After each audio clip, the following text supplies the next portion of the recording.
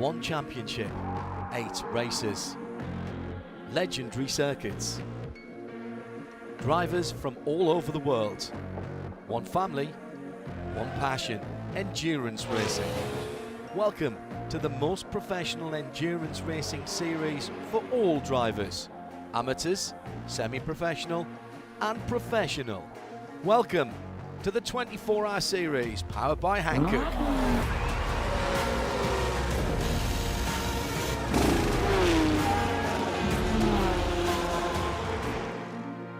Can you beat the challenge of 8 endurance races? Will you become the 24-hour series champion for 2021? This is endurance.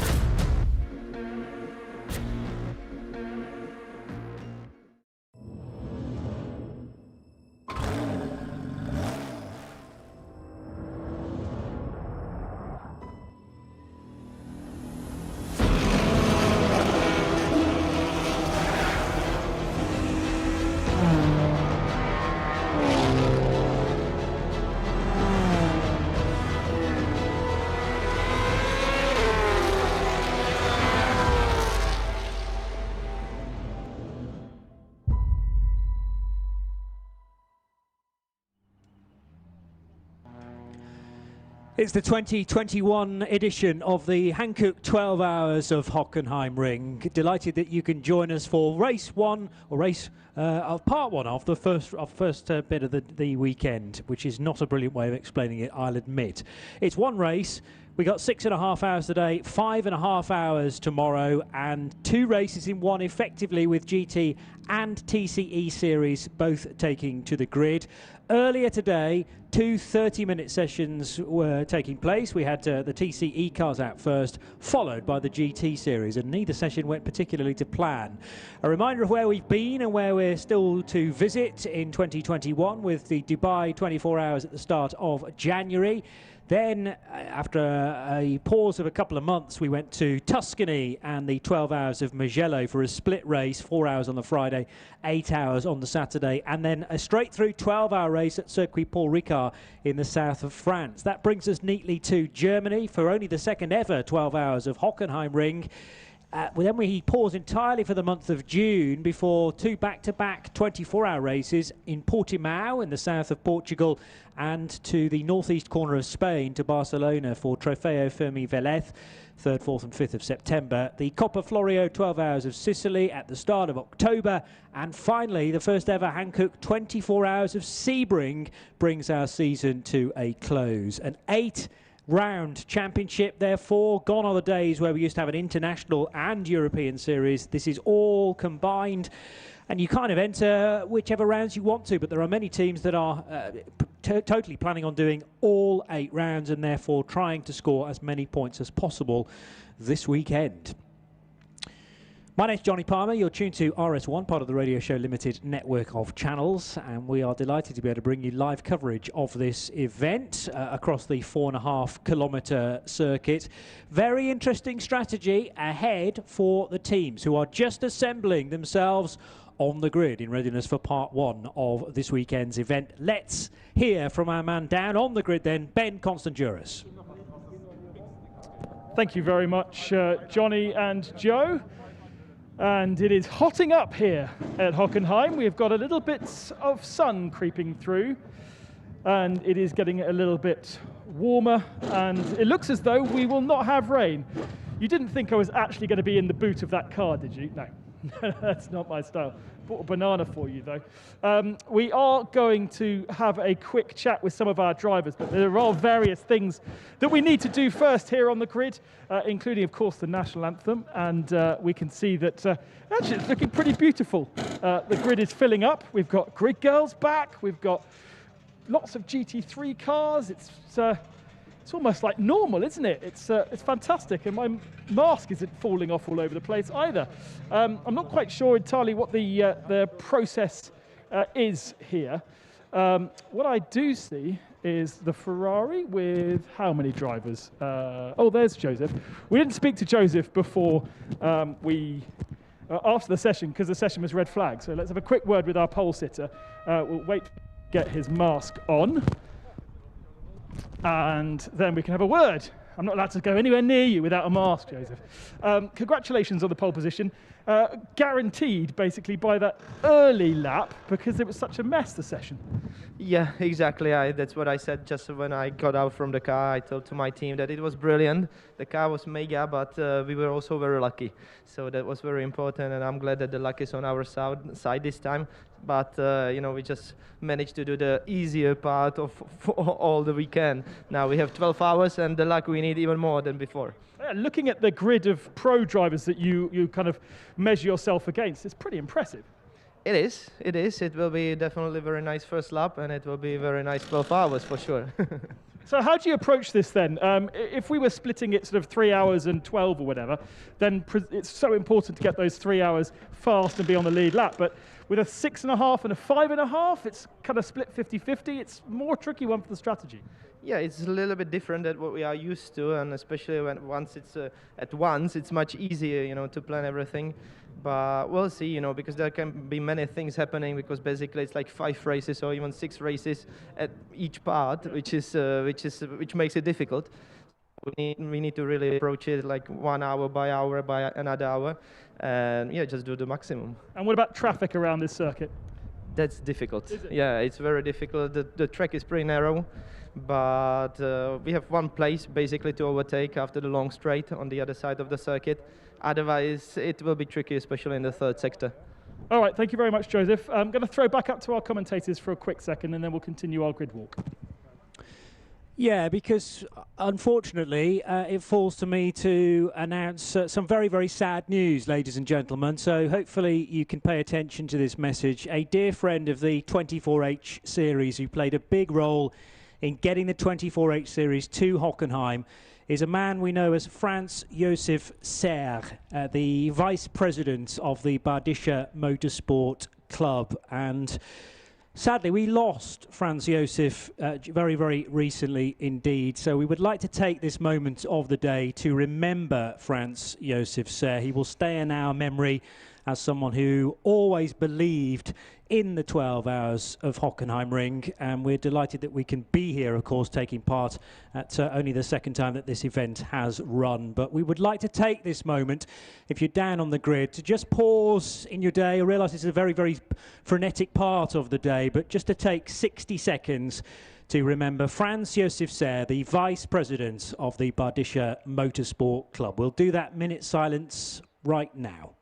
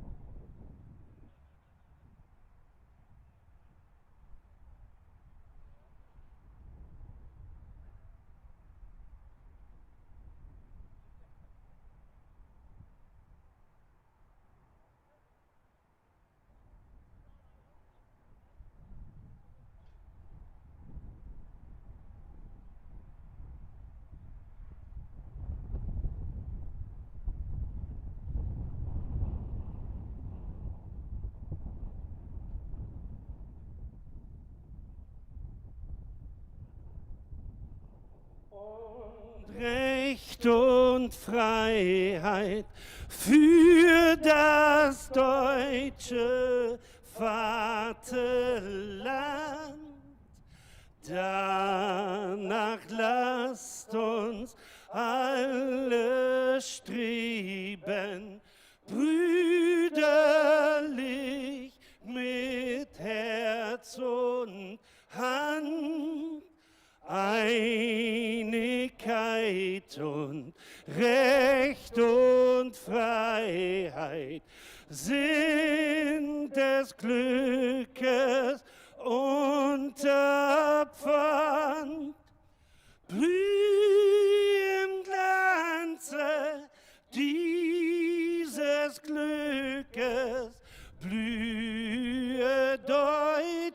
deutsches Vaterland. Blüh im Glanze dieses Glückes, blühe deutsches Vaterland.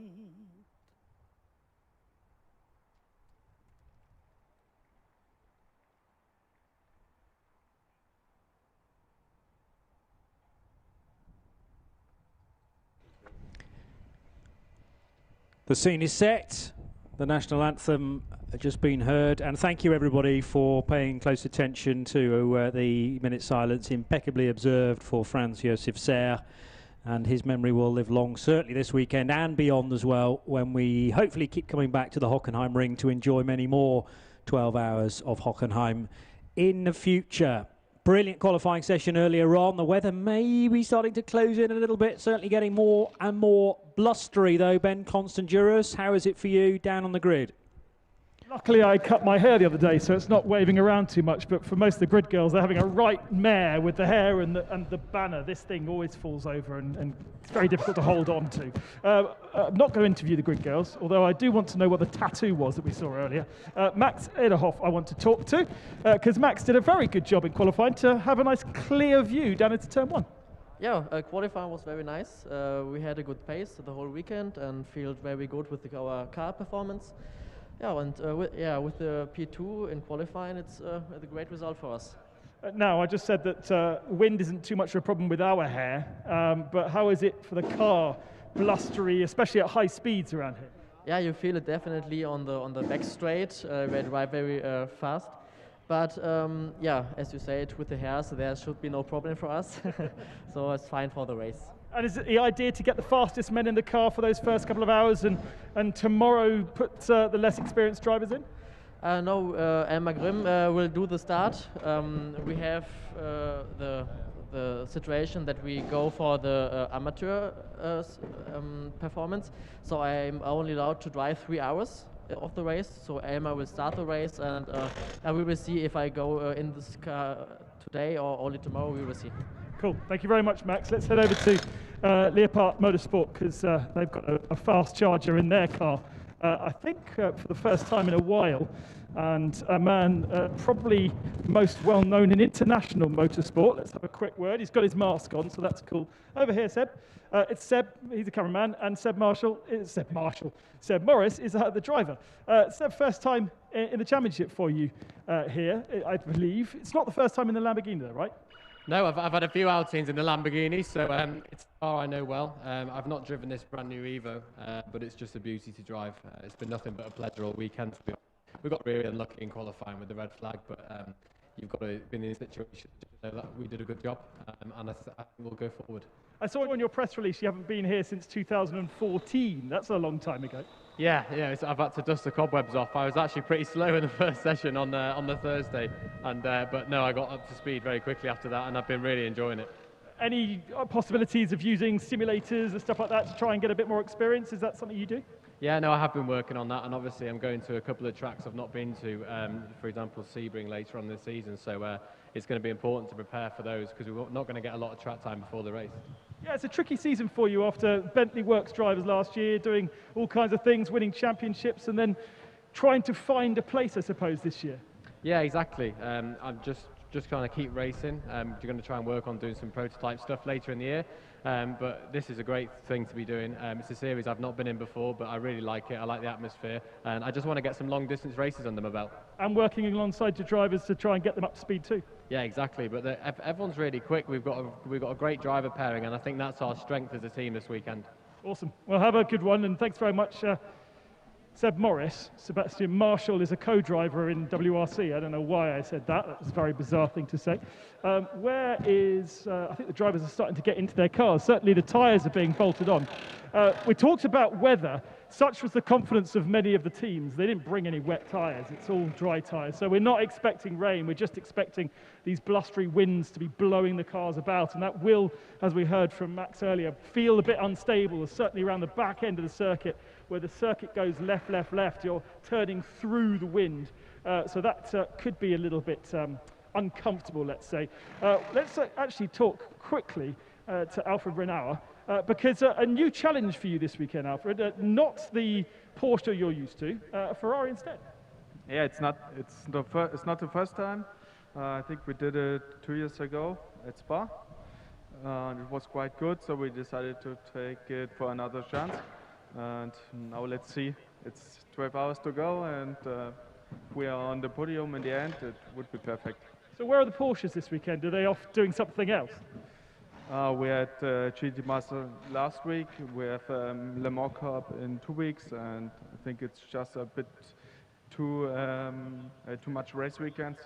So now we decided to take the Ferrari for this race. Drives a very different car though to a Porsche. The Porsche is quite unique, but the Ferrari very different. How do you have to adapt your driving style to that? For sure, you have to adapt your style a bit. It feels different on braking and also in the turn-in. But in the end, I think we just need a bit more laps, and we will see it. I think it works well. Have a good one. Thanks very much for sharing to us. Thank you. Yeah, beautiful. Red Ferrari on our grid. Obviously, back in the day, Scuderia Praha was red, but now they've changed colour, so it's nice to have a red one back on the grid. Wheels and tyres going onto the cars, grid starting to clear. So I guess it's back up to yourself, Johnny and Joe, to take us through the race. Excellent, thank you, Ben. Answered some questions of mine, at least. I certainly didn't have a memory of Herbert running a Ferrari, but Alfred's put me right there. A couple of years ago at Spa, he says. Have to dig out the result for that to see how they got on. But, yeah, it's a question of whether they've got the data at their fingertips in readiness to apply that to the Hockenheimring. But certainly qualifying went reasonably well. We'll obviously give you a recap in a moment or two of the order, although it is strong wind at the moment around the circuit. The sun is out, which is in stark contrast to the weather that we had overnight coming into today. Really did beat down the rain and create the track to be, or make the track very green, in fact, as we started today, because quite a bit of rubber went down during the hour and 20 odd minutes of free practice we had, but it was almost like pressing the reset button this morning. And there were a number of incidents during the course of the 2 qualifying sessions, so much so that the first was affected by a red flag when Mathieu Detry had an off at the turn 2 gravel trap. Delighted to say that the 188 AC Motorsport Audi has been cleaned up now, and a new set of Hankook tyres bolted onto that, so that's ready to go. And then the second session was affected by certainly one code 60. Yeah, one code 60 and then a red flag as well, which brought that session to a close about 3 or 4 minutes before it should have done. And that was because of a David Gossner spin for the 58 Mercedes, which needed outside assistance to return it to the track. And then a nasty looking off for Rodrigue Guillon in the Aston Martin from the GT4 category. He lost it at the Sachs curver, went straight on and caught a bit of the gravel, but also sadly caught the tyre wall as well. The treble 9 entry from Red Camel Jordans.nl is on the grid, so their drive shaft problems, keep our fingers crossed that they have been sorted out and the car is allowed to start despite doing 0 laps in qualifying. And remember, there is a gap between the GT Series cars and the TCE Series entry, therefore there will be nobody on row 12 of the grid, and there'll be a deliberate gap as the cars come across the line as part of their rolling start in 12 minutes time or so. So Ben Constanduris looking after things on the grid and in the pit lane. Later on we'll be hearing again from Nick Damon and John Hindhaugh, but partnering me for the first segment of today's race, welcoming back Joe Bradley after you joined me during qualifying, Joe. Cars look great, don't they? The grid full. I think we've got all 30 cars laid out in front of us.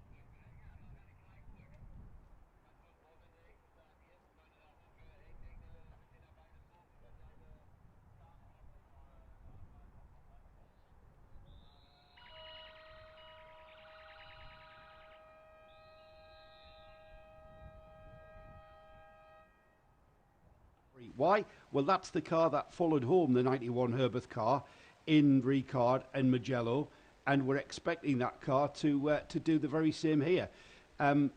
It's down to the car collection Audi and the Lippert Motorsport Lamborghini. We spoke to both Max Edelhoff and Seb Morris. We know those boys will want to stop the middle cap party, and they'll be taking the race to them. And then let's have a look back down the grid to TCE. The Ginetta of CWS Engineering, once again, not the first time we've seen that car on the TCE pole, but that car of Colin White and his team, they'll be wanting to take this win. Tactics, Johnny, I'm not really sure how to approach a 6.5 hour race to start the two-part element of the thing off. I think you've just got to race. I think you've just got to stick with it and just see where you end up after 6.5 hours, and then into tomorrow we will go. All I'll say is I'm glad you're not my crew chief in that respect, because I'm sure plenty of other chief engineers have done more research than that. But 6.5 hours is tough, and we will have had that, I assume, in previous Hockenheimring events, the one previous one we've had. Yeah, it's tricky because the other split races are far, far shorter, giving us 3 or 4 hours on the first day. So, earlier on today, we had qualifying, and a 139.109 was set by Josef Kral. We heard briefly from Josef on the grid. He's joined by Matus Vibor once again, but rather than Matus's dad, Miroslav, new driver into the number 11 middle cap racing by Scuderia Praha Ferrari is Denis Vasek. And the two Czech Republic drivers, together with the Serbian, Matus Vibor, could be very strong indeed today. They've certainly done all that they need to do, putting the car at the sharp end for the initial 6.5 hours. Alongside that car will be Elmar Grimm, starting the 34 car collection motorsport Audi. It was qualified by Max Edelhoff. And then in third position, heard from Seb Morris, starting driver for the number 10 Lippert Motorsport Huracan on the grid. He is joined by Fidel Leib, Tyler Cook, the American, and Kiwi Brendan Leach. Fourth position, the number 18 Rutronic Racing by TECE GT3 Audi. That will be started by Elia Earhart. And then it's the Hegeli by T2 Racing car that was second fastest in free practice yesterday. Car 66 will be started by Manuel Lauck from fifth position. Sixth place, the number 92 Herbert Motorsport Ferrari 488 with Tim Muller installed for the opening stint. In seventh position, the All-American lineup for CP Racing, Charles Espenlaub to start that car, with Martin Lechman and the car collection motorsport Audi in eighth place. In ninth position will be the 725 Reiter Engineering KTM Crossbow. That is the car that sits in the GTX pole position ahead of the MP Racing Mercedes that had a spin in free practice, or rather in qualifying this morning.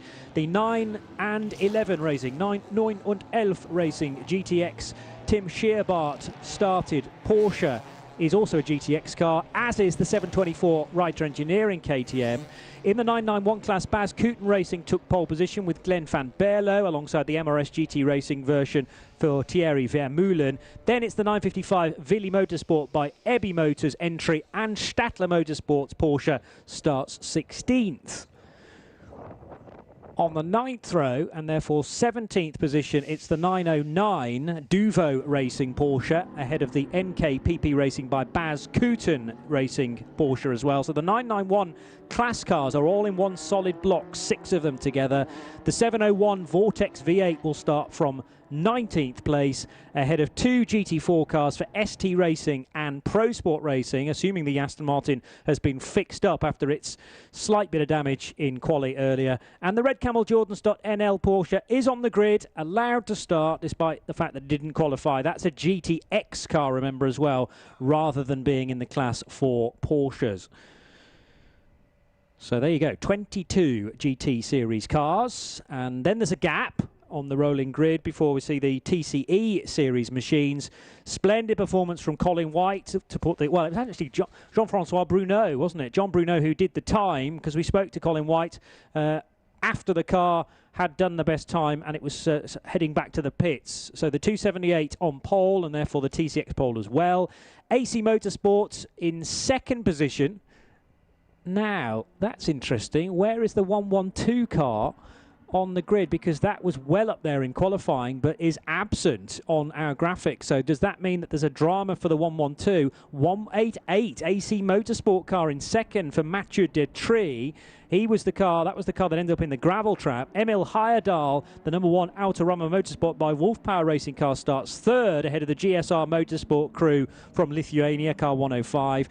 211 is the third of 3 Autorama Motorsport cars, starting fifth ahead of the Munkhoff Racing BMW for Marco Poland, who starts, and he also qualified the car. And the 131 Top Car Sport TCR, which is a Cupra, starting 7th for Ronnie Joost. However, where is the 112 that was qualified by Yannick Mettler? Maybe we will find that out very, very shortly indeed. But that is the starting grid for the TCE series. And that fabulous noise as the cars reach the end of their first rolling lap. Two formation laps to get this thing started. You will hear a variety of race engines through the course of the event as well. Tim Muller's Ferrari. So this is a 3.9 litre turbocharged V8 in the middle of the 92 Herbert Motorsport car. Elliot Earhart drives an Audi R8, so this is a normally aspirated 5.2 litre V10 for Elliot Earhart. And also the second placed starting car, Elmar Grimm for Car Collection, another Audi R8 LMS for the Kerhoff Gruppe. And the 989 car being a Porsche from MRS GT Racing for Thierry Vermeulen in his Porsche 911 GT3 Cup. This is a Gen 2 991 class car. We're not yet at the stage where 992s are permitted into that class, so therefore the Red Camels version has to sit in GTX. Martin Lechman at the wheel of another Audi R8 LMS, the 88 car. And thinking back actually to Rick Breukers and all that success he had, that was with Car Collection at the start of 2019 when he was victorious in the Dubai 24 hours. Joe and I were suggesting that was in a Lamborghini, but it was definitely an Audi. Yannick Mettler's on the grid. So that's great news. And he is tucked in behind the Ginetta, so he's in the rightful position of second spot. I can allay any fears that the 112 is not, therefore, on the grid. Rick Breukers, speaking of the devil, in the Red Camel Jordans.nl, Porsche, not a Cupra, it's a Porsche 911 GT3 Cup car, and this car has already had 2 Porsche Carrera Cup Benelux races this year around the 7 kilometres of Spa-Francorchamps, although not in the command of Rick. It was John de Vilde racing that car. Emil Heyerdahl is another car that will be carrying for the live stream one of our cameras, and Rokas Kvedaras is another Lithuanian driver at the wheel of the GSR Motorsport machine, which will start from 5th position in the TCE series, 4th place in TCR, and at the end of 2 formation laps, actually a little bit early ahead of a 1:30 start local time. But that's fine, we can adjust our clocks accordingly. The cars are more or less in perfect 2x2 formation now, heading into the Sudkurve and turn 16 of this tricky Grand Prix track. For the second time ever, it is the 12 hours of Hockenheimring, spanning 2 days, 6.5 hours. Get going now then, and the field spans virtually the whole width of the track, but it is a good getaway for Josef Kral in his Ferrari, and he is able to defend from the 34 Car Collection Motorsport Audi and the Lippert Motorsport Lamborghini Huracan GT3, which has Seb Morris at the wheel. It's been a good getaway for the Hagili by T2 Racing Porsche, slotting into second place, car 66. Great first couple of corners there for that machine, and Car Collection's Audi has little choice but to move into third position with the Lippert Motorsport Lamborghini in 4th for Seb Morris. Elliot Earhart and the Rutronic Racing car is in 5th, but having said the Aston Martin from Pro Sport Racing was going to take the start, I'm afraid Nico Verdonk's first run across the line was via the pit lane, and that car is being pushed backwards into its garage. Little bit wide there for Manuel Lauch. No, beg your pardon, for Elmar Grimm and the blue and white Audi at Manuel Lauch. So a great getaway for Hagili by T2 Racing, because the Dayglow yellow Porsche for the Swiss squad is up to second place and already starting to gap the Audi behind. Somebody's had a whoopsie at turn 6. Oh, it's the 58 MP Racing Mercedes off the track again, I'm afraid to say. And that car was right in the middle order, started in 10th position, having to rejoin Stone last with David Gosner at the wheel. Not sure whether he had contact or whether he ended up out there on the runoff on the exit of the turn 6 hairpin all by himself. Hopefully we'll clear that one up in time. Kral leads it, Lauk second, Elmar Grimm third, then Seb Morris in his Lambo fourth. Elliot Earhart for Rutronic Racing is in 5th place ahead of the Herbert Motorsport Ferrari of Tim Muller. And in TCE series, it is Colin White leading from Yannick Mettler and Emil Heyerdahl. Might be able to get you an answer as to what happened to the 58 car,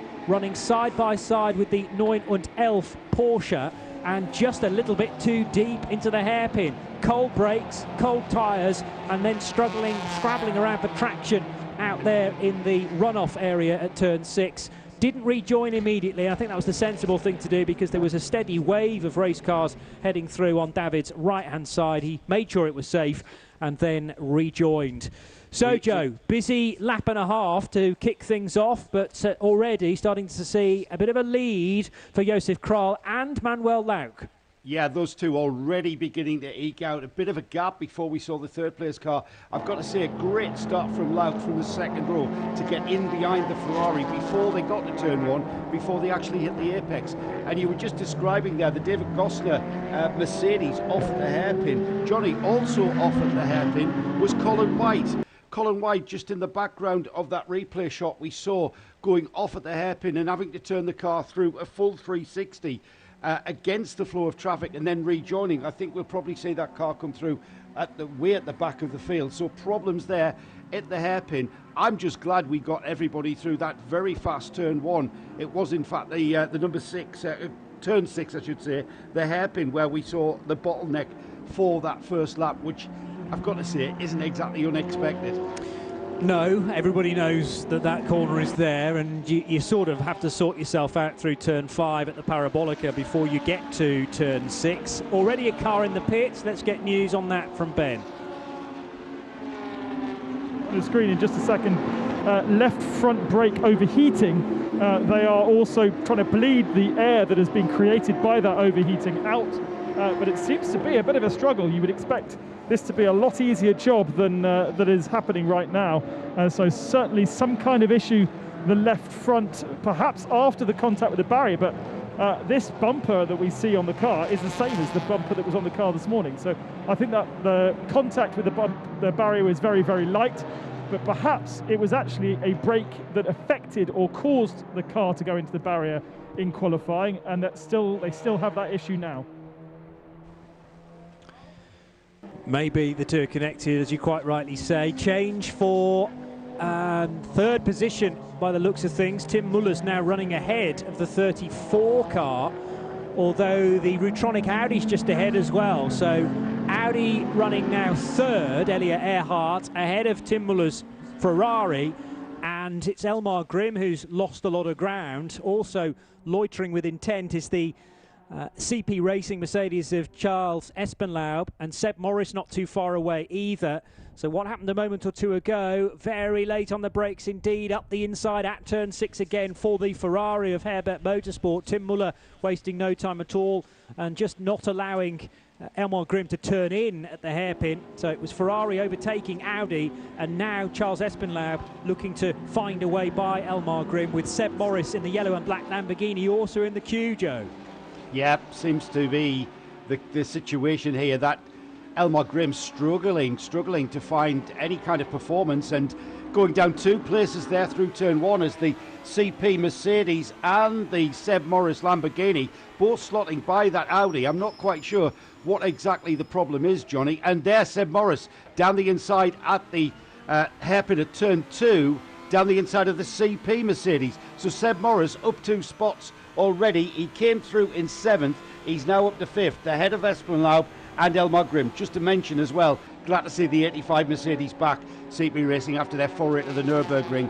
They didn't race with us at Paul Ricard, but they're back with us and currently in 6th now. Seb Morris on a flyer though. He's on the move. Although Espenlaub had him back, you know, through the parabolica. The Mercedes was back in front, but Seb's done him on the brakes properly to cement that position, which will be 5th place, I make it, ahead now of Espenlaub and Elmar Grimm. But yeah, that's a good point that you make about CP Racing. They took part deliberately so in the 6 hours, the qualifying race for the 24 hours of the Nürburgring, just to make sure that they got the required data for the race, the 24 hours of Nürburgring, which is just around the corner now, 2 weekends away from now. So CP Racing able, the journey of course from the Nürburgring to the Hockenheimring is a heck of a lot easier to do than it would have been to the south of France.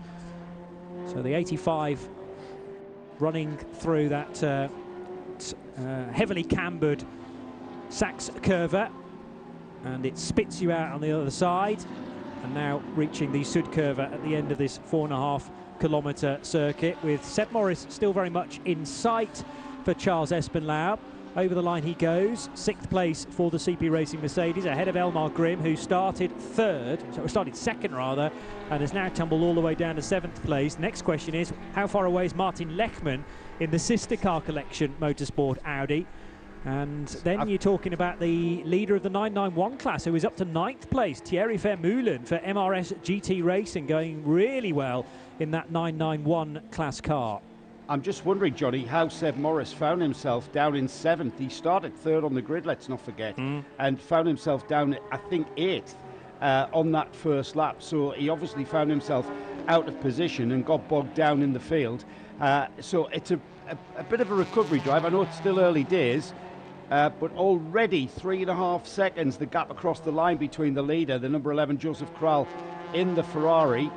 Manuel Lauck coming through 3.5 seconds after just, 3-4 laps? Yeah. Yes, 4 laps completed, 3.5 seconds near enough the lead margin for Josef Kral, with Manuel Lauck desperately trying to hang on to the Czech's coattails. Elliot Earhart, no real answer to the pace of the 2 cars ahead of him, because there's about a 4-second gap then back to the Rutronic Racing by TECE entry. But that is the car that we will see Pierre Caffer pilot later on today. So expect the 18 car to be able to punch out some faster lap times, with the greatest respect to Elliot Earhart, of course. But they've actually got a nice balance across their 3 drivers, as into turn 2 goes Josef Kral. 2, 3 and 4 run in quick succession, and it's important to get those just as right as you can, because really that the exit out of there determines how well you can then attack the parabolica through 5. Can gain a lot of time there as you reach terminal velocity, and then hit the brakes as late as possible into the hairpin. But Josef Kral, looking in the door mirrors now, does not have immediate company, not at all, because the Higgeli by T2 racing car dropping significantly back at the line at the start of this lap, Joe. It was 5 seconds. It might easily be 6 now. He's just gone out of sight. He's looking back past the Ferrari. He should really be on the rear bumper or underneath the rear wing of that Ferrari, and he's not. He's just disappeared. And I'm not sure why that is the case. I mean, the Ferrari's got great pace, as we know, but to see that sort of gap being produced after just 5 laps, that's quite an incredible drive there from Josef Kral. And this is what I mean, Johnny. This car undoubtedly came into this race as the favourite, and that's proving to be the case. Just a quick update on the Ginetta of CWS Racing. That did start the pole on the TCE class, or TCE race, I should say. That car now back up to 4th in TCE, and it's now back leading the TCX class. So Colin White had a big wake-up call there at the hairpin on lap 1. Wins so far in the GT3 part of the chat, they've all gone the way of Porsche 911 GT3Rs, I'll remind you. So in Dubai this year, it was a victory for the GPX Racing Porsche of Axel Jeffries, Fred Fatien, Mathieu Jaminet, Julien Anlauer and Alan Ferte. They were never going to be full season entries. Second race of the year was a win for the 91 Porsche from Herbert of Daniel Alleman, Ralph Bone, Alfred and Robert Renauer, and they also won at Ricard as well. So we haven't yet had a victory that is not a Porsche. And as Joe says, the middle cap racing by Scuderia Praha Ferrari gives us the potential, definitely, of changing that rhythm for the German manufacturer.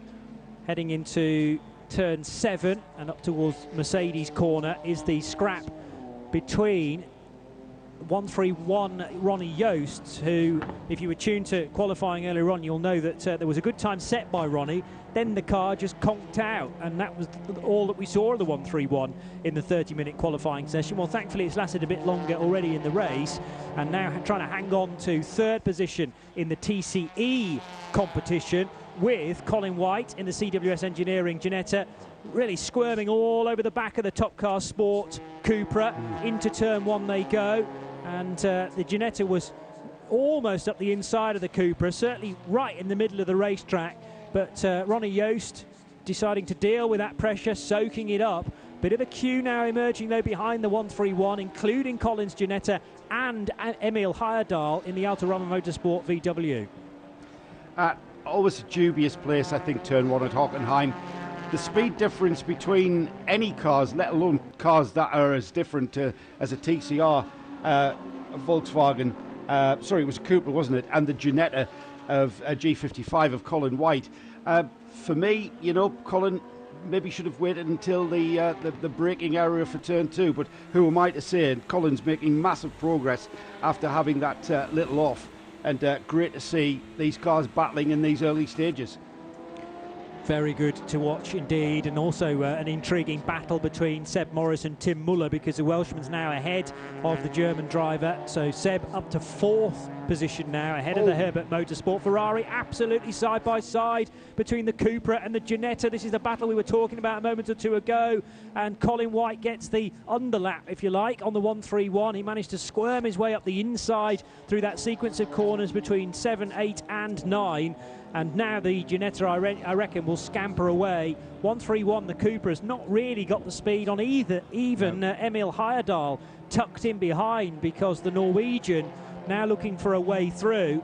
So the 131 car, we couldn't really judge its pace this morning, Joe, on qualifying speed, but it doesn't seem to be quite at the races compared to the VW behind. Well, Colin made that move stick purely getting out of the very, very tight Mercedes, almost a hairpin at turn 8. Came out of that Mercedes hairpin and punched out of the corner and carried that momentum into it's quite an odd entry into turn through 9 and into 10. And it's more of an acceleration zone. You've just got to check the speed of the car as you get to the exit, so you don't use all and exceed track limits. But Colin, there, a bit of an opportunistic move there down the inside as both cars went into that sweeping entry into turn 10. Cracking move.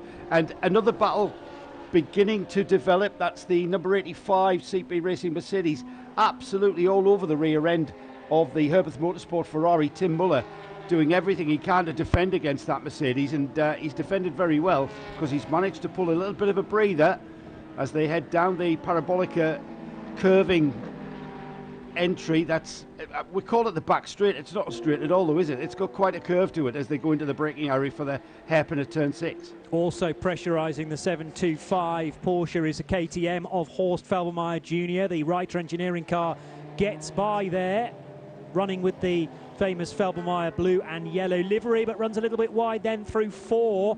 And as they head towards the Parabolica, the left-hand arcing turn 5, the Porsche is going to get back in front. So that is Glenn van Berlo for Bas Kooten Racing, scrapping away with the KTM Crossbow. They might be in entirely different classes, but that doesn't seem to matter to these two. 11th and 12th places. Running a touch deep into the hairpin at turn 6 is the Porsche, so the KTM gets the overlap again, and this will give Horst Felbermayr Jr. the inside line into 7. He can break that a little bit later and finally pick off the position from the Bas Kooten Racing Porsche. Now in class, Glenn van Berlo is still in 2nd, and ultimately he's trying to hunt down Thierry Vermeulen for MRS GT Racing.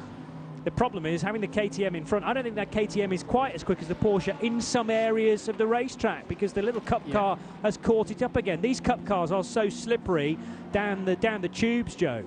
Yeah, I think what we're seeing here, Johnny, you know, Hockenheim can be described by some people as a kind of flat and featureless. However, what we're seeing here is just how demanding this track is, and two very different cars what we're watching at the moment, but producing very, very similar lap times. And talking of two very different cars, the CP Mercedes has gotten past the Herbert Ferrari.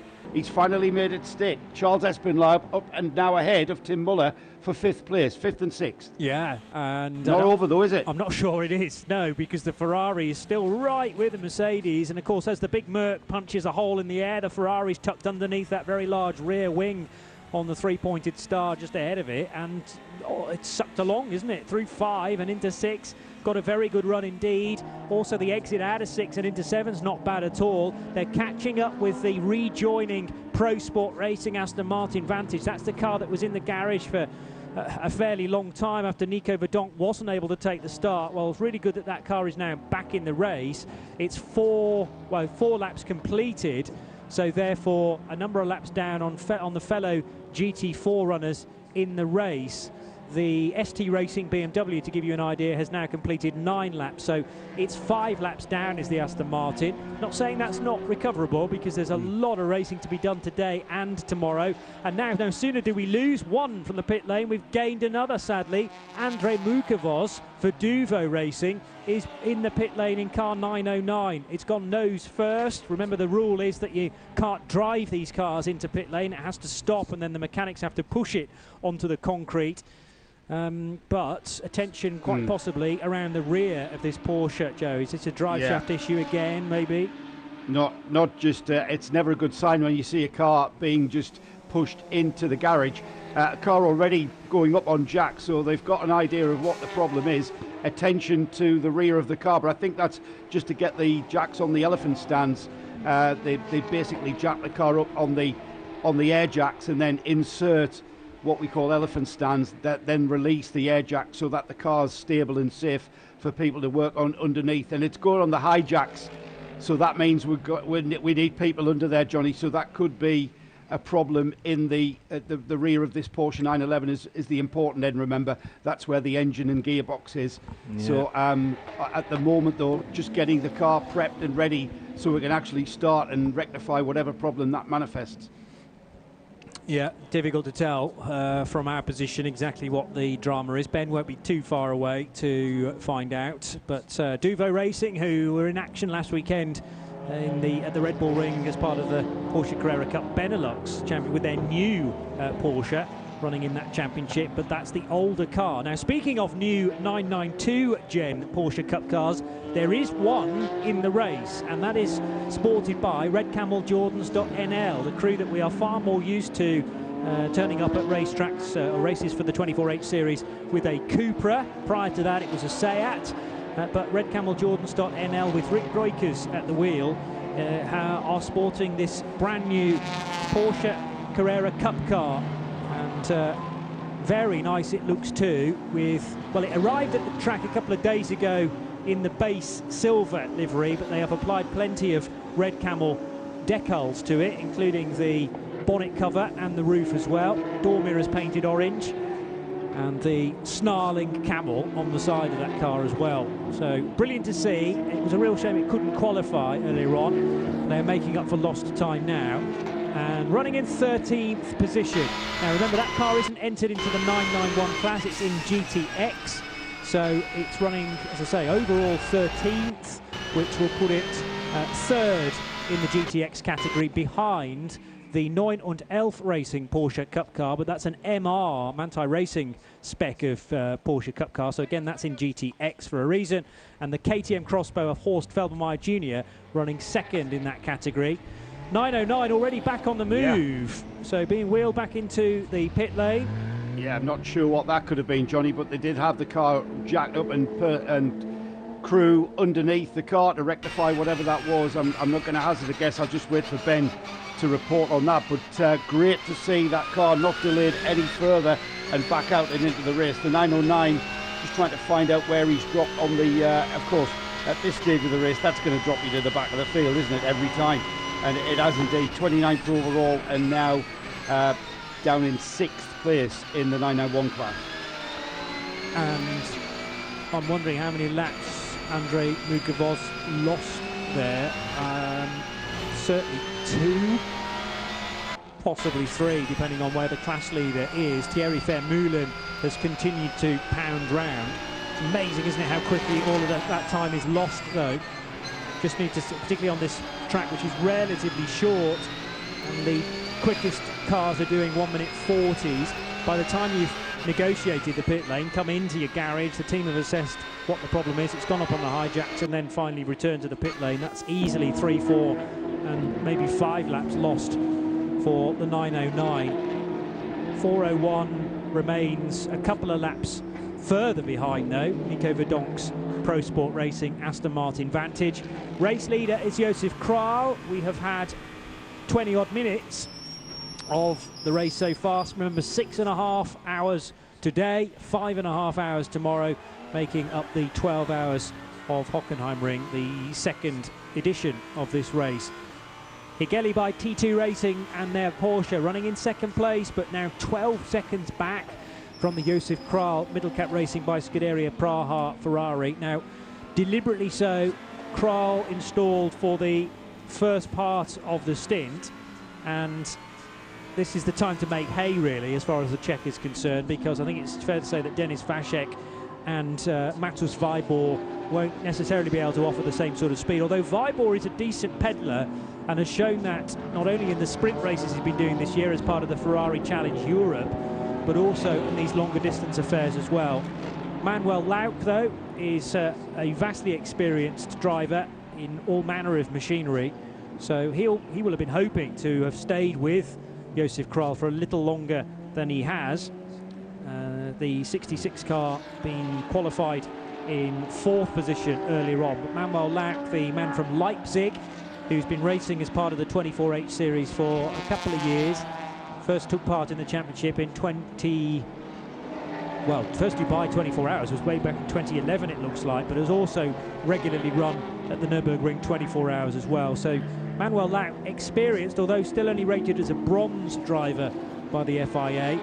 Starting to shape up nicely now for second place, as Elia Earhart seems to have found a bit more rhythm, and whether the speed, the initial speed from Manuel Lauk has tailed off very slightly, it's difficult to tell. But these two bronze-rated drivers, Lauk and Earhart, are, I sense, going to deliver us a nice little scrap now for the next couple of laps. 1.3 seconds is the difference between the second place Porsche and the third placed Rutronic Audi, Joe.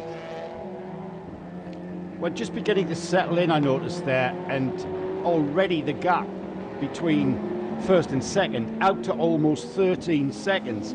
And this is the pressure I was mentioning as these two battle, as this battle continues. This is the pressure.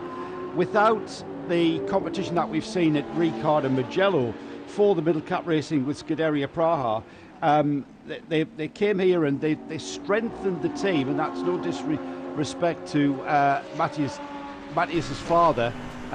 They've strengthened the team with Denis Vacek into the team alongside Josef Kral and Matthias Vibor, in readiness to take that competition to the 91. The 91 not here, so now, I'm not going to say it, but at this early stage, with a 13-second gap after 14 laps, it's only really bad luck that's going to stop this team from walking away with this race, because the cars behind them just don't seem to have the pace to get on any kind of terms.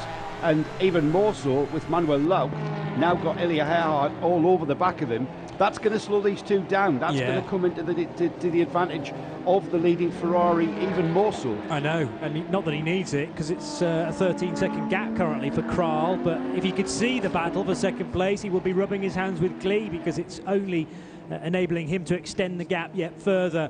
So very much enjoying this second and third place scrap between the Higeli by T2 Racing Porsche and the Rutronic Racing Audi. Whilst we wait for a potential place change there, let's get a Duvo Racing update from Ben. You guys might be able to help me on the Duvo issue, because it was a very quick in and out pit stop. They got it on the hijacks, which allowed the mechanics to get underneath what seemed to be the differential drive shaft area right in the center of the car, but to the front of the car, and it's almost as though there was something unplugged. Simply the mechanics went click and then scuttled out from under the car, put his thumbs up, and it was dropped back down off the jacks. One of the drivers actually was doing a huge tyre pressure change on the front end as well. So clearly trying to get the balance better, but whatever that was, it was an easy fix. There was no other bits that got taken off or put on the car. It just seemed as though a sensor perhaps had just been unplugged. Maybe simple as that, but it did seem to be very much a quick fix when the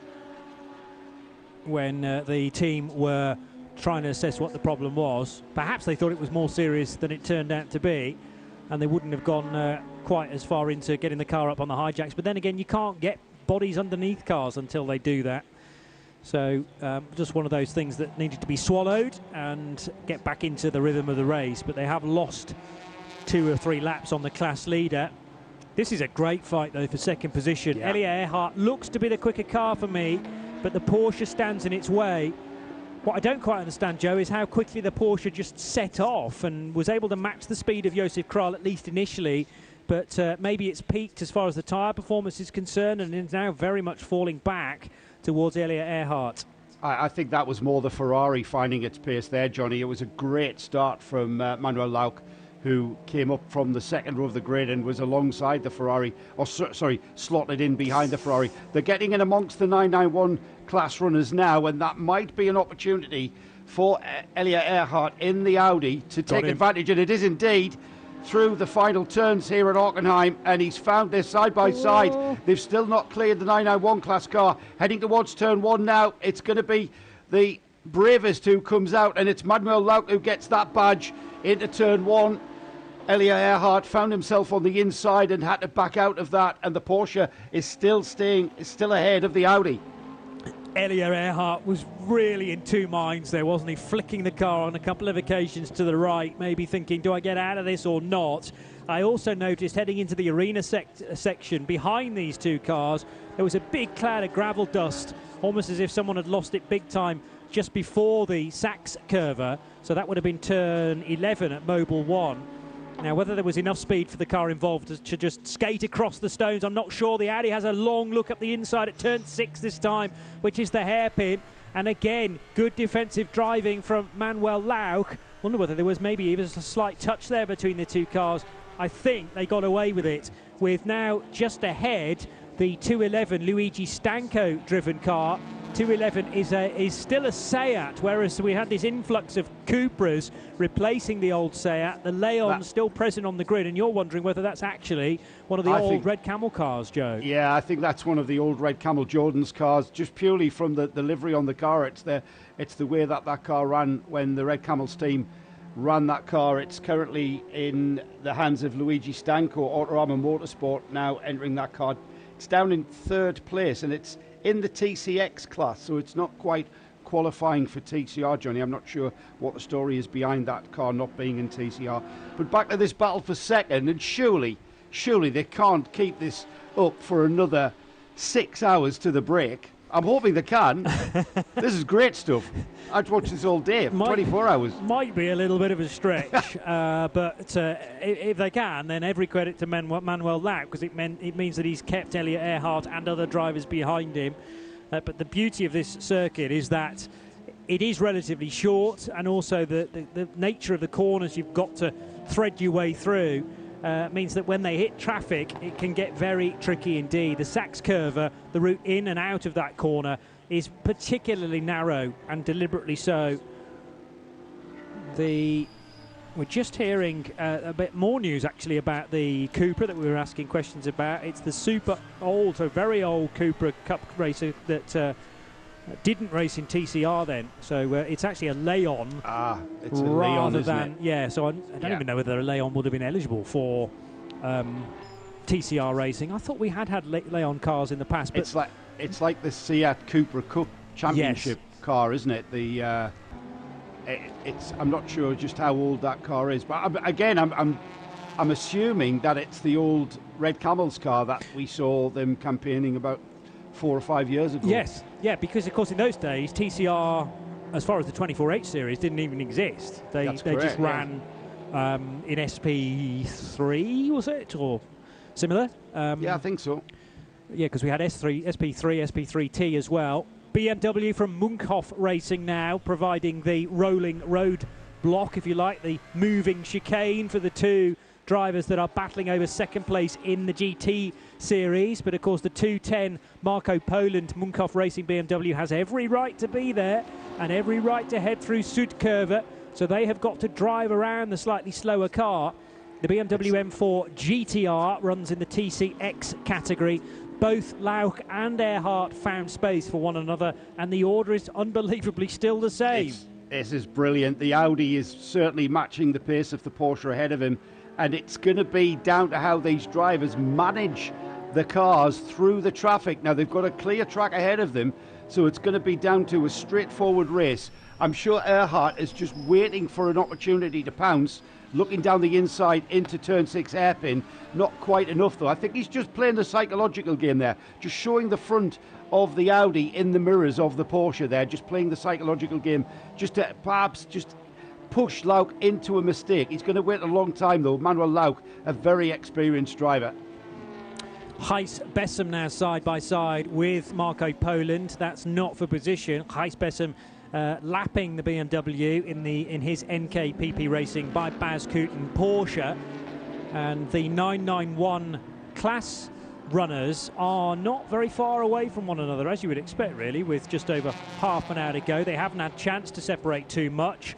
Lamborghini thinking about a move up the inside, and then backs out of it. That might provide the opportunity for the Mercedes. He manages to get the BMW and the Lambo in one fell swoop into the Sachs-Curve, which is the heavily banked left-hander, and the Mercedes is in front of the Lamborghini. And that was just a little bit of half-hearted manoeuvre into Mobile 1 corner from Seb Morris. He thought the gap was there, then felt it was being closed by the BMW, and it was perfectly read by Charles Espenlaub, who managed to overtake the two of them on the brakes. And on the high side of Mobile 1, that automatically gave him the inside line for the Sachs-Curve, and he bags the place. 4th position. Great racing in the arena section, Joe.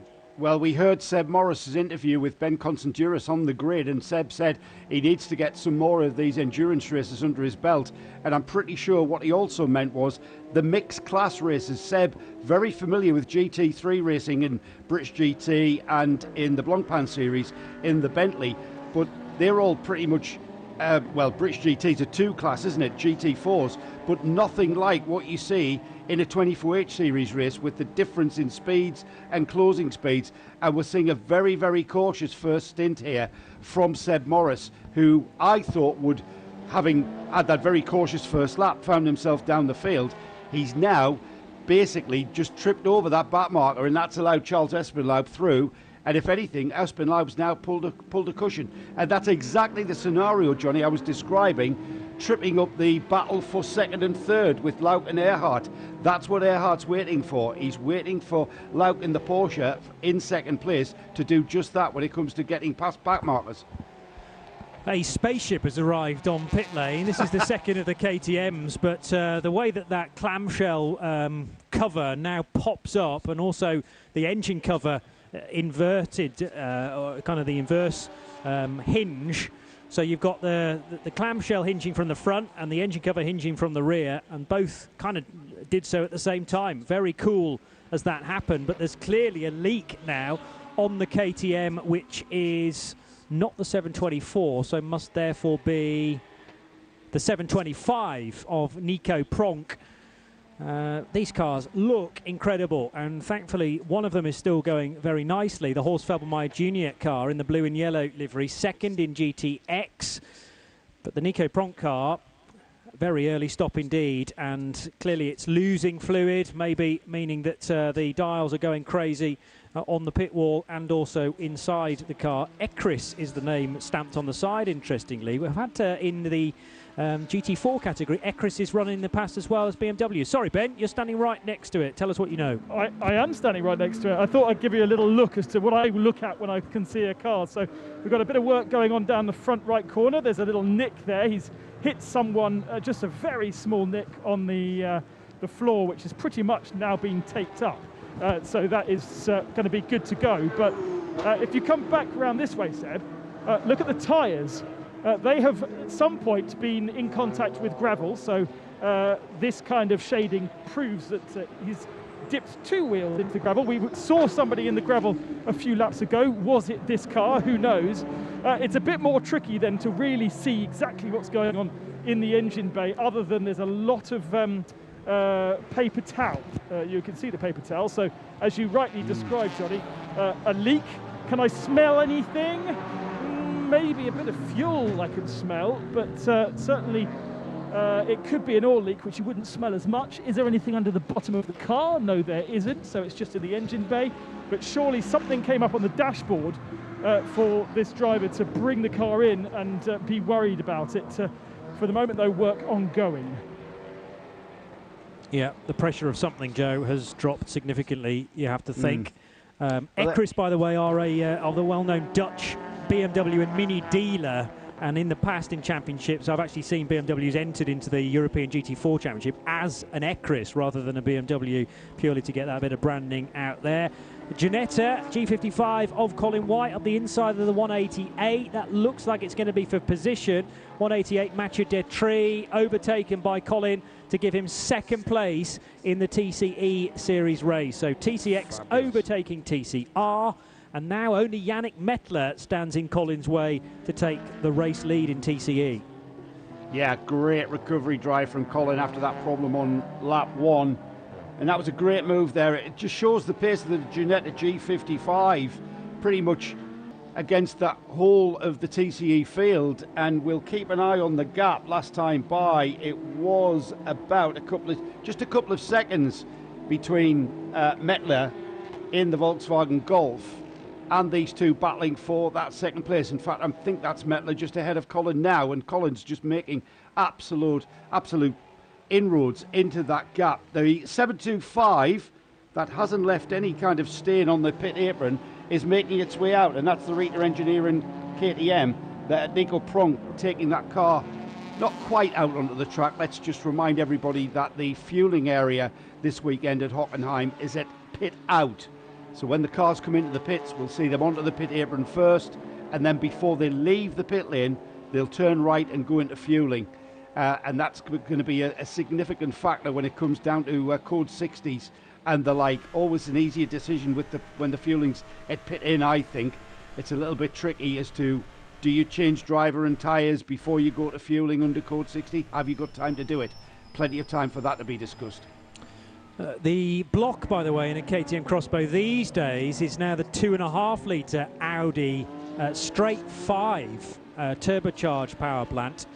And the track day version comes with a 6-speed manual or sequential gearbox, but those cars do sound fantastic. Used to be just a 2-litre Audi, but they've upped it by another half litre, and unfortunately half a litre of something was being lost in the innards of that car, but slightly better news that it wasn't spilling entirely to the ground, I suppose. So it's not going to be affecting other people's races once that car rejoins the race. We're not going to have a slippery surface to deal with. Plenty of information being fed through at Writer Engineering, though, Ben, and I'm getting the idea now of, yes, okay, something has alerted them to something going wrong on that car. It's very difficult to work out exactly what with all that data coming in, though.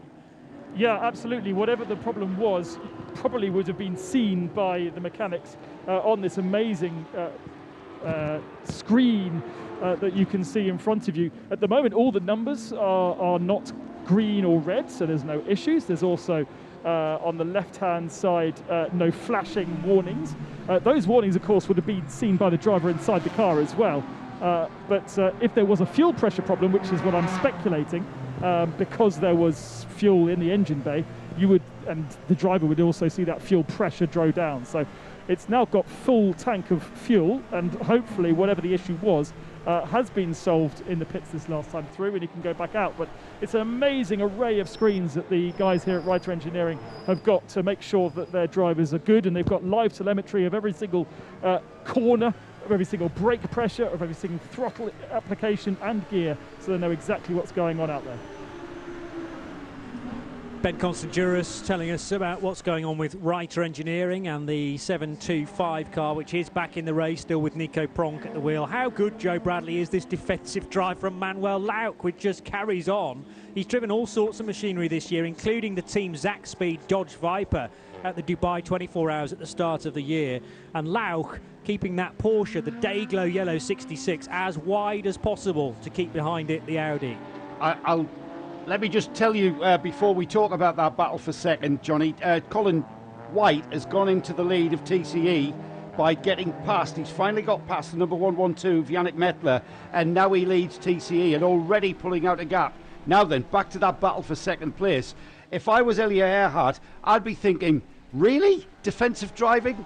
With 6 hours of this race today and another 5.5 tomorrow, are we really going to be defensive driving? And what we mean by defensive driving is taking the Porsche we saw off the textbook racing line and moving to the inside of the corner and kind of blocking the optimum, I should say, line into the corner for the Audi behind him. There's nothing in the rules that say you can't, but at this stage of the race, these two, it's a ding-dong battle that you would expect in a 10-lapper, let alone a 12-hour endurance race. And time is being lost for both cars because, you know, if Lauk were to allow Elia Earhart through, he could then sort of follow in the wheel tracks and just try and keep up with the Audi, at least that way around, then not losing time to the race leader. But they're almost staring at a 20-second disadvantage now to race leader Josef Kral. And you're quite right, the Lauk car is not going as fast as it would be were Lauk not having to look into the door mirrors every couple of seconds to make sure that he's covering off every possible line from the Audi.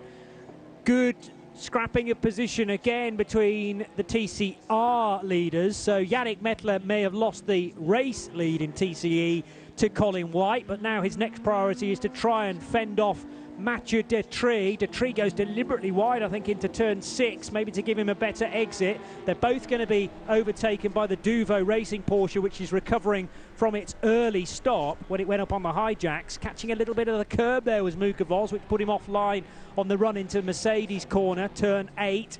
So Colin White's car is the next one in front of the 909, and Yannick Mettler, eyes glued to the road, but also that sixth sense trying to work out exactly where Mathieu Detry is in his AC Motorsport Audi. Colin White overtaking the 105. Now Colin's already got the class lead, so car 105 is going to go a lap down there. GSR Motorsports Rokas Kvedaras, and I'm not sure how experienced Rokas is. It may just be that he's just getting used to the track and where he can really start to find a bit of time here and there. But there'll be a delta that he's running to deliberately, so he's staying out of the way of Yannick Mettler and also Mathieu Detry, so that's absolutely fine.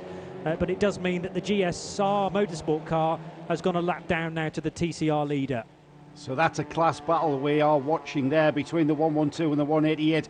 Colin White, he's in the TCX class, but that's an overall lead that Colin White has. He's still racing these two cars that we're watching now, but Colin White has absolutely checked out. He's gone. He's made his way past the Audi, he made his way past the Golf, and he's literally gone out of sight. He's left these two squabbling in his wake, albeit for second overall, but it is a class battle as well. And the Golf heading through the Parabolica, the curving entry into the braking area for that very, very tight hairpin. It's absolutely park it and turn into this hairpin. And we're not seeing any kind of defensive driving. We're seeing these two cars, the Golf and the Audi, very, very similar in performance as we once again go down to the pits. And it's the 725, Johnny, back in, Nico Pronk. Back into the pits with the Reiter Engineering KTM. Problems persisting, I think. Yeah, well, I wasn't convinced they'd sorted them out, to be honest. There was much paper towel usage, but it wasn't really identifying the key problem and stemming the tide of whatever was leaking. So they're going to have to wheel that car backwards into the garage to attempt to find out the real crux of the issue. And that's going to take far, far longer, sadly. Again, the engine cover is popped up into the sky or into the roof of the garage. Thankfully, there's enough clearance so as not to do any damage to that body panel. Rokas Kvedaras, by the way, I wonder whether I recognise the name, has competed twice before in the 24H series, but that was during season 2019. when the team had a VW Golf at the Spa 12 hours, and they also had an Audi RS3 entered into the 24 hours of Barcelona as well. So this will be the first time they've raced in Germany as part of the championship, and great to have them on the grid. Maybe that Nico Pronk's going to get out of there, realising it's going to be a longer pause than earlier on, Joe. I think so. They remember that they kept the car on the apron in front of the garage there. That things have changed now. They've pushed that car into the garage, so I think that was maybe a suck it and see kind of attempt at rectifying that problem. Well, they've sucked it and they've seen that their car is back into the pits and now into the garage, and bits of bodywork now being detached from that car to get really down to what the problem is. Yeah, that's a real shame, because the car before the initial problem was right on the pace with the sister machine from Reiter. Horst Feldmeier Jr.'s car is going strongly.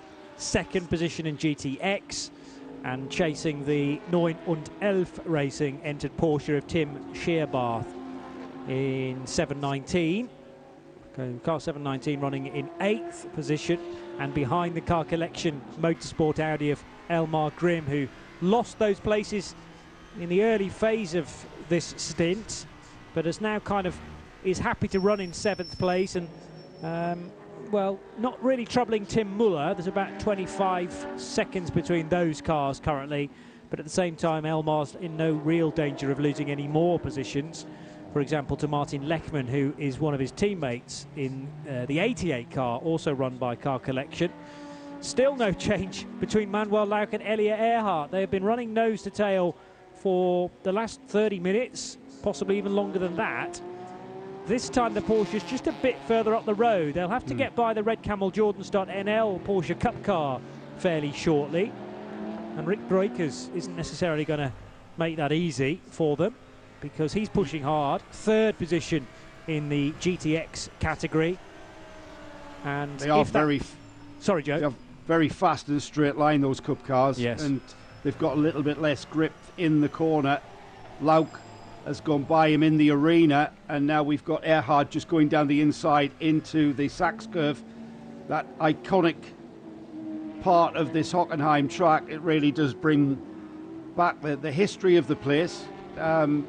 You know, all those Formula One Grand Prix that have been held here, and the major sports car races that we've seen in the past in that Sachs curve, with the grandstands absolutely teeming with people. Obviously no spectators allowed at this event for now.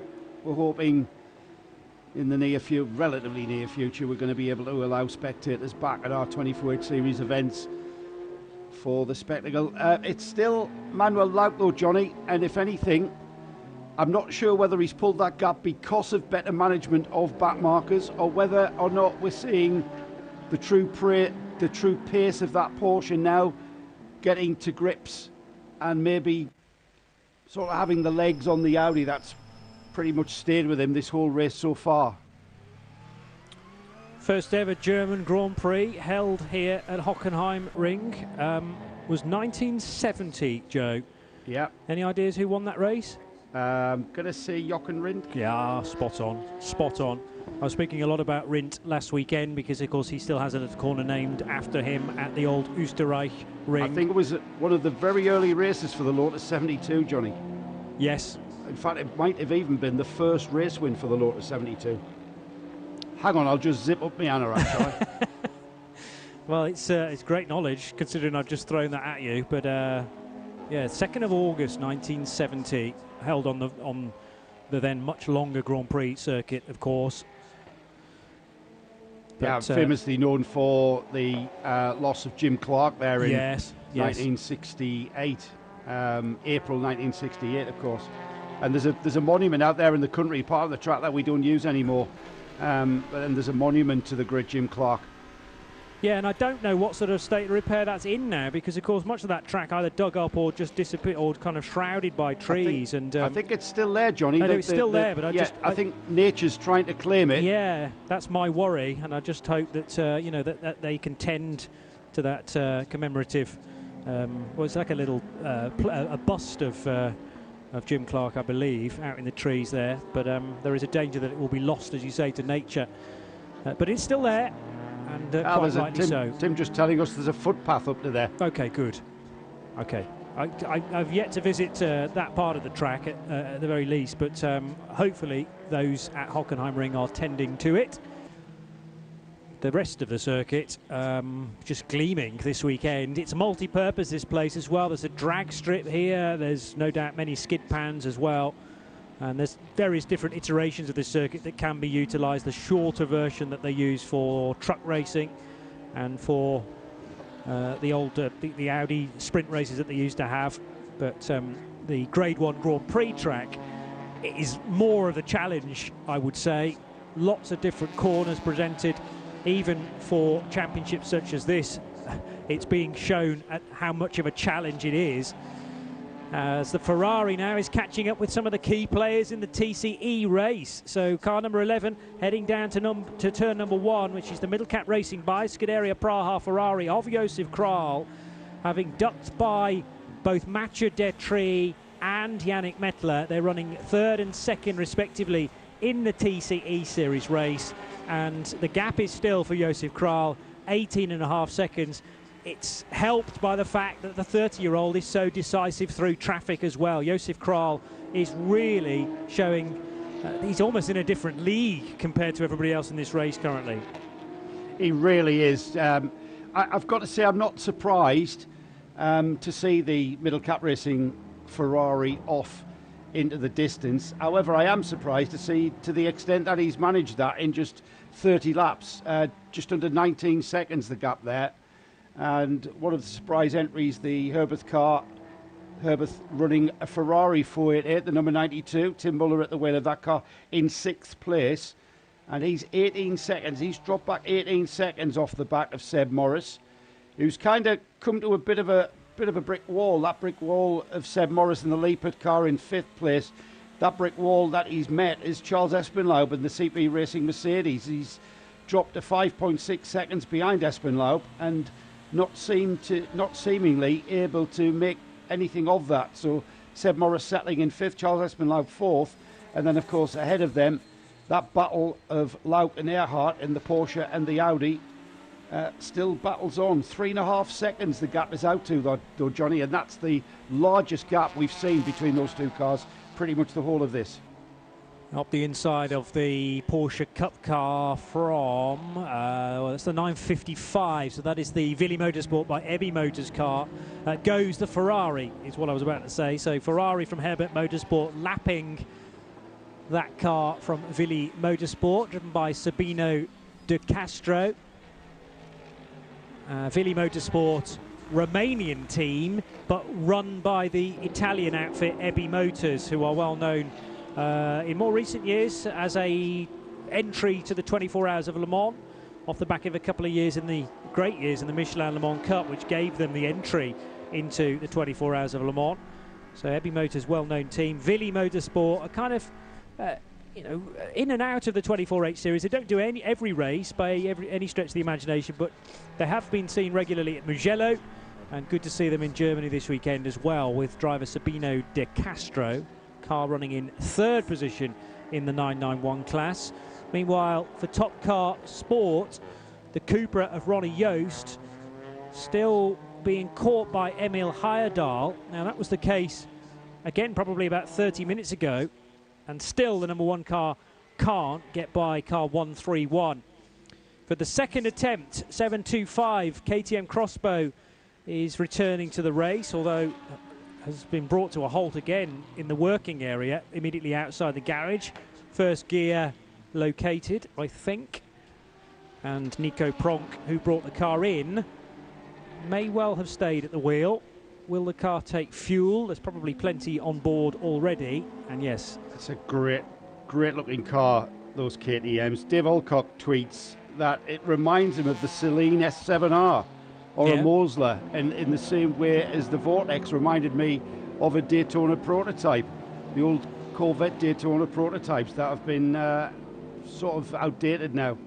And I agree, Dave, it would be great to see a grid of these cars, and also Dave's asking for the series to visit the UK in the near future, and we would concur with that, and we'll get Ben on the case to maybe have a word with the organisers and just tap them on the shoulder and say, well, you know, when we're able to, when we're travel restrictions are a bit freer, let's have this series back to the UK, because we always did get a huge crowd for the events there, didn't we?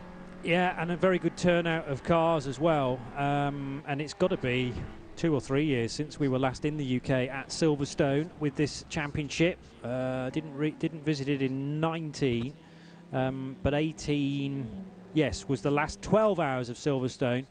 Did we not have a 12 and a 24-hour race all in the same event that weekend? Did. Yes, GT and TCE. That was very early on in the year, though, wasn't it? So it was pretty chilly. It was. We were very lucky to actually do it, Johnny, because the previous weekend had been a foot of snow. We were under a few centimetres of snow, but I do remember it was very, very cold and wet. And the Beckett's complex was renamed after Ivo Breukers. The Ivo Breukers Swamp, I think, is what it was renamed. Yeah. Well, if the promotion Creventic can organise a race meeting maybe in April or May, then chances are it might be slightly warmer. Although we may doesn't still have to be Silverstone, Johnny. It could be Castle Combe.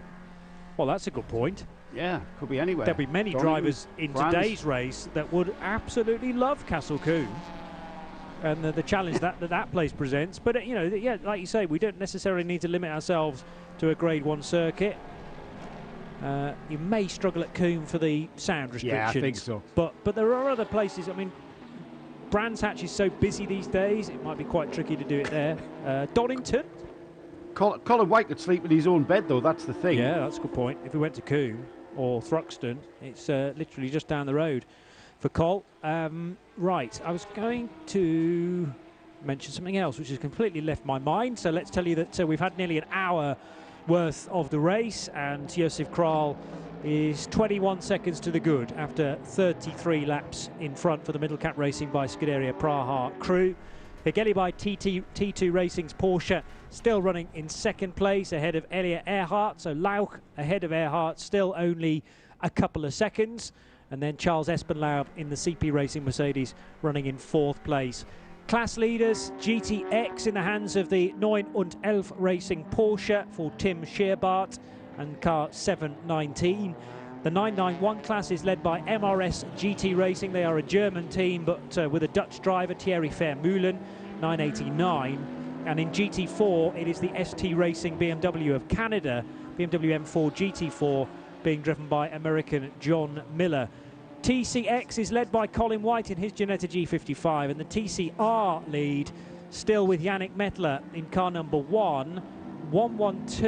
Ooh, a little bit of off-track moment there for a Porsche right behind the Autorama Motorsport car, but I reckon, yes, we have had a change now with Emil Heyerdahl ahead of Mathieu Detry. I think I'm reading that correctly. No, that's the other way around. It's Yannick Mettler who's ahead of Detry, then Ronnie Joost and Emil Heyerdahl. So I reckon they run in exactly the same order. I have remembered what I was going to say, Joe. Next time you catch a glimpse of the 999 Red Camel Jordans.nl Porsche, I reckon the nose cover, the bonnet lid of that Porsche is starting to peel back a little bit. Obviously that car's been fairly hastily prepared, although it arrived at the track on Thursday. But the body panel that sits above basically where you would put your suitcase on the road car, just starting to allow the air underneath it and peel back. So I hope the bonnet clips on that car are nice and tough. Nothing apparent for the driver, I see, which doesn't surprise me. It's right at the front of the car, as you described, Johnny. It doesn't seem to be affecting the performance of that car. That car climbing through the field, already into third place in GTX and 13th spot overall. So a great drive from Rick Breukers. Remember, this car not qualifying this morning, and just getting a better look. I'm hoping the bonnet pins will be holding that in place, but that'll not be helping the aerodynamics of that car. That'll be acting like a huge umbrella and causing some kind of performance deficit, certainly on the straights.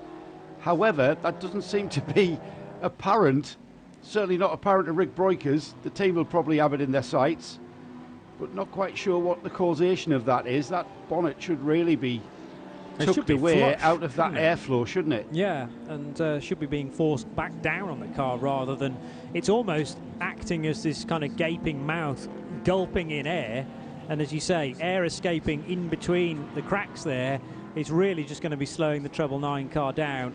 So they may be, and a sideways moment actually means that Rick Roykes is coming in. He had to really readdress his line there, coming through the penultimate corner as if he got a late call into the pits. Does that mean that a big wadge of orange tape is being prepared to slap onto the front of that car to make sure it doesn't get any worse? I'll be surprised if they're pitting the car out of sequence just for that. It may be that it's due for a stop anyway, because we've just ticked over the hour mark completed, Joe.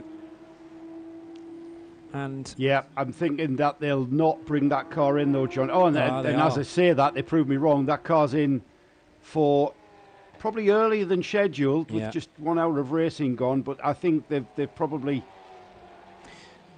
erred on the side of caution. Well, there. Let's get a word from Ben, because he's right by this repair work taking place. Yeah, you probably can see what I'm seeing, but tyre pressure's being changed. No tyres anywhere in the garage vicinity to suggest that they were going to put new ones on. So these tyres perhaps do double stints, and he will go and get fuel, but the tape has been done. It's simply now just a case of getting these tyres back down to the pressure in which they want to operate them. Of course, brand new car really to the team. So they're trying to understand just how to keep these Hankook tyres in the window in which they need with hot pressure. You could put it in cold pressure, but once this car starts doing laps, how do each individual corner react to the way that Rick is pushing? They've just found that out, and now they've readjusted, taking quite a lot of air. Oh, and off goes Rick. I think you'll see him turn right and get a full tank of fuel, but yeah, let's put them in a different strategy for the remainder of the day. Yes, and therefore... It kind of ties in, though, Johnny, with the 2 hour driver strategy quite well. Yeah, good point. Yeah. And so that car will be in just under an hour. So that's probably where they're going to be with regard to strategy. So it hasn't put them too much on the back foot, I would think. It may be that they knew that they would have to address the issue with the lifting bodywork, so try and make an hour, Rick, if you can, and pretty much on the 60-minute marker he was down pit road. As you say, blast of fuel now to top up the fuel tank. I think those Cup cars can go further than 2 hours. It really depends on the balance of performance that Creventic have organised as far as a GTX car is concerned, but I'm judging it by the 991 class cars in their ability to go further than an hour usually, and that's being proved by MRS GT Racing, Baz Cooten, Villy Motorsport.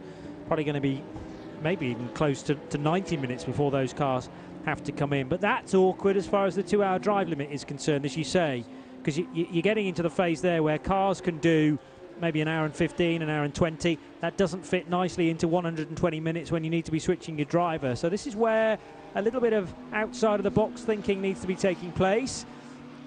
I tell you, the fueling area, once you find it, is actually pretty vast. It's just that very, very narrow road that you need to breathe in through to actually get there. Yeah, plenty of space there, isn't there, Johnny, for the busier periods. And I'm counting 1, 2, 3, 4 service areas, so plenty of fueling areas for the field in the busier times. It can get very crowded down there in code 60 times when everybody seems to be wanting to pit at the same time, and also without, dare I say it, without any kind of hold up so far. We've been under green conditions since we started, so we'll be getting towards needing to refuel. Each class will be needing to refuel pretty much about the same time as all the other cars in their class. Usually we get a mix of tactic, don't we, if there's been code 60s and the like, but we're not seeing that. We haven't seen that so far, and we're getting towards certainly refuel time for the front-running GT3 cars for sure.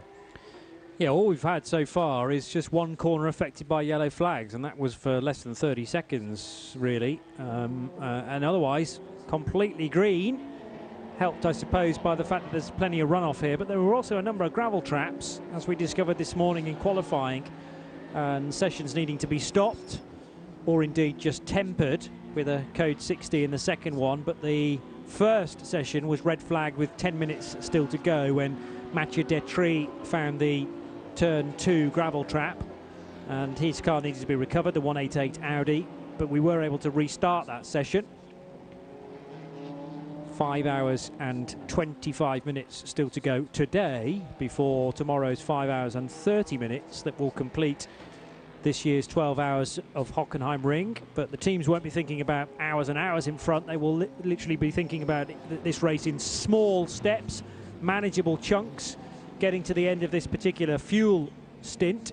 And the 719 has just done so. So car 719, Tim Shearbart, leading the GTX category.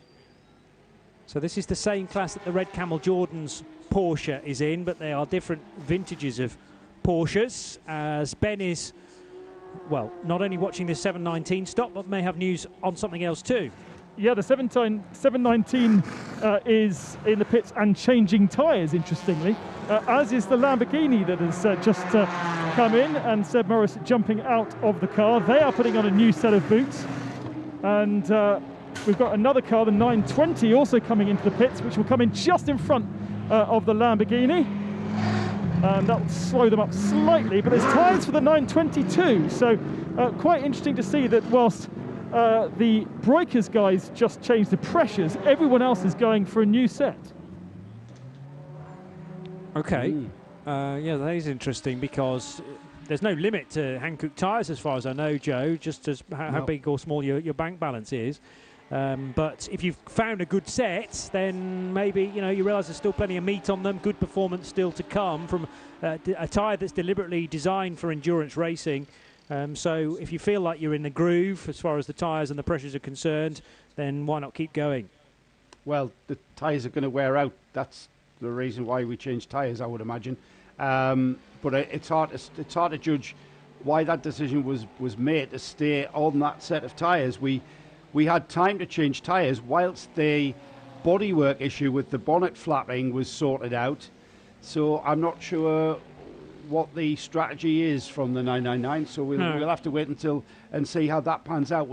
We'll see towards the end of Rick's driver stint, within the 2 hour mark. We'll see Rick and see what that tyre situation is like. We might see, I mean, there's not very much. They're a very durable tyre. The Hankook tyre is ideal for this kind of racing. So I'm not sure whether we'll see any kind of massive drop off in performance. I would be surprised if it's double stinting. If you get to the area of three separate stints on the same tyre, then I would agree with you. They will start to drop off a cliff. More news from Ben from the pits. Wanted to show you exactly what the guys at Hankook were doing. There's a couple of guys who parade the pit lane, who check the pressures and have a look at the tyres. We can have a look at what's just come off the Lamborghini. They're looking at these little holes here. These tiny little holes dictate how much rubber is still on the tyre. Of course, on a slick tyre, they don't have the tread that you'd have on a wet tyre. So that's what tells you how much tyre you've used. And to me, looking at the Lamborghini there, the front tyres look like they've got a lot of rubber still on them. The rear tyres look like they've got quite a lot of rubber still on them, and therefore perhaps Breukers have played a blinder here, and whilst everyone else is being a bit more cautious, you can see yet more tyres being changed behind me. The risk will be worth paying. We'll have to have a look at those little dots when Breukers comes in an hour's time. Race leader is in now as well, Josef Kral, and there's some adjustment in the cockpit, but I don't think Josef got out, although I'm only catching sight of this pit stop part way through. I reckon Kral will be happy to stay at the wheel because we're nowhere near the 2 hour drive limit just yet. They did do tyres on the number 11 Ferrari, and their garage is actually neatly positioned to nip for the car to just literally drop down from the internal jacks and then turn immediately right into the fueling area, so no distance to travel at all for the Ferrari. Meanwhile, the GT4 leader, which is the ST Racing BMW, having to serve a bit of time in the penalty box. And we should explain, Joe, that you can do penalties at the same time as a normal pit stop, but you have to do them in a separate location. Yeah, you come into, I think the penalty box is towards pit out, if I'm not wrong. Pit in, I reckon, so before you get to the garages. All right, okay. But yes, you have to serve your penalty. You can't serve your penalty in front of your pit garage. You have to go to the penalty box, serve whatever it is, 30 seconds, 10 seconds, 90 seconds in some cases. And then when you've served the penalty, then you move off the penalty box and make your way to the garage. So it really does add time, and for me it's a proper penalty. Rather than soaking up during a pit stop, you're actually being called out and having to stand still and soak up all of that time, which is a true penalty, of course. You're being penalised is what I'm trying to say. Very good. Yes, I understand entirely. We have a new race leader, Elliot Earhart, for Rutronic Racing, by virtue of not stopping, but at the very least it does mean that we can add a different number as a change of lead. Car number 18 for Elliot Earhart out front. 3 cars chose to pit on that lap, though, that were in the lead gaggle. Josef Kral, Manuel Lauk for Higeli by T2 Racing, and the CP Racing Mercedes of Charles Espenlaub. So this is finally what Elliot Earhart has been waiting for. Open road in front of him. No longer does he have that pesky Porsche in the bright highlighter colours in his way. And we'll get to see now whether Elliot Earhart can use this in-lap. It might be an in-lap, it might be a quick one, then leading to an in-lap, to try and get ahead of Manuel Lauk, because he's been desperately clawing away for some clear air to show the true pace of that Rutronic Racing Audi, and this is his chance now. Also in is the Ferrari, for Herbert, Joe. Just about to say, and a driver change there, Tim Muller getting out of the 92, and that car in from what is second place, and that's because of the pit stops. That car's moved up the order. It was in about 5th or 6th, if my memory serves me. And we're seeing a driver change there. Didn't quite catch the identity of the driver that got in, but that car taking on a new set of Hankook tyres, a new driver, and we're just having some attention now. The tyre stop is done. The tyres are changed. The driver's in the car, but there is some attention going on to what is effectively the passenger side of that Ferrari 488, as the now leader, Elliot Earhart, onto pit lane as well, Johnny. So the Rutronic Racing by TECE Audi also making a stop and swivels into position perfectly, right in front of the Ferrari actually, but I think there's enough distance between the two cars so that the Ferrari's exit isn't affected too much. Stickered Hankook tyres going on to the Audi. Ferrari is away and on towards the fueling area. And everything in front of the start-finish, the garages on the start-finish straight goes quiet for a moment, because the race cars elsewhere in this race must all be on the back portion of the circuit. As another GT3 car thunders by, though, between the Sud and the Nord curve, with 34 Audi from Car Collection running now in 3rd position. That car hasn't yet made a pit stop either, so is gaining places because of that fact. I reckon Elmar Grimm should be in on this lap, though. Martin Lechman probably the same, although will Car Collection really want to pit both of their cars on the same lap? Probably not. They'll look to try and pit them on staggered laps, you would think. Here's Ben again from the pits. Yeah, a little thought on that. Quite interestingly, that Rutronic Racing did not change their driver, keeping the driver in, but changing the tyres. Now, because you do that at the same point, they've kind of, unless they absolutely needed to change the tyres, and Hankook looking at them right now, they kind of wasted a bit of time by being stationary and not changing the driver, but changing the tyres. Certainly when Joe and I do our sim racing, it's one or the other, unless you have to do them together, in which case it's okay if you don't lose too much time. But here comes Elmar Grimm from the front row of the grid. Remember this car. Elmar's going to be getting out, and they're getting their AM drivers through today so they can put the pros in and do the fast times tomorrow. But once again, a full set of tyres being put on. Everybody, I think, has changed tyres now that I've seen down here in pit lane, except for that first stop we saw from the Breukers. There's been a spin for the MP Racing Mercedes, and a second spin as it tries to rejoin. This is on the inside of the Sachs curve. Oh, and it rejoins right path of Seb Morris's Lamborghini, and now puts its nose into the gravel trap. This is David Gosner, who's making a bit of a mess of rejoining the race, I'm afraid to say. He'd obviously had a half spin initially, and then fully rotated the car on the grass, now reversing back across the circuit, potentially causing issues for the CP Racing Mercedes and the 105 Lithuanian Golf. Finally now finding a forward gear. There's a little bit of damage on the front left corner as well. Obviously, marshals will have been warning everybody that there was a stricken car there with yellow flags, and David Gosner surely going to head straight into the pits. He is indeed. But great reactions there from Seb Morris driving the Lamborghini Huracan from Lippert Motorsport. Beg pardon, it's not Seb anymore. It's Brendan Leach who's taken charge of the number 10 car. Must have switched drivers in the first pit stop. But that could have gone a lot worse, Joe, on the exit of the Sachs curve.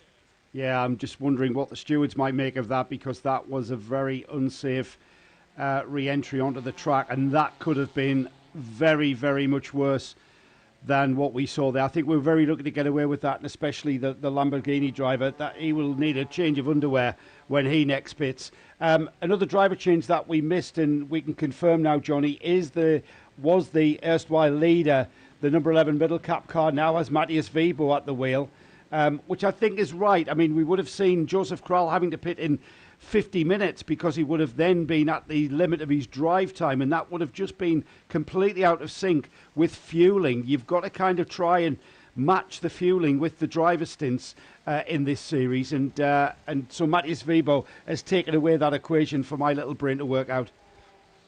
Unsurprisingly, the team manager of Car 58 is to report to race control immediately, so clearly that has been spotted. Remember that it was the green Mercedes from MP Racing that was involved in the Turn 1 accident at Circuit Paul Ricard as well, although we kind of put that down as a racing incident because of some jostling of position as they left the grid, you may remember, that put the Mercedes out in the dirt, and it meant that I think that was David Gosner, if not Thomas Gosner, couldn't stop the car in time, and sadly there was contact made with a couple of cars then at Turn 1 at Le Castellet. That incident, though, was down to an initial problem for the 58, ended up on the grass, but then rotated again, and then in rejoining on what was a very narrow part of the racetrack at Sachs Curve. But you have to rejoin in a more sensible manner, for me, than David Gosner displayed on that occasion. And it will be reviewed by race control and the team there. There's been quite a bit of taping up of that Mercedes that needed to be done on the front left corner. Very smartly turned out indeed, the 2020 Evo of this Mercedes, but it looks rather battered and bruised now. We've lost a couple of winglets off that left-hand front end, yes, Johnny. That will be causing a little bit less downforce on the front of that car, and maybe just inducing a bit of understeer. Marginal. I know those winglets do have a big effect on that car, but that car now back out, back off the pit apron and into fueling. We'll see that number 58 Mercedes back into the race very shortly, I would have thought. The race leader at the latest bout of stops, Martin Lechman for Car Collection Motorsport. So Car Collection deliberately pitting their cars on separate laps. Both are in the fueling area currently, and Elmar Grimm, I think, will be the first to emerge from there. Elia Earhart has made one stop now, so the Rutronic Racing car is back into the race. Matus Vibor, having taken over from Josef Kral, running in third. Manuel Lauk stayed at the wheel of the 66, he's fourth, and Brendan Leach, the Kiwi, is running in fifth position as we can get this from Ben. Thank you very much. I thought we'd have a chat with one of our contenders. Not many jumped out of their car after the first stint, but Charles Espinal was very busy on that first stint. Looked very enjoyable. Lots of battles. Oh, absolutely. You know, great track. Obviously, the Crevantek series is awesome. The competition's very fierce, as it always is, and you know, we're trying to run our pace for the full length of the 12-hour here. And but yeah, it was intense. A lot of fun. I got out, had to high-five the guys. They gave me a great car as always. And good pit stop. Charlie's in the car. He's hauling butt. So we're looking good. When you stood on the grid at the start of the race and looked around you at the drivers and the caliber of the drivers, were you surprised to be battling with the likes of Seb Morris on that first stint? Oh no, absolutely. I mean, everybody does a good job, you know, and it's part of the things that we love about endurance racing, right? You never know who you're going to be battling, and it's pretty interesting. Some of the drivers out there showed a little bit of, we call it the red mist, but it looks like everything sorted itself out. So far, no code 60, so it's all good. Yeah, it's quite a surprise because it's, for you guys, it's not easy to clear traffic around here, is it?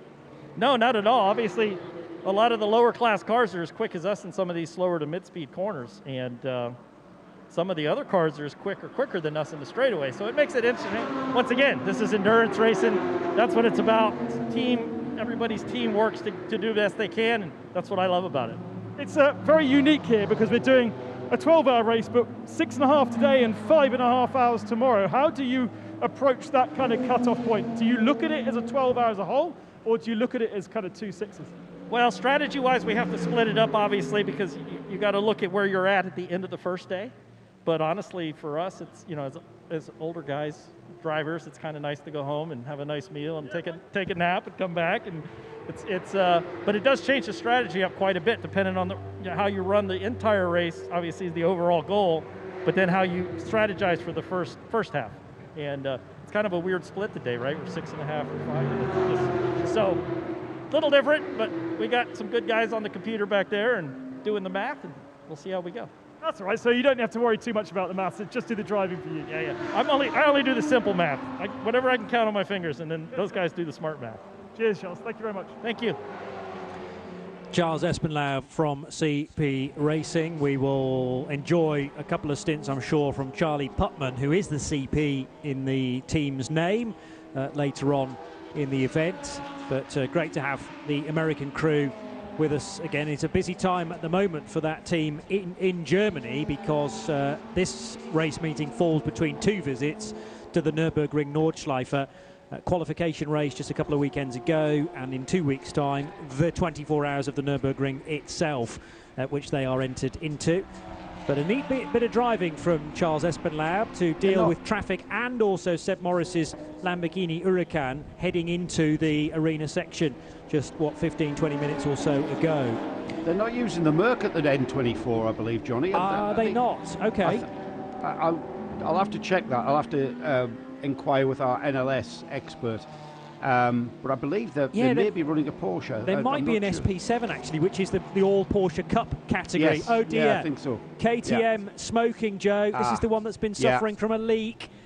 And we've used a lot of paper roll on this car already, and that, whatever it is, that's coming, and it looks like oil smoke.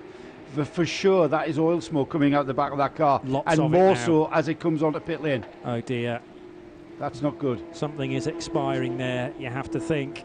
Yeah, and it's now really dumping out a lot of smoke indeed. The problem, well, first coming to a head in the arena section where the smoke started to issue from the tailpipe, and again in fairly large number at the Sachs curve.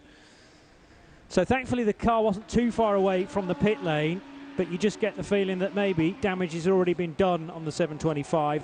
They've been trying to arrest the problem there and arrest the decline of the KTM crossbow. One of them's going very sweetly indeed in the form of the Horst Feldmeier Jr. driven KTM, which is up as far as 6th place overall now. But car 725 is going to have to be wheeled into the garage, and I don't quite know how much can be repaired now, because once you get the oil mixing with other stuff in the engine, then it's a concerning time, Joe. Is that a turbocharged car, Johnny? Yes, yeah, it has a turbo, single that turbo, looked like because it it's could a straight just be 5. turbocharger. Okay, well that's maybe less of a concern then. It's exactly what my Mercedes CLS did 2 weeks ago. Yeah, okay. And how's that repair process going, Still Joe? in bits. It's still in bits. It's still a work in progress. Right. And are you doing it yourself, or are you paying somebody else to know what they're doing? Yes, okay. Yeah, I'm self-prepared, self-repaired. Yeah. I'm just winging it, Johnny, as we do. Good. Hopefully Haynes manual in hand somewhere. Yes. I don't know whether they do. Still exist. Oh yeah, they still exist. I don't know whether they make them for KTMs though. Yeah, I'm not sure. The manual will be out in the 725 pit garage at the moment. No doubt, and I'm sure other car manuals are available, by the way. The 18 Audi leads the race again still, by the way, and we have had all of the leaders make their pit stops now, Joe. So this is by the fact that I assume because Rutronic Racing didn't change their driver and maybe didn't have a delay in the fueling area, the car leads, and comfortably, because otherwise I'm rather puzzled why the 11 car has lost so much ground, having led by 20 odd seconds prior to the pit stops. That can only be, that would be my assumption also, Johnny.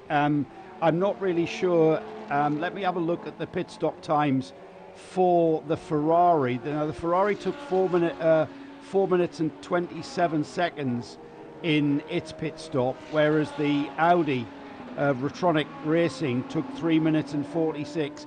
So that's where the difference has come from, purely down to the pit stop and changing driver.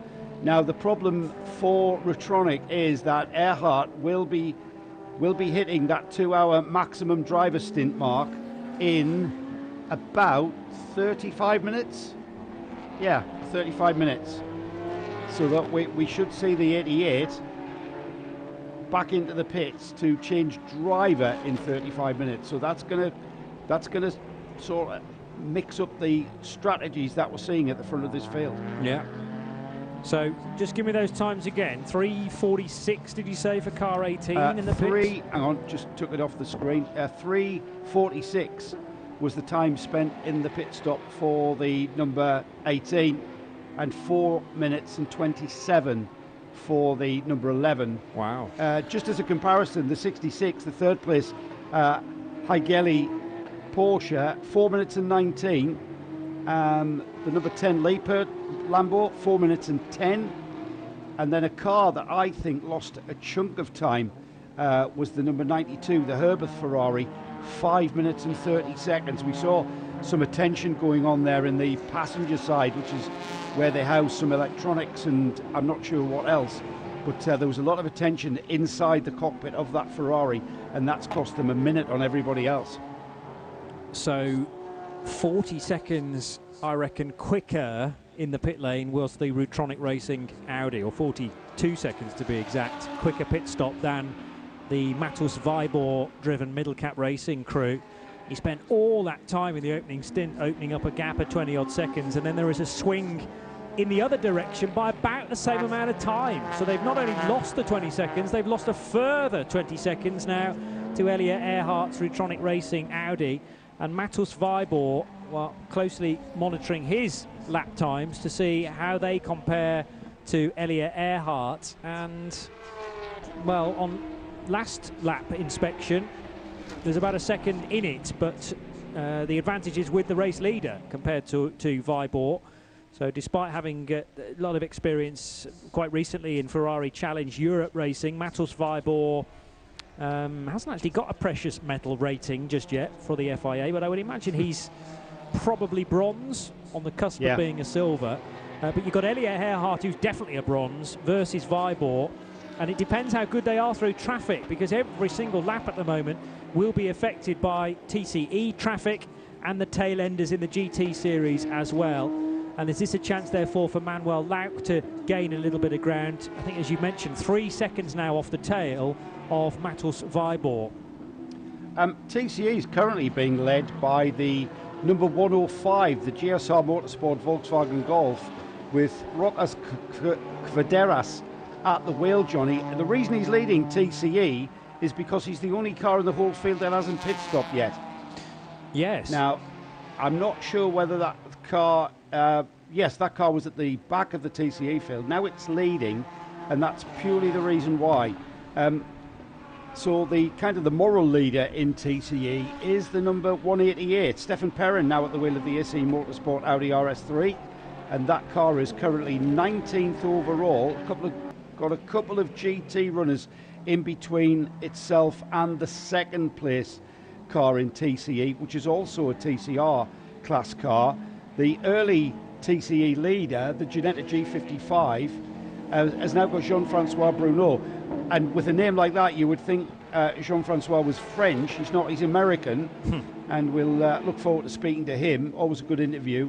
And that car now down to third in TCE, 23rd overall. Not sure where the Ginetta lost time, because I did see that pit stop and it looked pretty much all in order. However, just looking at the pit stop time, and it's just, I've just lost it now. Where's it gone? Just looking at the pit stop time for CWS, and it's 5 minutes, just over 5 minutes. In fact, it's right on 5 minutes for the pit stop. So that's where that's lost that position, purely in the pit stop. There's a slow vortex on track now, which is the 701. Has to be, because there's only one of the V8 1.0s entered this weekend. Indicator flashing, interestingly, on the right side, whereas the car is to the left of the circuit and trying to stay left of car 188, who I think is still Mathieu Detry. No, beg your pardon, it's Stefan Perrin now, who's taken charge of the Belgian team and the Audi from that crew. So Stefan Perrin of France, and he runs in second position in TCE, safely getting by the Vortex, which has suddenly found a new lease of life. So it looked like almost the 701 was the driver of which, Nicholas Nobbs, was doing a quick reset, and it looks like he's solved the issue for, oh, I know, having said that, no drive whatsoever coming out of the turn 8 Mercedes and on towards Mobile 1. So it's an intermittent issue, I would suggest, for the Vortex. Maybe electrical glitch, because it looked to be full chat coming into turn 7 and 8, and then all of a sudden no power again coming through that sequence of corners. Spluttering, isn't it? You can see the car lurching forward as the engine kind of fires in some sort of way, but certainly not going at race speed. Looking like he's into the arena section, into the Sachs curve now, so not far to go for this car, and keeping well out of the way of everyone. He's into the Sachs curve now, and cars managing to get by just into the S's after the Sachs curve, now turning left. Well, this is an awkward place to have a slow car. It is, though, it really is. Yeah, he needs to get across to the inside because that's where the pit entry is. Yeah. He'll try and do that now. Track clear, and there he is. He's managed it, Johnny. He's onto pit lane. No, good job from Nicholas Nobbs. He stayed to the inside line at the Sachs curve so that everyone knew where he was going to be, and therefore could take the higher line through that left-hand hairpin effectively. And I'm sure the marshals were waving white flags to indicate a slow-moving car on track rather than an incident as such. So no need for yellows, but plenty of white flags will have been being waved there. And then the tricky thing was to get the car from the outside of turn 15 to the inside where the pit lane starts. But terrific job done there by car 701. And at least it's back with the team now so that they can work out what the problem is for the fourth placed GTX runner. Meanwhile, Manuel Lauk in the 66, Higeli by T2 Racing Porsche, is still in second place. Nicholas Nobbs also leaps on the anchor so that he doesn't drive the car into the garage. It stops just short of the garage door, and the team push it the rest of the way, which is as per the regulations. And hopefully it won't be too long before the 701 re-emerges from that garage.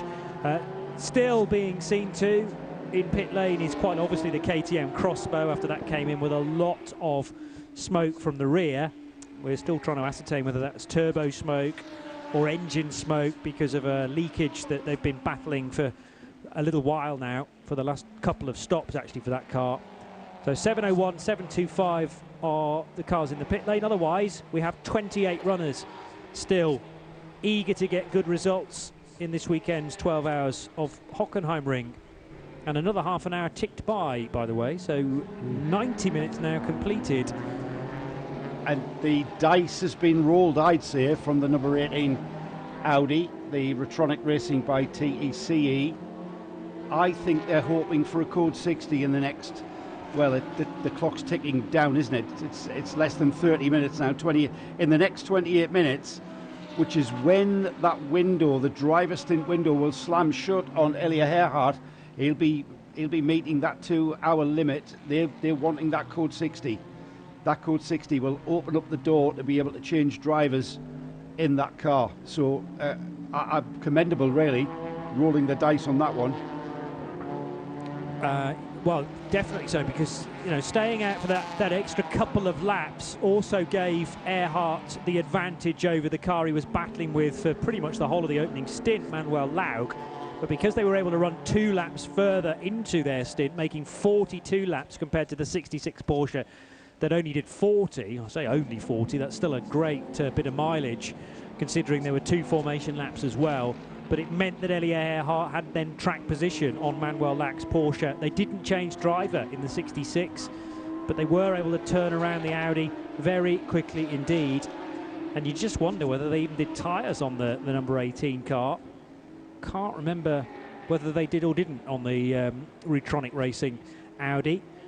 But clearly the priority for the team was to get the car turned around as quickly as possible, back in the race. Obviously there was a free bay in the fueling area as well. So very little time lost for the now race leaders, Rutronic Racing by TECE.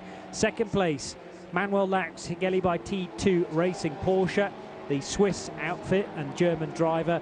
You've got Matos Vibor for Middlecat Racing running third, and then Brendan Leach, the Kiwi, for Lippert Motorsport in fourth position in the Lamborghini. So four different, actually you can make it 5 different manufacturers in those top 5 positions: Audi, Porsche, Ferrari, Lamborghini and Mercedes. If that doesn't display the variety you get in 24H series, I don't know what does, Joe. Brilliant. Yeah, always been a great mix of cars in all of our classes in the 24H series, going all the way back to when we first started being part of this series. It's one of the things I love about it. It's just the eclectic mix. And I remember back in the early days, Johnny, when we had the Year 2 class, which would have the likes of Clio Cup cars and minis and small hatches. I mean, all right, the GT3 Evolution kind of sort of stopped that, I think, because the speed difference was just so massive between the front-running GT3 field and the Year 2 class, and they kind of evolved out of the series, I think. But that's always been a big factor for me. Being a big part of this series is the mix of cars that we see. I also think that, other classes will be bolstered when we get to countries that are slightly easier to get to from regulations point of view. I mean, Colin White made a good point at the start of the day when he spoke to Ben. It was after qualifying, actually, and said, when we get to Portimao, that country is doing a lot better than certain other countries in Europe regarding the COVID-19 outbreak and the control of the virus, which means that actually you can come and go to Portugal and back to the UK, for instance, without needing to then quarantine for 10 days when you return to the UK. So I think Portimao in the 24 hours, which is the next race, isn't it, after this one? Yes, it is. Could be very well subscribed indeed because of that. Heading up to turn 2, the Dayglow yellow with the red rear wing, Porsche, number 66 for T2 Racing. Middlecat Racing's Ferrari is still only 3 or 4 seconds adrift of that car. So Matos Vibor and Manuel Laux exchanging good times. I think on the longer straights or even through the Parabolica, Vibor probably got a sighter now on that Porsche. There is a drama at turn 1 though, just hearing, with some yellow flags being displayed. There is a gravel trap there, which may mean we have to yes, we do have to bring the race under control for the first time. So code 60, Joe, this could be crucial. This could be crucial. Chris down at Rutronic, his prayers have been answered, because there's no doubt of me. That's the engineer on the 18, by the way, who Trussers and I had the pleasure of working with at Spa last year in Fun Cup. But this is what he's been waiting for, and it's purely an assumption of mine with the help of Paul, and that's really, you know what, he rolled the dice in that previous pit stop, and he was hoping he'll now be able to pit that number 18. He'll be able to change the driver right on the cusp of the 2 hours. He's only got about 20 minutes left of that, and so he'll be able to get a free pit stop with half a tank of fuel under the code 60. Just to remind anybody who's come to this series for the first time, under code 60 conditions, yes, the field have to slow down to 60 kilometres an hour out on track. You can come into the pits, but you're only allowed to take on 50% of your fuel allocation. Now, unlike other series where you see a full course caution, where you come into the pits and fill the tank, that's not as simple as that in 24H series racing. You're only allowed 50%, but I think the Rutronic team will be happy with that. They'll be able to just cycle Elliot Earhart out, and potentially, Johnny, with a 29-30 second lead, they might be able to hold on to this. There's been a big drama, Joe, to cause this code 60. It's Thierry Vermeulen from the class lead in the 991 division, and I think he's connected with the wall very heavily indeed. The front left corner of this 989 Porsche Cup car is no longer there, and it's collided either with the tyre wall on driver's left or driver's right. I'm just trying to piece this one together. I think he's gone in on the exit of turn 1 to driver's left, because the recovery crews are now picking up bits of Porsche which have been left in the 989's wake, but quite clearly the concern is now around Thierry Vermeulen. He is able to clamber out of the car, which is great to see, and is in conversation now with the doctor who has arrived on the scene in the medical car. There's also a rescue unit arriving on scene as well, but that's a big incident for this 989 Porsche. Whether there was another car involved, I'm trying to work that out, but quite obviously Code 60 was the only choice here because of the speed that Porsche's gone into the wall. Class leader, Joe. Yeah, that's always a shame.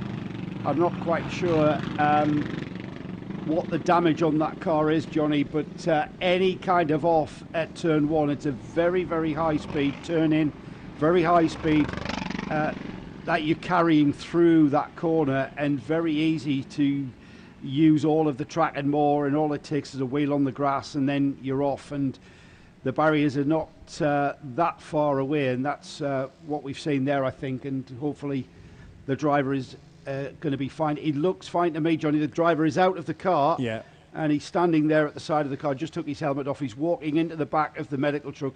Always a great sign to see that when a driver can do that, and he certainly looks fine. He'll be a bit shaken with that high speed off, but and they'll we'll just wait and see. They'll take him to the medical centre purely as a precaution. Process, isn't it? Yeah, exactly, because if there's anything nasty like concussion to deal with, then that doesn't tend to manifest itself until a little bit longer down the line. But he's in the best possible hands, quite clearly, with the on-site medical centre and the rescue unit quickly to the scene as well. Now the job for the track staff is to try and recover that car as quickly and as safely as possible, but I don't think there's a great deal left of it on the front left corner. It's obviously gone in on that side. Whilst that recovery takes place, let's hear from Ben Constant-Duras.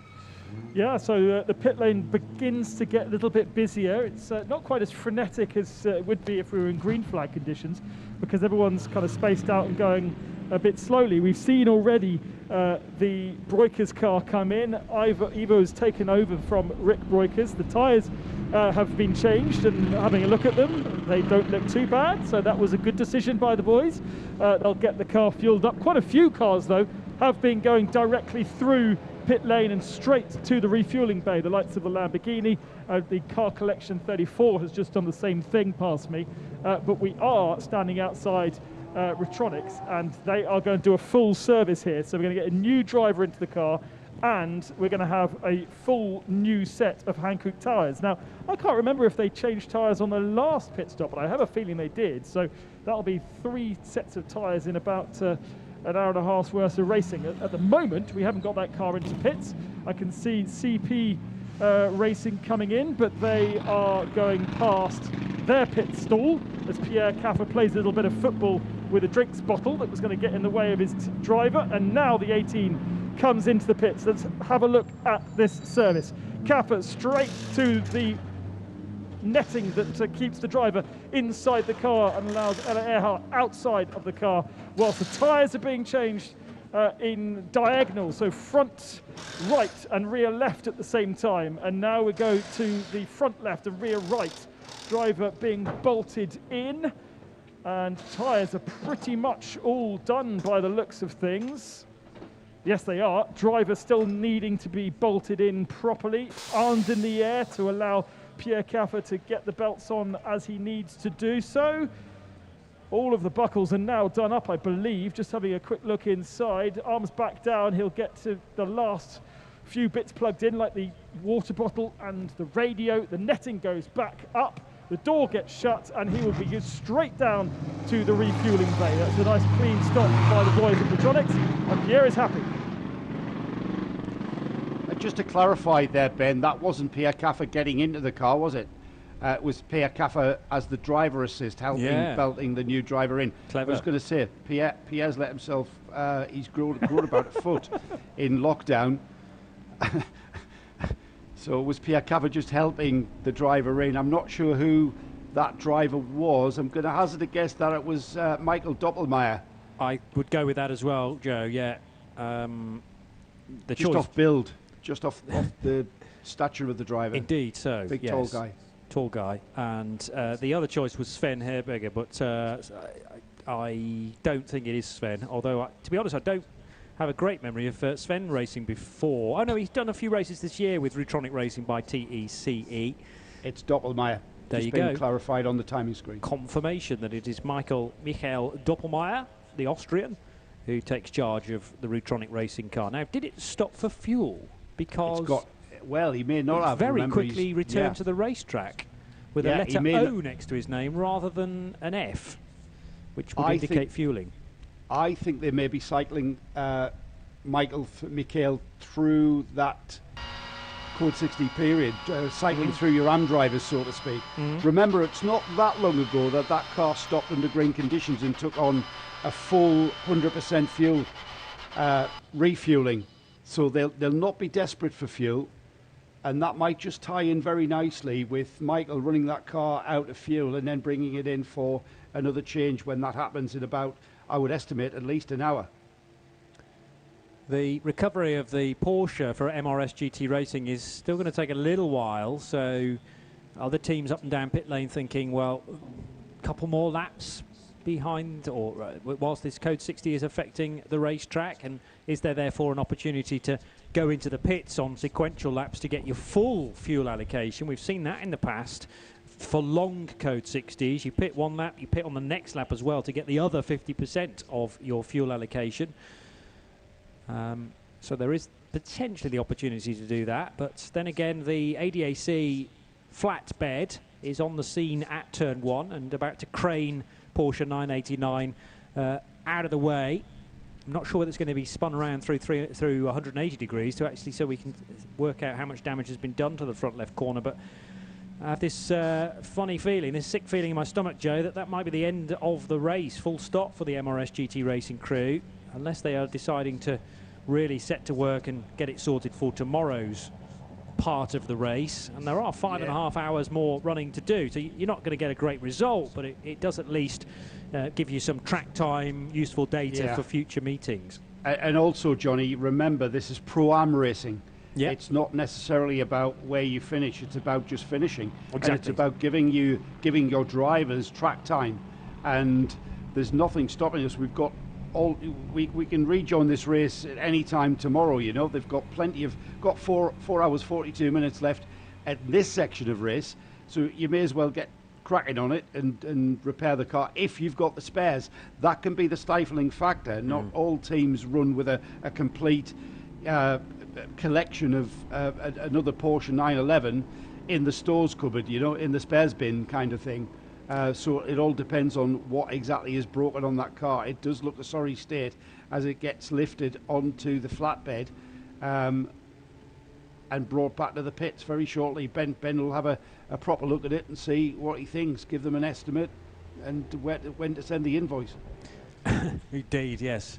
Perish the thought of how much cash is involved there. I was trying to work out whether there was some contact made on the rear as well, but the rear wing looks to be intact on 989 as it is lifted onto the flatbed. So I think the main bit of damage is concentrated on that front left corner, but may well stretch all the way back to the driver's door.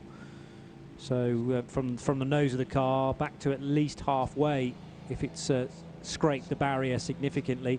MRS GT Racing are a German team.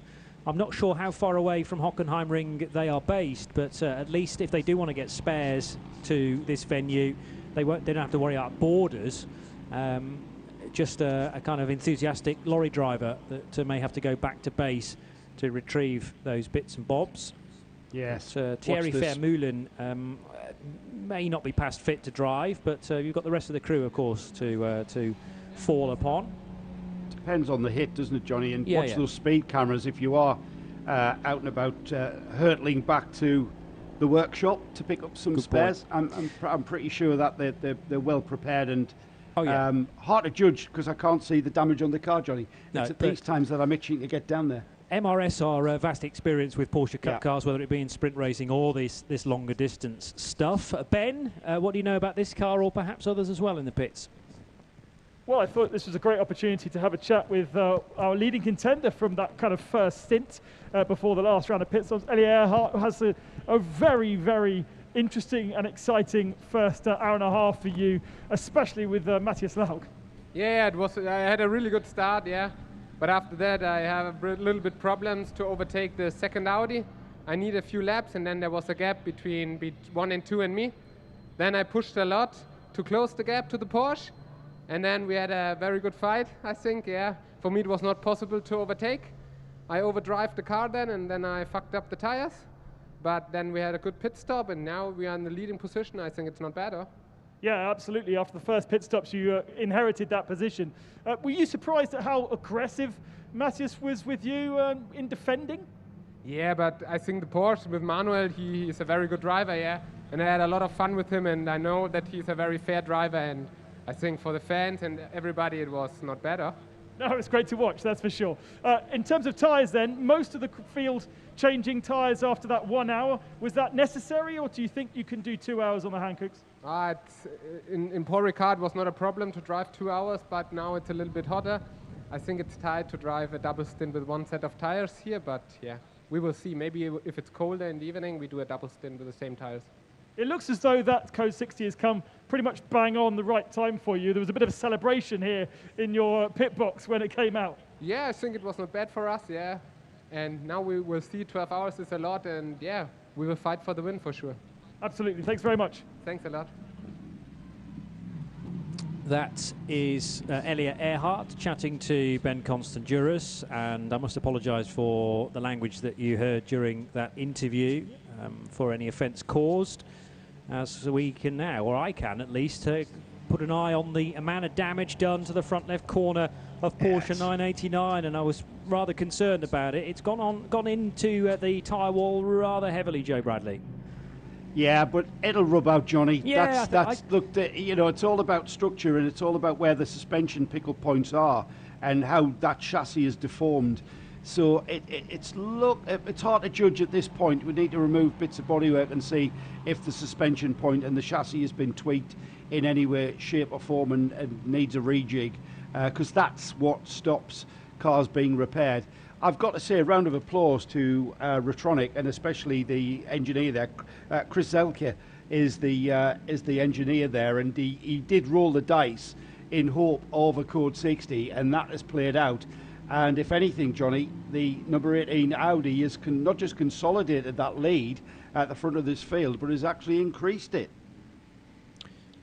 Very impressive indeed. The guys at 0221, who are looking after the production of our broadcast, are trying to locate a way of us witnessing exactly what happened for Thierry Vermeulen fairly shortly.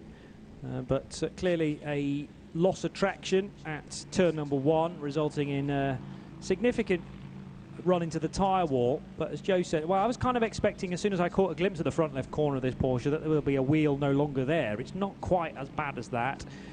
So it's even pointing in the right direction, yeah. To be honest. It hasn't even snapped the steering.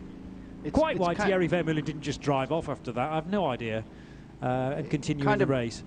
It's obviously buried itself into the tyre wall, Johnny. I know we didn't see this, but it looks like it's gone in deep. That's why you've got so much deformed bodywork around that front corner. And I'm not even going to hazard a guess as to how bad that is. I'll leave that to Ben when he gets a proper look at that car.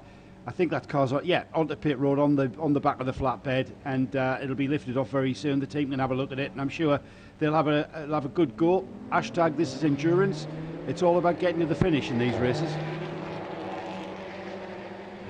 Back to racing we go. The green is out, and the Code 60 has quickly, well, I say quickly, it has been withdrawn at the very least. It actually was 15 minutes, nearly 16 minutes of Code 60 there to recover the 989 car. I think the immediate concern for the team will be checking the suspension mounts of that front left corner and the steering, which I was making a joke of, that it hadn't even broken the steering. Quite clearly there are steering arms that will have been buckled and bent and will need to be replaced, but I think there is a chance of that car returning to the race. It might be tomorrow, because remember, it's a late start tomorrow as well. We don't race till the afternoon, in fact, so they've got all evening, all night and all tomorrow morning if necessary to fix that car up. And MRS GT Racing are one of the most enthusiastic crews on the grid, so I reckon we will see the 989 car again. And let's keep our fingers crossed that the medics are happy for Thierry Vermeulen to race once more as well. But that is obviously in their hands and entirely their decision. The stilts have been lowered on the flatbed in the pit lane, and car is now being craned into position for MRS to assess the damage and work out how long that's likely to take to fix up. But we're back to racing. So Michael Doppelmayr, who's taken over the Rutronic racing by TECE Audi, leads the way, and I'll just give it a moment for the times to become real, because they've been timed, of course, at code 60 speeds, so they'll be a lot closer than a minute and 20 as is displayed at the moment. Peder de Curtens, driving the now Higeli by T2 Racing Porsche, is in second place, car number 66, and Matus Vibor, the Serbian driver for Middle Cap Racing by Scuderia Praha, is third, ahead of Brendan Leach for Lippert Motorsport in the Lamborghini. CP Racing's Mercedes is fifth, now with Charlie Putman doing the driving in car 85, and it's the 92 car of Jürgen Hering, Herbert Motorsport's Ferrari, that runs in sixth place. GTX is led by the Reiter Engineering KTM Crossbow for Nikolai Elganayan, who took over from Horst Feldmeier Jr. in the last pit stop and due across the line any moment. So that's the GTX leader, new race leader, having got ahead of the 9 und 11 Racing Porsche, number 719. Must have done that in the stops as well. Other class leaders, the Bas Kutten Racing prepared Porsche for Marcel van Berlo, 925, leads the 991 class. In GT4, it's the ST Racing BMW M4 for Samantha Tan now, car 438. TCR leader in the TCE race is the AC Motorsport Audi for Stefan Perrin, car number 188. And the TCX leader, also in the TCE series, is still the CWS Engineering Ginetta G55. But the TCX leader has lost ground on the other TCR cars. So John Bruno in 278 runs third, but is ahead of the two other TCX cars in the field, and that will be the major target, is to stay ahead of the BMW M4 of Munkhoff and the Seat Leon for Autorama Motorsport. Not long to go, Joe, before 2 hours completed of today's 6.5 hours. Yeah, and I was getting quite excited when we started this race, Johnny, and I still am, and I'm just loving the way that we're seeing the teams and how the teams are different in the way that they're approaching this race. And we thought that it would be, we saw that the number 11 Ferrari was going to be favourite. It's still up there, but hey, you know what? This is a cracking race that's developing. We've got 3 or 4, 5, maybe 6 teams that can very much be in contention at the end of this 12-hour race, and it's going to be fantastic to see how it plays out. The Vortex is now politely being asked by race control to check the car, or the Vortex team being asked to check their 701 car with a chance of a possible leakage of fluids from that machine. Already seen it slow out on track, but I thought it was more of an electrical issue than it leaking something. And also there's a track infrastructure problem, it looks like, with a couple of the electronic flag panels now out of action at turns 16 and 17, so very close to the end of the lap. Flag marshals are on site and doing their thing, but this being a Grand Prix venue or a Grade 1 circuit, it has the illuminated LED boards as well, but they need to work, particularly as we get later on in the evening. We're racing through till 8 o'clock tonight and tomorrow night, so hopefully that can be rectified before the end of the race. 4.5 hours until we get to that point. 701, just trying to work out if it is leaking anything, Joe, at the moment. Doesn't look like it, Johnny. I wouldn't have said so. No, it doesn't look like it. There's no smoke coming from that car at all. And heading through turn 2 and 3 now. Yeah, not sure why that car spluttered. It looked like it was, you know what, it showed signs of a misfire. We've got a spinner. We have. That looks like it could be one of the, it's the 991. Penultimate corner this is, by the way. That car, Harry Hilder's at the wheel. That is currently third in the 991 class. And that's the NKPP racing entry, of course. Running third in the 991 class. Yeah, behind Nikolai Sergui in the Willy Motorsport entry and Marcel van Berlo in his Bas Kutten Racing Porsche. But the other Bas Kutten entered car, this time for NKPP Racing, suffering a delay. And that may well have seen the Stadler Motorsport car through. Actually, the margin was big enough for Harry Hilders to have got away with that, actually, because he's back in the race already and heading up towards turns 2, 3 and 4 very shortly. Past the Porsche Experience Centre, which there have been a number of cars running around there throughout the course of the day. So plenty of people enjoying their day at the Hockenheimring. As I said, multi-purpose venue this. And the Porsche Experience Centre does seem to be well subscribed this afternoon. So Rutronic Racing by TCE leads by nearly a minute, but there's one heck of a ding-dong scrap on now for second position between the Higeli Porsche and the Middlecat Racing Ferrari. We'll give you a rundown in the standings very shortly, but let's hear from Ben Constanduras before that. Yeah, I'm just at MRS, Johnny, taking a look at the damage to the car that we've seen being recovered back to pit lane, and it's actually quite interesting how the way that the Porsches are put together. As you will well know, there's various different compartments, and it really is limited to the single compartment around the left front corner. There's hardly any damage to anything else. So that compartment does house a small radiator on the left-hand side. Of course, that is damaged, but to be honest, it's only now broken because they've started wibbling it around, and that's now it started to leak fluid, but beforehand it wasn't. Once that is removed, we'll have a better look behind it to see what sort of kind of suspension damage has been done on the lower arms, but the fixing on the top is absolutely as it should be. So it could be quite a lot of cosmetic damage and not a huge amount of really, really bad structural damage. It just depends on the bottom arm of the suspension, and we did see that the wheel was pushed into the arch quite heavily, quite backwards, so the main damage could well be that front arm of the suspension. We can't quite see it yet, but in a few moments' time it will expose itself. It's certainly bent, there's no doubt about it, but is it bent at the fixing, or is it simply the arm itself that is bent?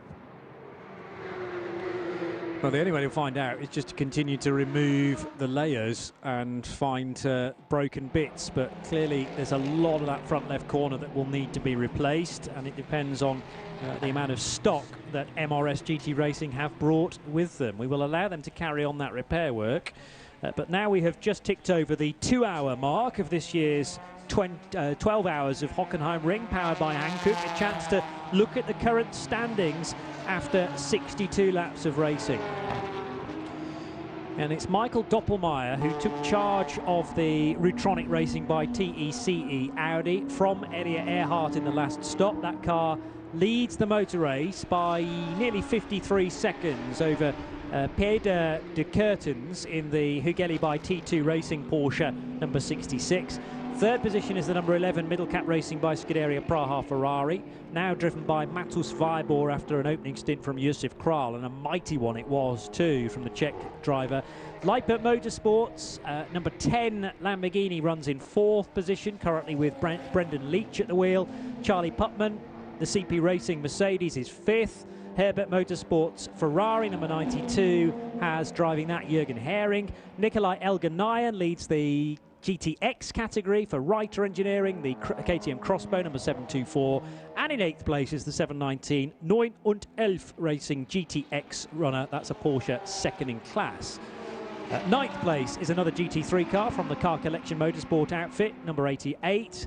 10th position for the Treble 9 Red Camel Jordans.NL GTX car. 11th position for the 34 Car Collection Motorsport machine, and driving that is Gustav Edelhoff, ahead of the 991 class leader, the Baskuten Racing Porsche for Marcel von Berlo, ahead of another class runner, Willi Motorsport by Ebby Motors, and the NKP Re-Racing by Baskuten entry. Harry Hilders, he's just had a spin at the penultimate corner, but did hang on to third position in the 991 class. Next in 15th place is the 58 MP Racing car. That's another GT3 machine, the all-green Mercedes. And the 920 is the Stadler Motorsport crew of Switzerland. 17th place, Duvo Racing of Luxembourg. They run the 909 Porsche. GT4 class leader is the 438 ST Racing BMW M4 GT4. 19th position for 989 MRS GT Racing car. That car heavily damaged and is in the garage being repaired. The 401 Rodrigue Guillon-driven Pro Sport Racing Aston Martin had dramas at the start of the race, but is now managing to get some rhythm going. Second in the GT4 category. And then I'm afraid some bad news for the 701 car, which is still circulating, but there's a fear that that car is dropping some sort of fluid onto the racetrack, the Vortex V8. Nico Pronk's Reiter Engineering KTM Crossbow 725 came in very smokily indeed after they were trying to attempt a mop-up from the engine bay, and there was either a turbo failure, major turbo failure, or something significant with the engine that's gone wrong there. So I'd be surprised to see the 725 quickly back into the race. In the TCE series, Stefan Perrin leads for AC Motorsport with their Audi RS3, car number 188. Second position is the Autorama Motorsport VW Golf for Welshman Rhys Lloyd, car 112. And in third position, it's the CWS Engineering Ginetta G55 for John Bruneau, car 278. Fourth place for the second of the Autorama Motorsport Wolf Power VW Golfs. Driving that currently is Jasmine Preissig. Fifth position for Rudy Joost for Top Car Sport, car 131. Eric van den Munkhoff is in the other wheel of the BMW M4, car number 210. Another Autorama Motorsport car, this time in TCX, the Seat Leon Cup Racer. That is 7th in TCE. And in 8th place is the GSR Motorsport car, another VW Golf, this time from Lithuania, car number 105. So that's the standings after 2 hours. And if you're enjoying our coverage via the live stream, we've got a couple of minutes of highlights to look forward to, but we will chat about...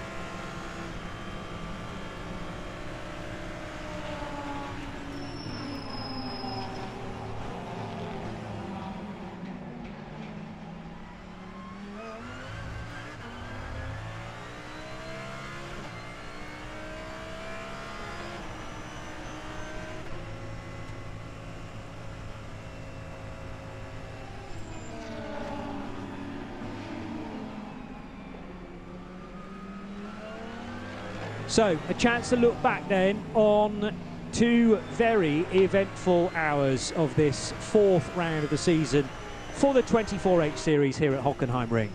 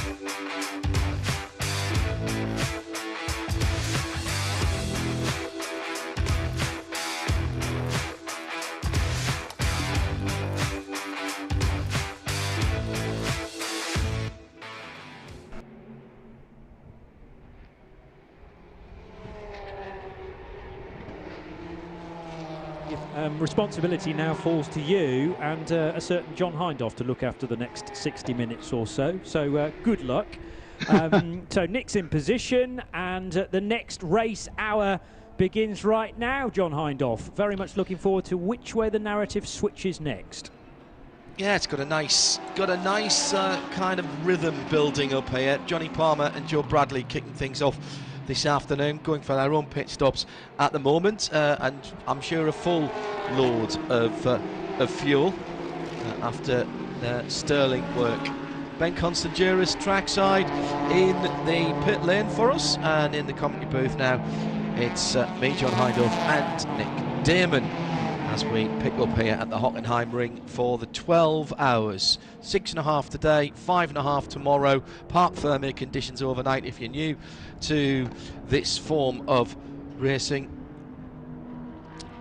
And it's a way of getting around noise restrictions, and also meaning that you can do it with fewer marshals, etc. 66 goes across the line in third position. That's the Hageli T2 Racing Peter de Curtens Porsche. It's the rhubarb and custard, I'm going to call that. Very eggy custard at that. It's very, very yellow, Nick Damon. Very worryingly there, the first thing that came to mind was the theme tune, which I knew I wouldn't be allowed this early in our time together on this race to start with a theme tune and singing. Because obviously in Europe, of course, it is the day of the song today, isn't it? That's what we're all thinking about, really. The first half of this race is important, the second half is important, but in the middle, it's all about Rotterdam. So we have the Dutch supercars, we've got the Dutch organised preventing, and the Dutch Eurovision Song Contest. So it is hooray for Holland, I'd have to say. And you've stayed away from it this year very much, haven't you? Because you're doing this like as if you were watching it live for the first time. Not watch the semis. We did our own show last year because it was obviously not happening, and so we had our own juries, national juries, and we went through all of them, did our own semi-finals. You stayed away from it this year. Yeah, I've gone completely cold turkey. I haven't even heard the British entry. I have literally, I've read a bit of news about it just because it's been front and centre with some issues with, obviously, with the COVID situation, with some people winning and losing overall. But yeah, I am looking forward to it. I shall sit down and have to work out whether any of these songs are any good in the first hearing. And on the whole, most of them aren't. So I'll probably be judging on who's got the best pyrotechnics. And you've got your voting slips ready have you printed them all out?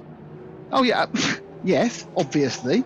Problem is, this is the big problem though, John, is you start, if the first song is like quite good, where do you go? Do you start at 8 or do you start at 7? You know, that initial pitching of the first song is a major problem. You know, it's like working out whether to bring a car in under code 60 or not. It's so important to get it right the first time. I think that grading on the curve thing is very, very difficult, and I agree with you.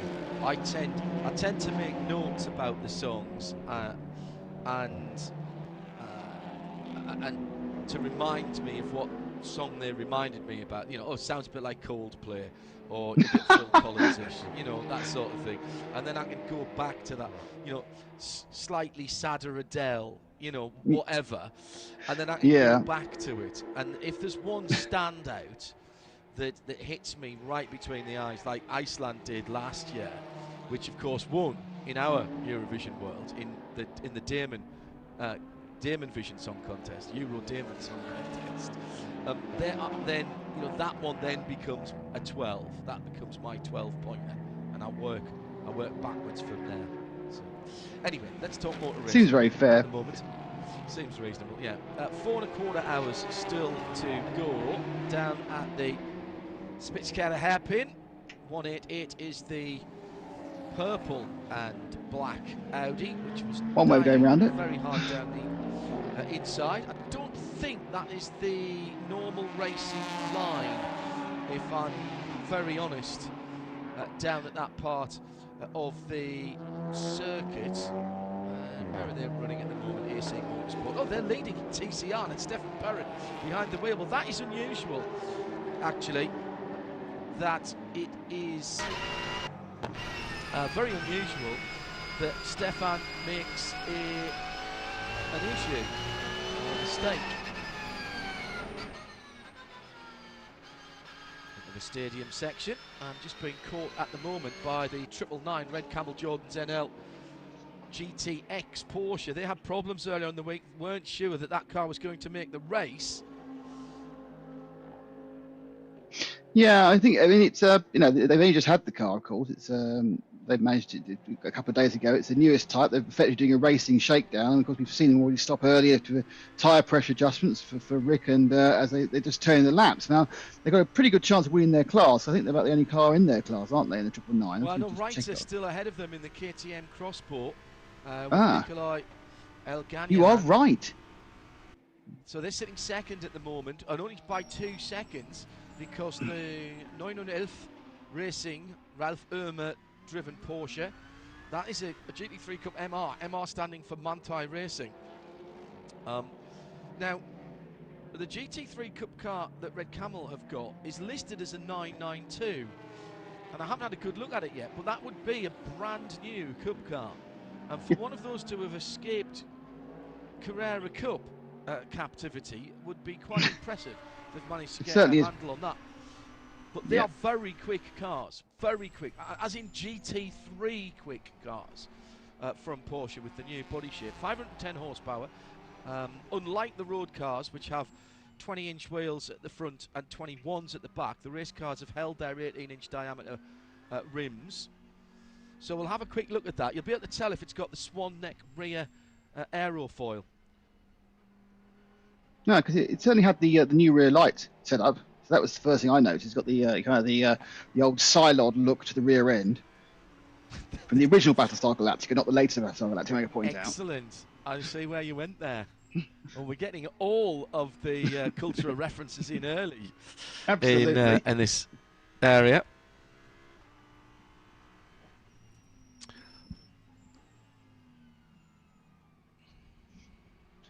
Yeah, I mean, it's as we go back to 999 again. I mean, its best lap time, John, is about 3 seconds off the ultimate pace of the pure GT3 cars. But you've no idea what in what tune it is, and whether also because it's an SPX, it's actually running a little bit down from where it could be. Because obviously, Evo being part of the organising team is going to be absolutely fair as they can be about getting this balance properly. Then Herbert Motorsport in the pit lane, not in a Porsche. Jürgen Haring with the Ferrari GT3. This is a 2019 spec car. I know it's almost sacrilege to say that Herbert have anything other than a Porsche, but of course we've seen them running at Le Mans with Ferrari. Yes, Shay Adam pointed out brilliantly. I know my brain fades during the weekend. That was the reason they couldn't get any of the new Porsche 911 RSR for the GTE AM, but even they got an entry. So they decided to go with the Ferrari. Oh, they got iRacing sponsorship. That's interesting. Is that so when they get hit, they get damaged, just get 4X and they carry on? Well, I think they've got 2 quick repairs as well. That's Nick Damon. I'm John Hindhaugh, the third voice that you'll hear, bar our 2 commentators, as that car, I think, is going into the pits. And he's down there watching at the moment, Ben Constanduris, in the afternoon sunshine in Germany. Afternoon, Ben. Yeah, John, it has warmed up slightly. It's quite a nice afternoon after being a chilly morning. The sun is out at the moment and the sky is blue. It is not looking so happy, though, for Herbert Motorsport here, a team that we never really see with reliability issues, but we never really see with a Ferrari. They have raced once, apparently, in the 24H Series in Spa in a Ferrari a few years ago. Wheels have come off this car. They have changed the driver, but there is an issue with the engine, so that is being pushed into the garage, which is a big shame. It was very much out of sync coming into the pits anyway and came in slowly. So we'll keep a good eye on what they are trying to discover on the rear end. They seem to have been able to see the issue through the rear right wheel arch rather than looking from above. So whatever it is, we'll keep an eye on that. The garage is very small, so we're not going to get our camera in there, I'm afraid. And just next door, as you probably can see from my cameraman Seb, good work from MRS. They have replaced all the bits they've taken all the bits off that were broken. The steering rack wasn't even damaged, would you believe? So things are going back on. I reckon we'll see that car before the end of the day. I think there's a rear brake issue on that Ferrari 488 2019 Eve, or maybe a hub issue. That's where they're working on the right rear, with a mechanic right under underneath there with what looked to be some kind of adjustable spanner. There is a mobile phone out, but the lamp is not being used. The little light on the mobile phone not being used there. Yeah, they've got some kind of tool in there and a light as well to have a look. But that does not look good. Although now they've gone to work, so maybe they have identified, Nick, what is the problem there on that right rear hub area. Yeah, it's hub or drive shaft, I think. I noticed they took the rear cover off as well, and Spencer, they're looking through. So it's probably, and obviously we're a huge distance away from the pit lane. It's difficult to tell. So my guess is that the driver reported it wasn't feeling right, which is never quite good. They probably waggled the wheel and worked out it's not a suspension pickup. So they're now looking at the driveline elements, and as you say quite rightly, potentially a dragging brake or a hub issue. But it's not very lucky pit, that one, is it? Because the other half of it next door is the Porsche. So it's the MRS, yeah. It's a cursed pit. But yeah, so basically they've got half an F1 pit each. So they have a quarter of the space. Well, F1 cars are very wide now. They are wider than a London bus, many of them, yes. But yeah, you get 2 pits. 2 metre.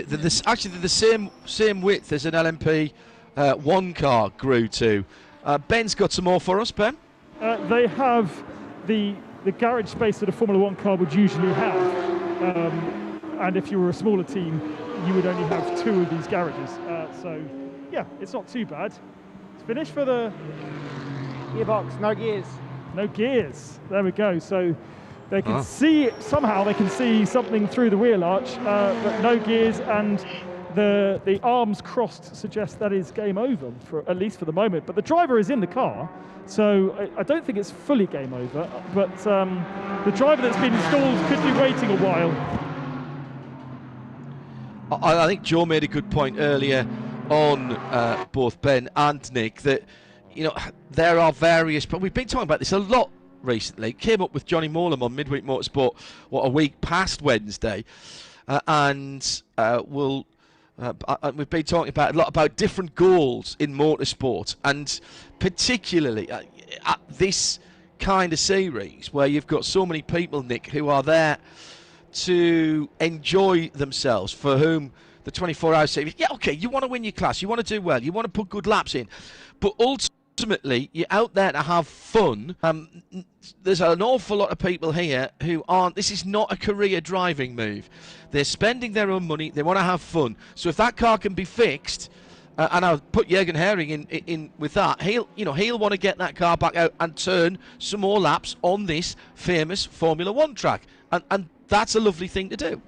Yeah, absolutely. I mean, there are very few professionals in this event, and those are on the whole the fast hot shoe for the individual cars. So effectively, everyone else is there to enjoy racing as much as they can. And obviously, you enjoy it more if you've got a chance of winning, but it's still quite fun driving a powerful car around a race circuit. And you're there anyway, so you may as well carry on. I don't think they're too worried about the mileage on the engine, and they've already got the tyres on the rim, so go for it. You can get the car repaired. Let's go back to Ben, who can add a little to this with just on 4 hours and 7 minutes to go today. Yeah, so that was, it's a drive shaft issue, it's not a gearbox issue. So that's how they're able to identify it in the wheel arch. You're probably watching a driver change and a new set of boots for our leader, the 18 Audi. Driver finally out, and it is going to be Pierre Caffer who is going to get his first stint in the car. It's taking him a long time, though, to get in. All the tyres have been fitted, and Pierre's hardly into the car yet, so he should be a bit more adept with Ella Earhart helping him to get the belts on quickly and get himself down to the fuel bay. But it's just a bit out of sequence as well, I believe, on where everybody else is. We'll see if the rest of the GT3 categories come in soon enough, but doesn't seem to be quite the timing that we didn't usually expect. Yeah, I think it was John. They actually put Michael Doppelmayr into the car during the last Code 60, so they're obviously burning some of Michael's AM time. Perhaps they didn't fuel him either when they put him into the car, so perhaps he's now run down the fuel. How long since the last Code 60 has been? It's been about 30 minutes, about 35 minutes. So I think that's just. I can tell you that. Fuel. So I think that's yes. You mean, when you say run out of fuel, you don't mean physically stopped on the track. We've had 19 19, when did we come out of that? Ended at 28 minutes past the hour. So, yeah, we've had half an hour, mate, near enough. Yeah. So my guess is that that's just running down the tank, and they've also, used that time of Michael's to, and Pierre has gone for fuel. So they're already trying to. They realise they're in a fight, a very close fight at the top. They realise they've got a chance. They're already starting to creatively use their least quick driver's time and try and have him driving on the code 60 if possible. And that the fuel come out, and now they're going to make another run through the pits, but they are fueling up all the way, which shows they can do because we're under green flag conditions, and allow the very famous Pierre Caffer to show what he can do in the Audi. Who I still think of course, as a young man, but of course he's one of the elder statesmen now in any paddock that he goes into. I remember having that discussion with him several years ago now at COTA when we were there for the American IMSA series, and we were having a good laugh about it. Always been a very thoughtful driver, and as he's got older and more mature, that has not changed at all. If anything, he's been able to add to his experience, and quite clearly now is very good at mentoring other drivers as they come through. He's seen it. Great to see that we keep that experience and that passion and that emotion in the paddock. Very, very cheeky sense of humour has Mr. Caffer. Like him a lot. Good bloke. Good to see him still here. Go ahead, mate. When you've been doing this as long as we have, you end up with people you've met, you still think as cheeky young chappies when they've actually sort of retired. Like I remember chatting to Ollie Gavin when he was right at the beginning of his career and in a temporary lull driving the F1 safety car. He's now had a complete career in 25 years following that. But I still think of him as a young man. Yes, well, Joe Bradley and I were talking about this not so very long ago, but already it probably is. When Mark Webber retired, we saw Mark Webber's first Formula Ford race when he came over to the UK, and Joe was interviewing him regularly. It was on the British Touring Car package back in those days, and so I reckon I saw his first big race. Obviously, he'd been racing before he came to the UK, but I certainly saw that first race that he had, and I was there at his last race. So I had, bracketed his career. There was a bit of Formula One in between that I didn't get to see too much of trackside, but we managed to interview him at both his first and his last ever career race. And then you think, oh, goodness. Yes. So let's have a wee look at what's going on as Caffer's rejoined then. Round about 42 laps for the GT3 cars on a full green flag run. If such a thing is going to exist in the next 4 hours and 2 minutes. We're coming to the end of a racing hour, so I'll give you a quick rundown of how it stands right now. Leipert Motorsport with Brendan Leach leads in the Huracan. That's the number 10 car, and they are about 18 seconds ahead of their Hegeli by T2 Racing Porsche. That's the 66. Peter de Curtens has 8 seconds on Matthias Weibo in the 488 Middle Cup Racing with Scuderia Praha Ferrari, and that car is the 11. Then it's CP Racing, another minute and 10 seconds or so behind. Charles Putman is behind the wheel of the CP Racing car. That's pretty good.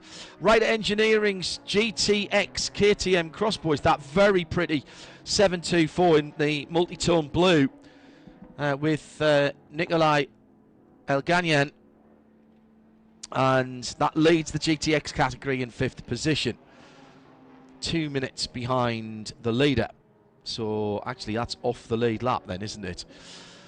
Car Collection Motorsport, Pierre-Yves Pack in the Audi number 88 is in 6th. 7th is the Rutronic Racing Pierre Caffer car, just rejoined after its 3rd pit stop, and that's the first of the top runners to take its 3rd stop. Everyone else will have to make their accompanying stops soon. 2nd in GTX is 9th overall, the 999 of Ivo Breukers in the Porsche 911.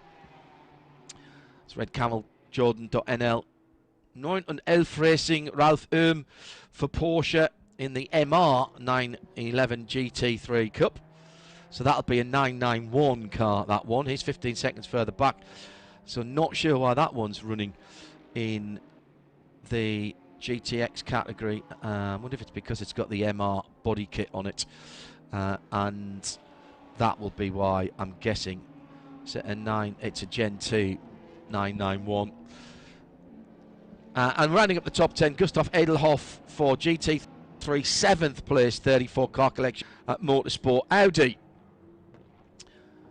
If we look down in the TC touring car categories, TCR led in 17th position overall by AC Motorsport Stefan Perron, despite him locking up his Hankook tyres a little while ago in the Audi RS3 LMS with DSG box, not the sequential box. They've got a decent lead there from Autorama's second car, the 112, Rhys Lloyd in the Volkswagen Golf. In TCX, Jean-Francois Bruno is in the G55, CWS Colin White's car. They're running in 20th position overall. I haven't mentioned GT4, which is Samantha Tan behind the wheel of the BMW GT4 with her name over the door. ST Racing, they're in 18th position. And in the 991 category, Nikolai Sergiu leads for Willi Motorsport by EB Motors, ahead of Baz Kooten by 13 seconds, 9.55 from 9.25, and they're 11th and 12th overall. And I think that's all our class leaders. Yes, it is.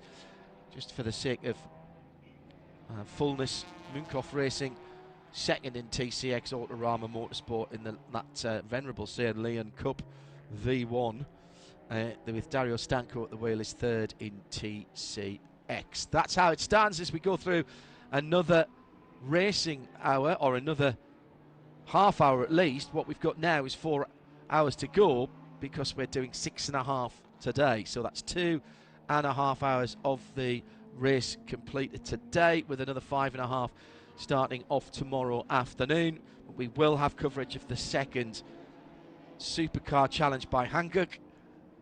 Nick and I on duty for that tomorrow at into the afternoon Central European time, just before noon in the UK.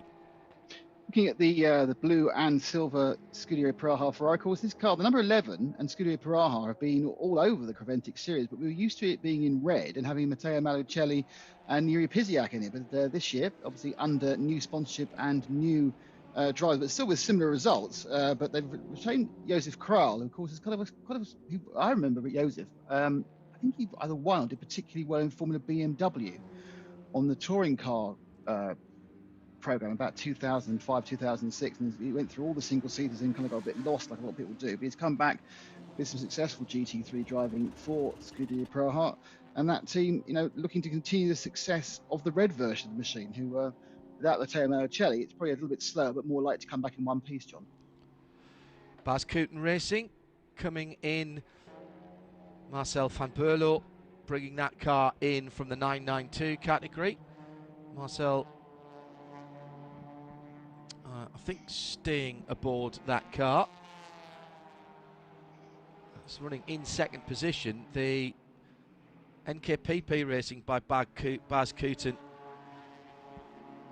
third place car. Harry Hilder's in there. In fact, as I say that, of course, Marcel has now immediately, as I said he was staying in, he got out of the car. Must be getting a bit warmer down there, whatever Ben says, because they've got cooling fans on the front of that Porsche 911 Cup car. It's another one of the Gen 2. Yeah, the sun's out, John. It's definitely getting warmer. It's it goes without saying. It's probably Ben's actually in the shady parts of the pits and shivering. He's got a big coat on. Has he got his nice cashmere muffler on as well? Oh yes, he'll be looking like Dr. Zhivago, like Judy Christie's pretty soon. All wrapped up. I'm back in the 60s now. Just been watching. Leader. Go ahead, Nick. No, I just looking at some of the cars, and we talk about the tie-in between full-size racing and the virtual world. And in fact, I didn't commentate the last two of these Creventic rounds because I was doing VCO Grand Slam events with you and the rest of the team. But there is, of course, a tie-in here, and all the cars are carrying either VCO or iRacing sponsorship stickers on them, as well as there's a big banner as you go round the Millwall Eins curve as well. Of course, there's a very close relationship between Creventic and VCO and iRacing, because of course there is two series with Creventic, one which is kind of a semi-pro professional series, and there is the open to everyone, which we are doing a 12 hours, Creventic 12 hours of Nürburgring over Hockenheim ourselves, John, in a couple of weeks' time. There's a direct time between this event and the virtual event in a couple of weeks from Creventic. So they really are embracing the virtual world. It probably helps that Rick and Luke Broikers are both really, really good. But yeah, after last year, of course, we did some great races with the Radio Show Limited team and my teammates, including Ben and Joe. Now it's been open to everybody after being a single split event. So yeah, I mean, I think it's really great to see this sort of time. Yeah, it's testament, I think, to the professionalism that we've seen down through the years from Creventic, which have brought a new level of care, attention, possibly one might even say passion, but certainly professionalism into this style of racing. Whereas, you know, Creventic was born of the fact that the two founders got bored of their races getting shuffled further and further down on the schedules when things went wrong, and thought, you know, we could do better than this ourselves, couldn't we? And yes, they could, and they have done, and they've done it for quite some time, to the point where, I mean, we were talking about some of the innovation that's come out of Holland and Dutch Supercar Challenge as is now, and Creventic. They were doing electronic sign-ons and fast track sign-ons long before the current set of circumstances, and everything is beautifully organised. We've all seen it, Nick, when we've been around from both sides of the fence. In my case, whether it's the Dubai 24 and 90 plus entries we've had for that, and every team, as soon as they turn up, they're handed a cardboard box with everything in it that they need, all their gilets, all of the passes. If they've got food tickets that they need, it's all there. And from on the driving side, I've been there with my race kit, my helmet, my hands device, and signing in. And I think it was Luke Broikers, actually, who was checking my stuff off. It's very much a family atmosphere, but it's done in such a way to make it easier for you to compete. And the competitors are actually the number one priority here. They're not the afterthought that sometimes you find turning up to a race circuit. And I don't do enough racing. I haven't done any for quite a while, but sometimes you do feel that it's like, really sorry, am I putting you out by coming here and paying my entry fee and, getting somebody to bring a car for me and all that sort of stuff. You never feel like that at Creventic. And I think that's really important. We've seen even, I think it's a testament that we've seen even major manufacturers debuting cars here in this series, because of the fact they know the level of professionalism and the safety standards and race direction is so high. It's right up on a par with the very best of full pro series. And yet it still manages to have that personal touch for the non-pro, the gentleman, the hobby driver. And I don't say that in any way detrimentally to the people who are driving here, but you get made to feel very special indeed as a driver when you come to a Creventic event, and I think that's been part of their success. Yeah, I think they've worked out a way now to activate the racing base, now include us as fans, us as virtual racers. Because I can tell you so for nothing, I think they had about 600 or 700 teams enter the last virtual race they did, and I guarantee you, of those 600, 700 teams, most of them had no idea who Creventic were until they entered that, but they'll now know and now be looking out for it.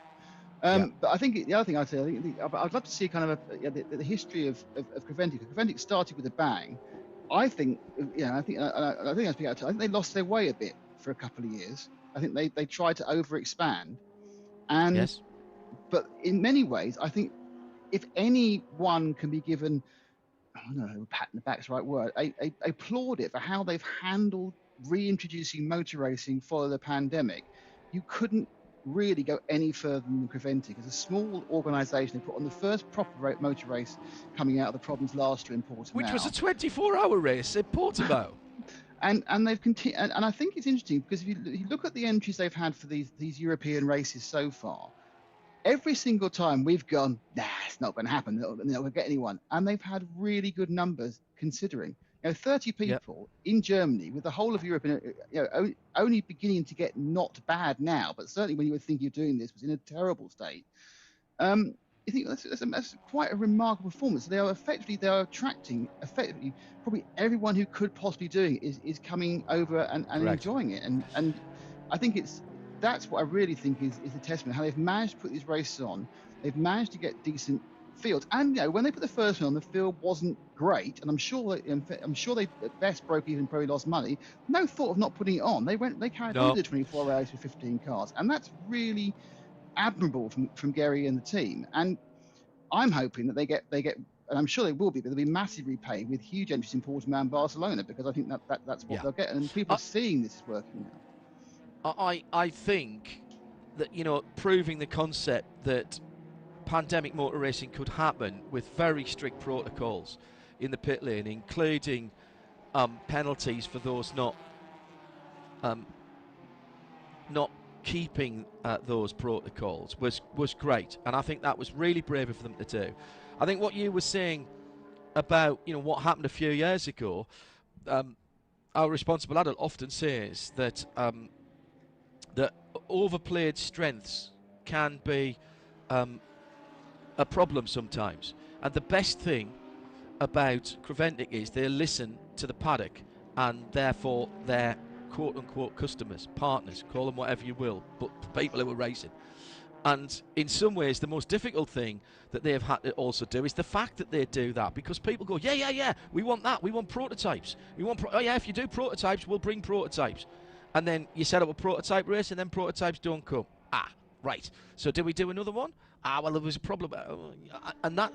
But you can't ever criticise Gary, Ivo, and the team for not listening and for not working really hard to make sure that the events run like clockwork, and they really, really do. Got a bit of a battle starting to build here for second place. Peter de Curtens in the very bright yellow Porsche is pulling in the second place Matthias Weibo in the Ferrari, the middle cap racing with Scuderia Praha. That's the number 11 car, the white and almost a chrome blue with the very interesting colour scheme going to grey or silver grey and black stripes across the back of it. Really nice livery on that. Unusual to see a Ferrari in this colour, as Nick was mentioning. Unusual to see a Ferrari with such straight lines on it as well, but actually I think that works. It looks really good indeed. Peter is pulling that car, and he's got it down to round about 3.5 seconds. He lost a little bit last time around, but otherwise he had been pulling into that. Yeah, I mean, it's that slow gain. I think Matthias Weibo is a lot further into his stint. He's nearly an hour and a half in compared to Peter, who's only an hour in. So the tyres, even the fuel levels, who knows where they are because of the Code 6, the tyres are certainly much more tired on Matthias's car. I'm not sure if Matthias is tired. I'm sure he's a very fit young man.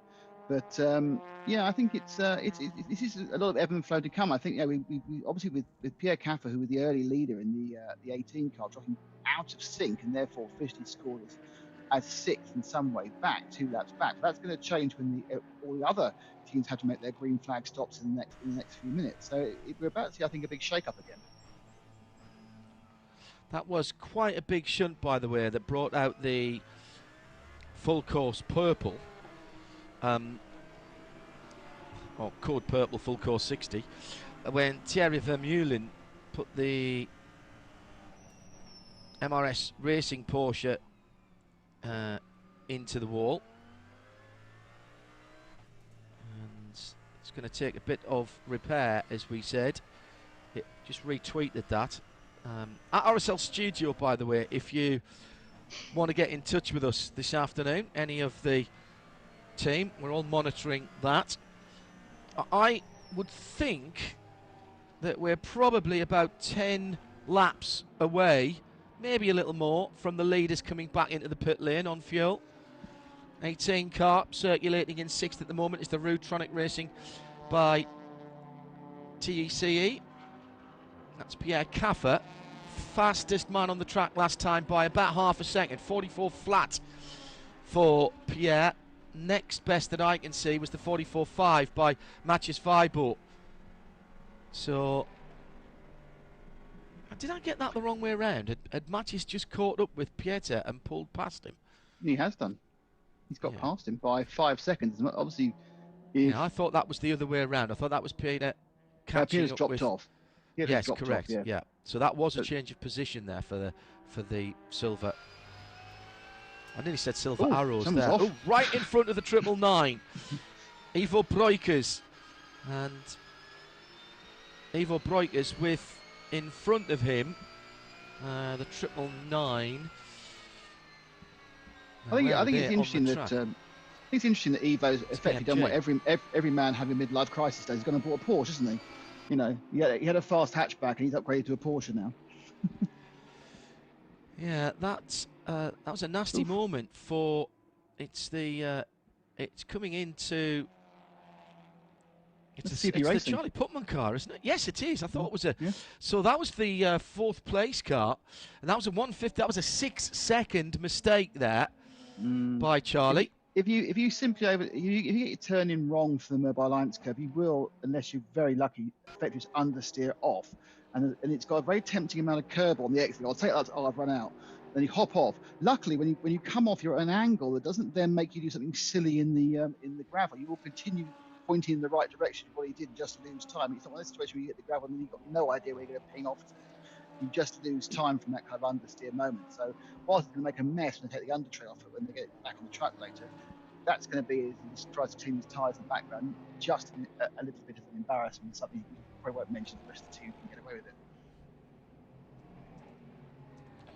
Yeah, having a quick look at the back of that car, I would say that he has got away with that because I don't see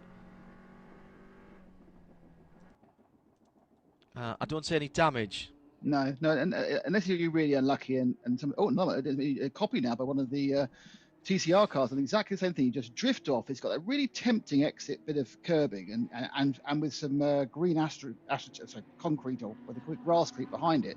But then it turns very very quickly into gravel, and once you get sucked into it, that's it. You just go whoa, and off you go and straight through it. But it is lucky at that point you are pointing in the right direction.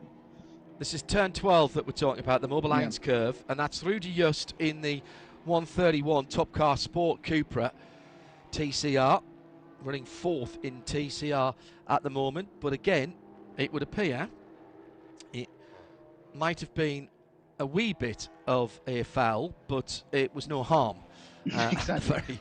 at the very least. He's cost himself seconds, but I don't think there was any damage. The undertrays are what everybody's worried about, as Nick said.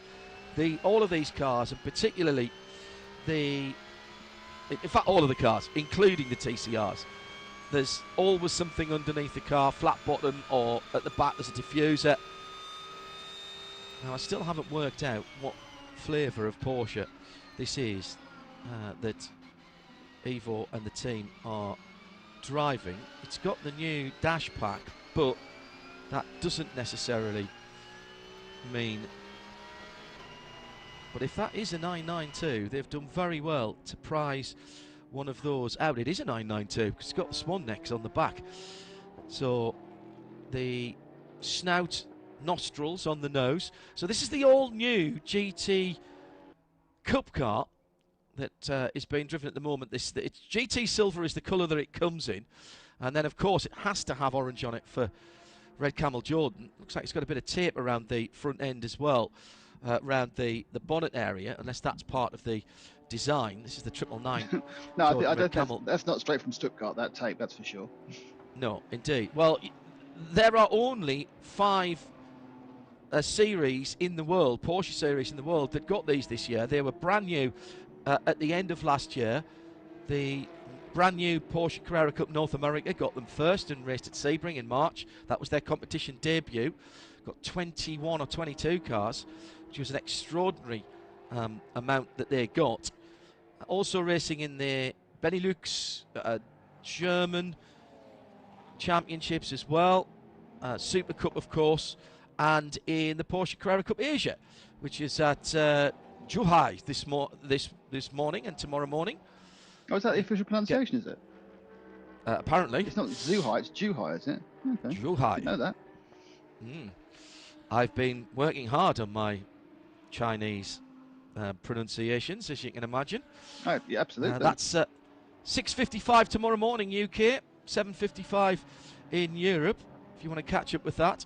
So that's an all brand new car then for Red Camel Jordan, 999 car, which is battling at the moment in GTX, and Ivo will be enjoying that. I'm told they are lovely cars to drive. There is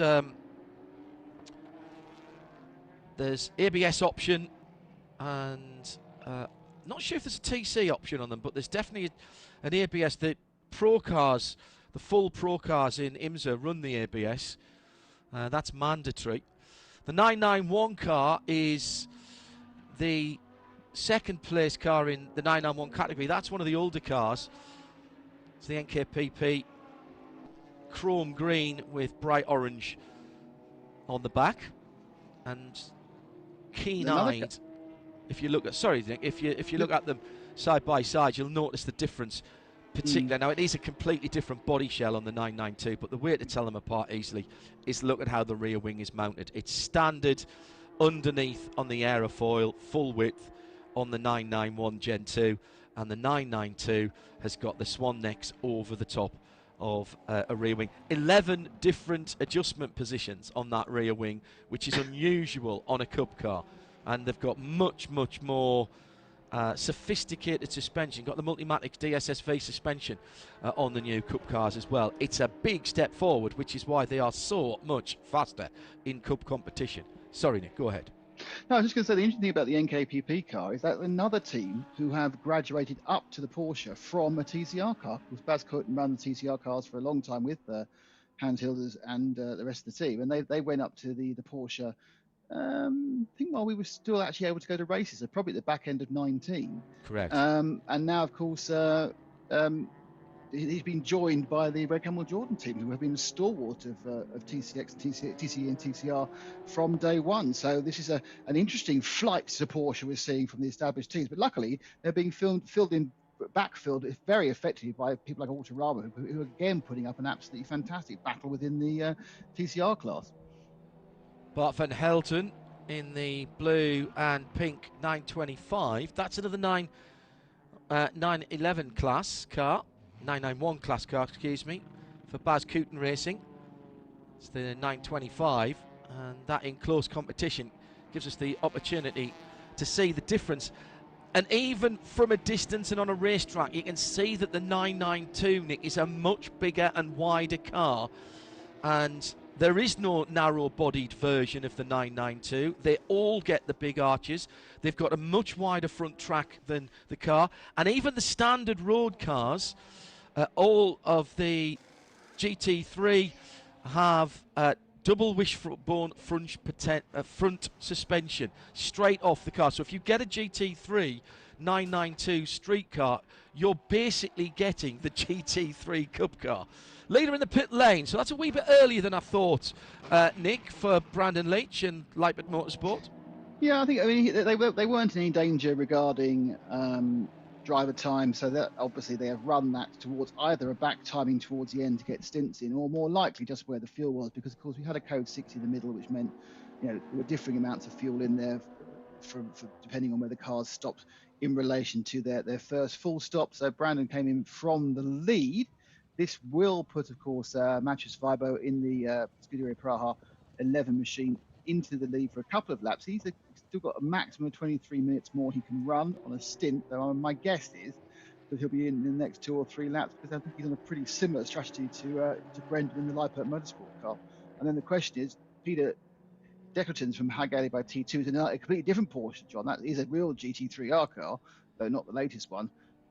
He has fallen back a bit from Mathias, but he could run for another 30, 40 minutes more on his drive time. The lap times that the Cup cars were doing at Sebring were pretty much identical to what the GT Daytona, the GT3 cars, were doing. Now, obviously, there's a bit of balancing of performance going on in this multi-class racing, but that tells you what a big step forward that has been. And, of course, we wait with bated breath, those of us who live for the sound of the flat six engine cracking a cold morning, for the new GT3 Formula car. So the GT3R, as Nick was saying, Porsche don't make things easy because everything is called a GT3. There's an R, an RS, and an RSR, and a GT3 Cup as well, of course. And Ian McCarthy pointing out at RSL_studio, lovely touch on the new Cup cars. If you get a chance to have a look at the headlights, the headlamp glasses are slightly sort of fogged out, but there's a clear cross in the middle of the car. Now, it's not a PlayStation button, but that's exactly what it looks like. The X on a PlayStation button, the cross on a PlayStation button, in that sort of multiplication X format. And it's a nod to the old days of racing when you used to put tape over your headlights because you drove often we would drive the car to the track. And if only I'd done that on the 968 the last time I took it out on the road and got a stone through the front driving light. I shall have to speak to Porsche Classic to get the new Hella one. Not a cheap piece of kit. There'll be some helicopter tape going over that when the new ones come. 3 hours and 34 minutes still to go. So the leader then has started off a third round of pit stops in GT3 as we come to the end of another hour of racing being completed, coming up to 3 hours being completed. So coming up to a quarter of full race distance. Don't forget, today, 3.5 hours to go. So that gives us a 6.5 hour stint today, if you will. Cars are flagged off the track tonight, effectively into a parc fermé. In fact, no, actually into a parc fermé. And then we restart tomorrow for the remaining 5.5 hours to give us the full 12-hour enduro. Of course, John, it's the longest first half of a 12-hour race we've ever had. We've never had 6.5 hours as the first section. I think the longest before may only have been 5, because on the whole it's been 3 and 9 and 4 and 8. We have had some very long first halves of the 24 hours of COTA, because that's a 24-hour race broken into. I think they're 14 hours, didn't we, as the first half. And of course, the mantra we normally give when we have these split races, you've just got to try and stay on the lead lap.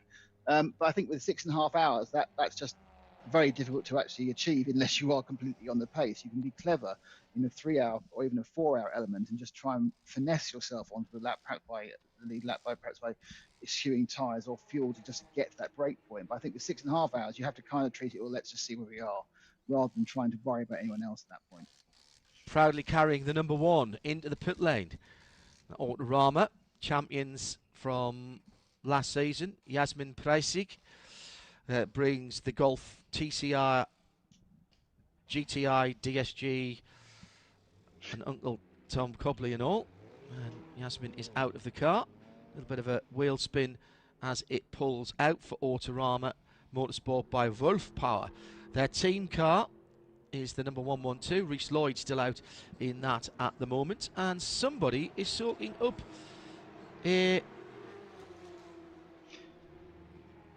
penalty, and it's Dario Stanko in another Autorama Motorsport car. And that's another thing that I like, Nick. You know, your race isn't ruined if you have to come in and serve a penalty. You can do it on your way in to what is going on. And here is the Ferrari into the pit lane. So I thought once we saw the Lamborghini Indy that we'd see a flurry of pit stops, because they were all in at roughly the same time under the code 60, weren't they? Yeah, a couple of laps longer there for Matthias Weiber. Now, the interesting thing is, of course, that he's currently sitting on quite a nice lead over the cars already stopped. But it's about a pit stop is about 2.5 laps, because completely in to out and a full tank of fuel is something in the region of 4 minutes 20 seconds. You do the whole thing, so that with a 1 minute 40 lap, you are looking at 2.5 laps. Hence, your lead disappears when you make a full stop very quickly just from filling the fuel. So it's this whole rotational of where you are against the actual leader. Those fuel stops are going to come in really, really key, because we're talking about staying on the same lap. We're talking about how you get to the end. But even so, you've got to work out, because it's just such a effectively quite a short lap for these cars. You can lose so much gap distance by stopping at the wrong time, especially when you come out towards the break. 40 seconds before we click over the first 3 hours of the race completed.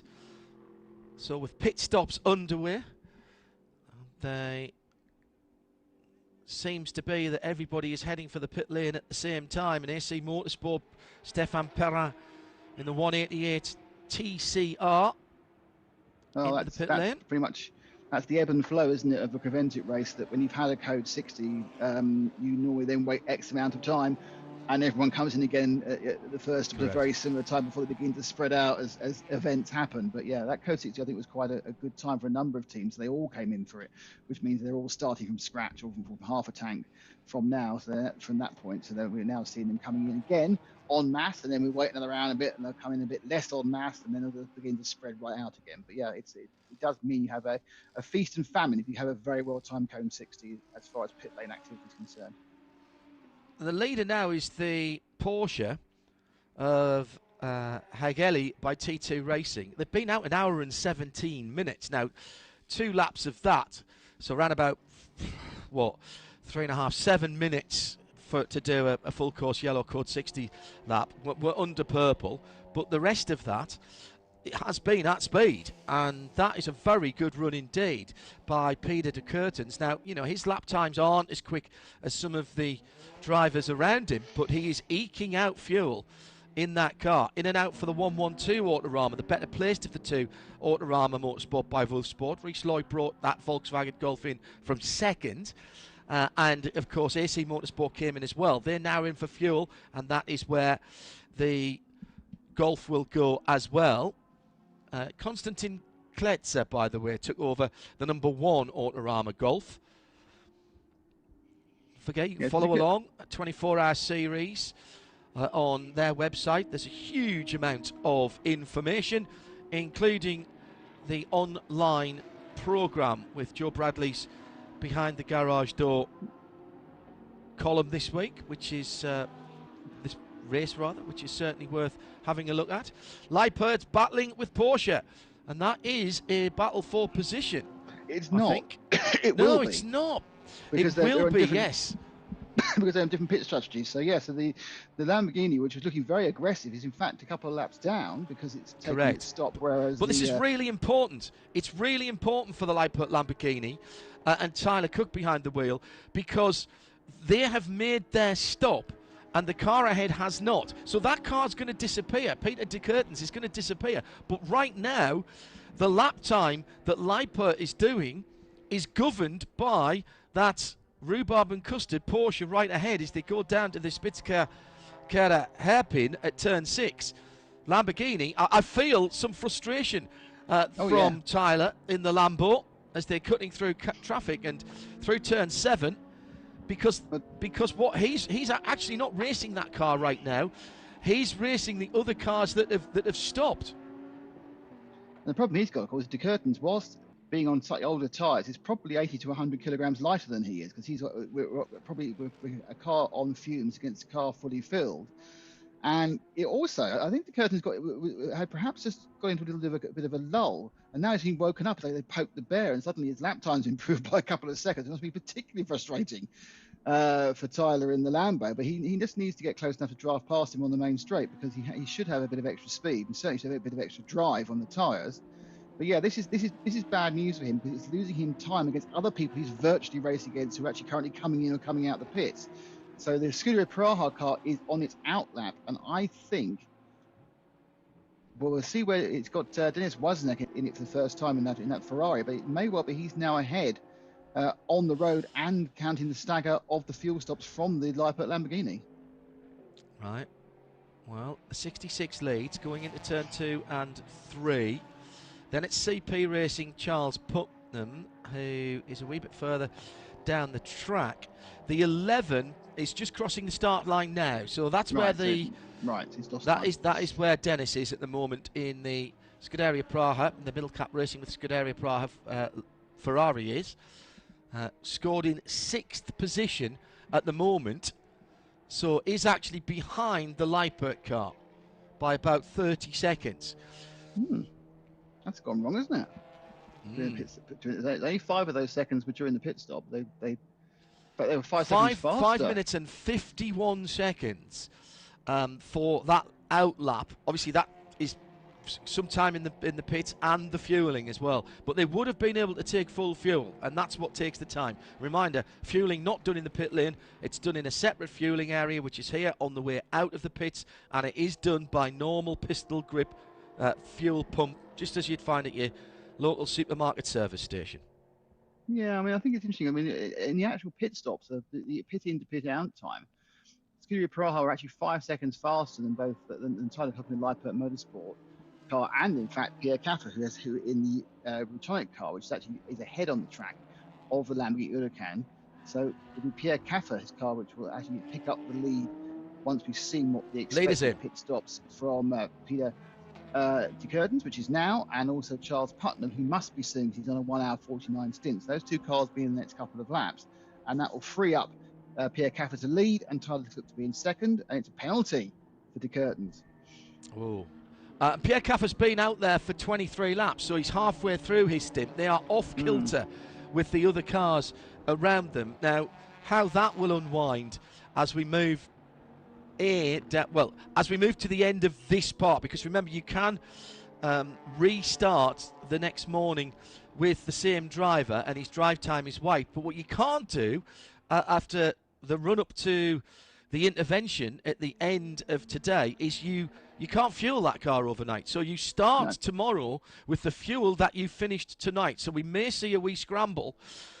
People will be working out how many pit stops they want to do tomorrow, and then basically trying to back time that, I would have thought, to start tomorrow with the best amount of fuel in. It might not need to be a full tank to start tomorrow, Nick. If you're not leading, then what you want to do is reduce the number of full laps you're behind. So obviously, what happens is everyone gets reset tomorrow morning on a set number of laps, but behind each other. So if you were a minute behind someone, you'll start actually 2 meters or 5 meters behind them on the grid. If you're 1 lap and 30 seconds behind, you'll start 1 lap behind. So the idea is you try and get enough fuel in so you don't lose that extra lap. You don't go from 1 lap to 2 lap behind.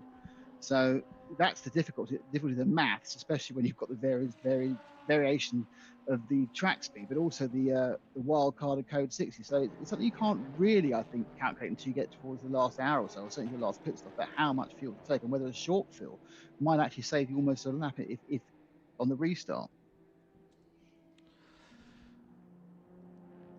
So next in will be the CP Racing Mercedes AMG GT3, and an hour 21 Charles Putnam has been in that. Flash of the lights from the number 11, that is Dennis Wazek, and he's going side by side with the Audi of Car Collection Motorsports and Pierre-Yves Pack, and relatively simple pass down the inside at turn 2. So that, it's so important not to get caught in traffic when you've made your pit stop. You've given up a couple of laps and change.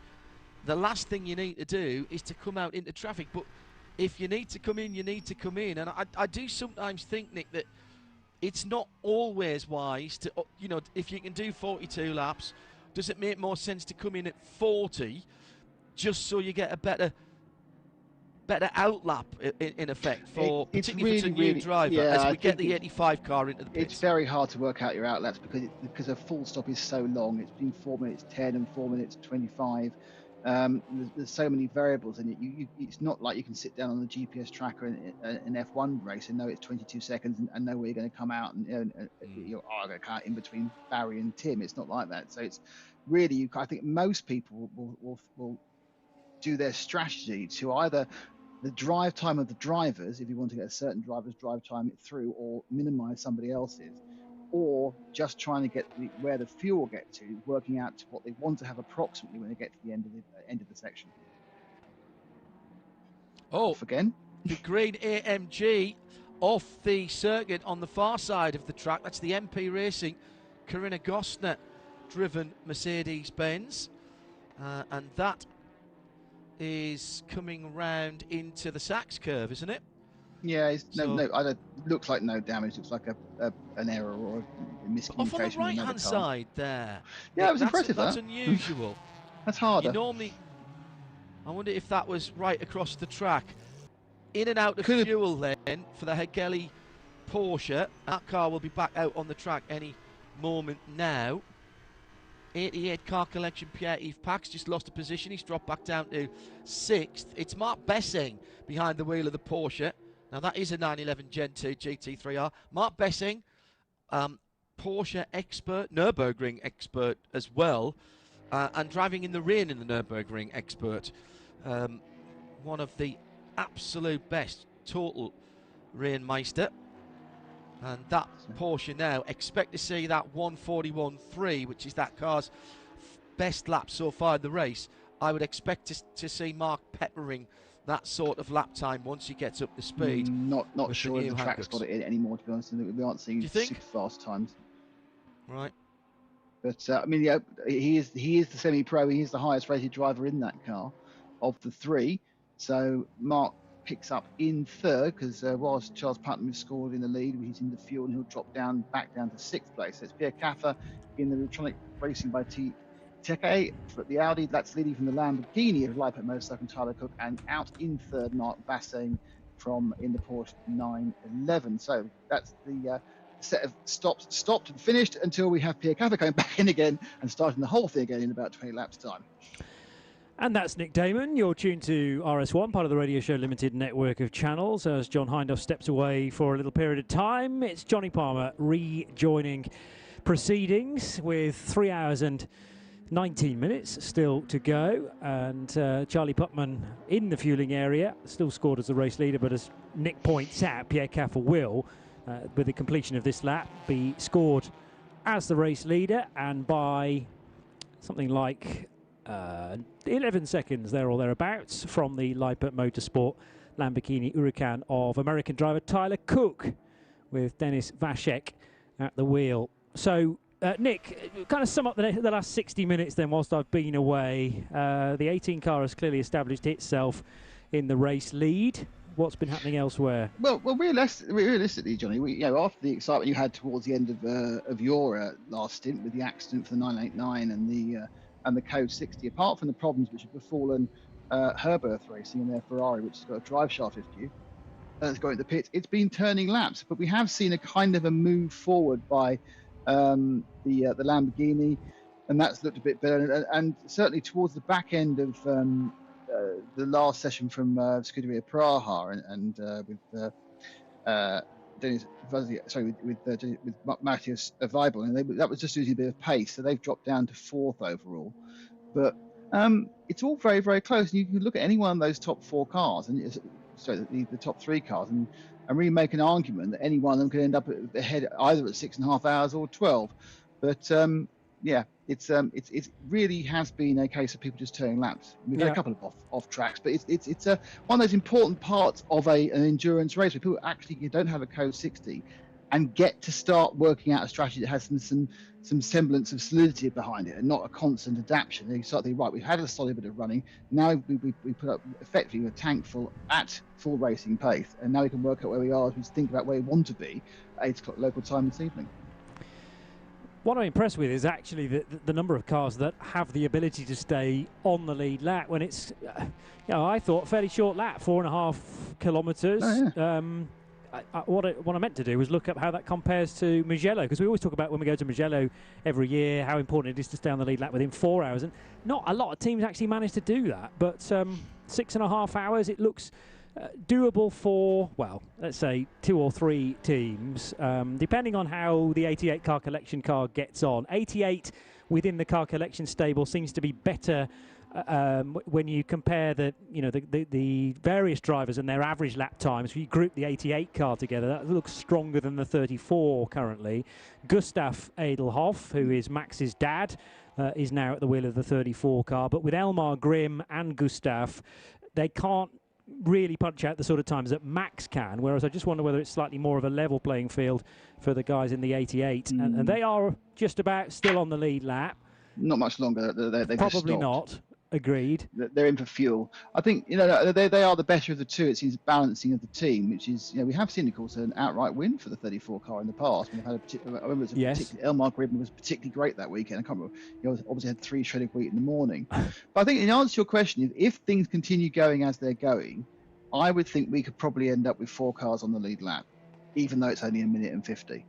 Even after 6.5 hours, you think? Yeah, I think it's possible. I think that's the 18, the 10, the 11, the 66, because the 66, which is the straggler at the moment, has got their best driver in for the next probably 2 hours in Mark Bastang. So they should, you know, provide the cars are all handling properly, they shouldn't lose any time. They should start to perhaps creep up, certainly on Philippe Wozniak. I mean, Pierre Caffer is the star of the Rutronic team, so he's going to, I think, move forward.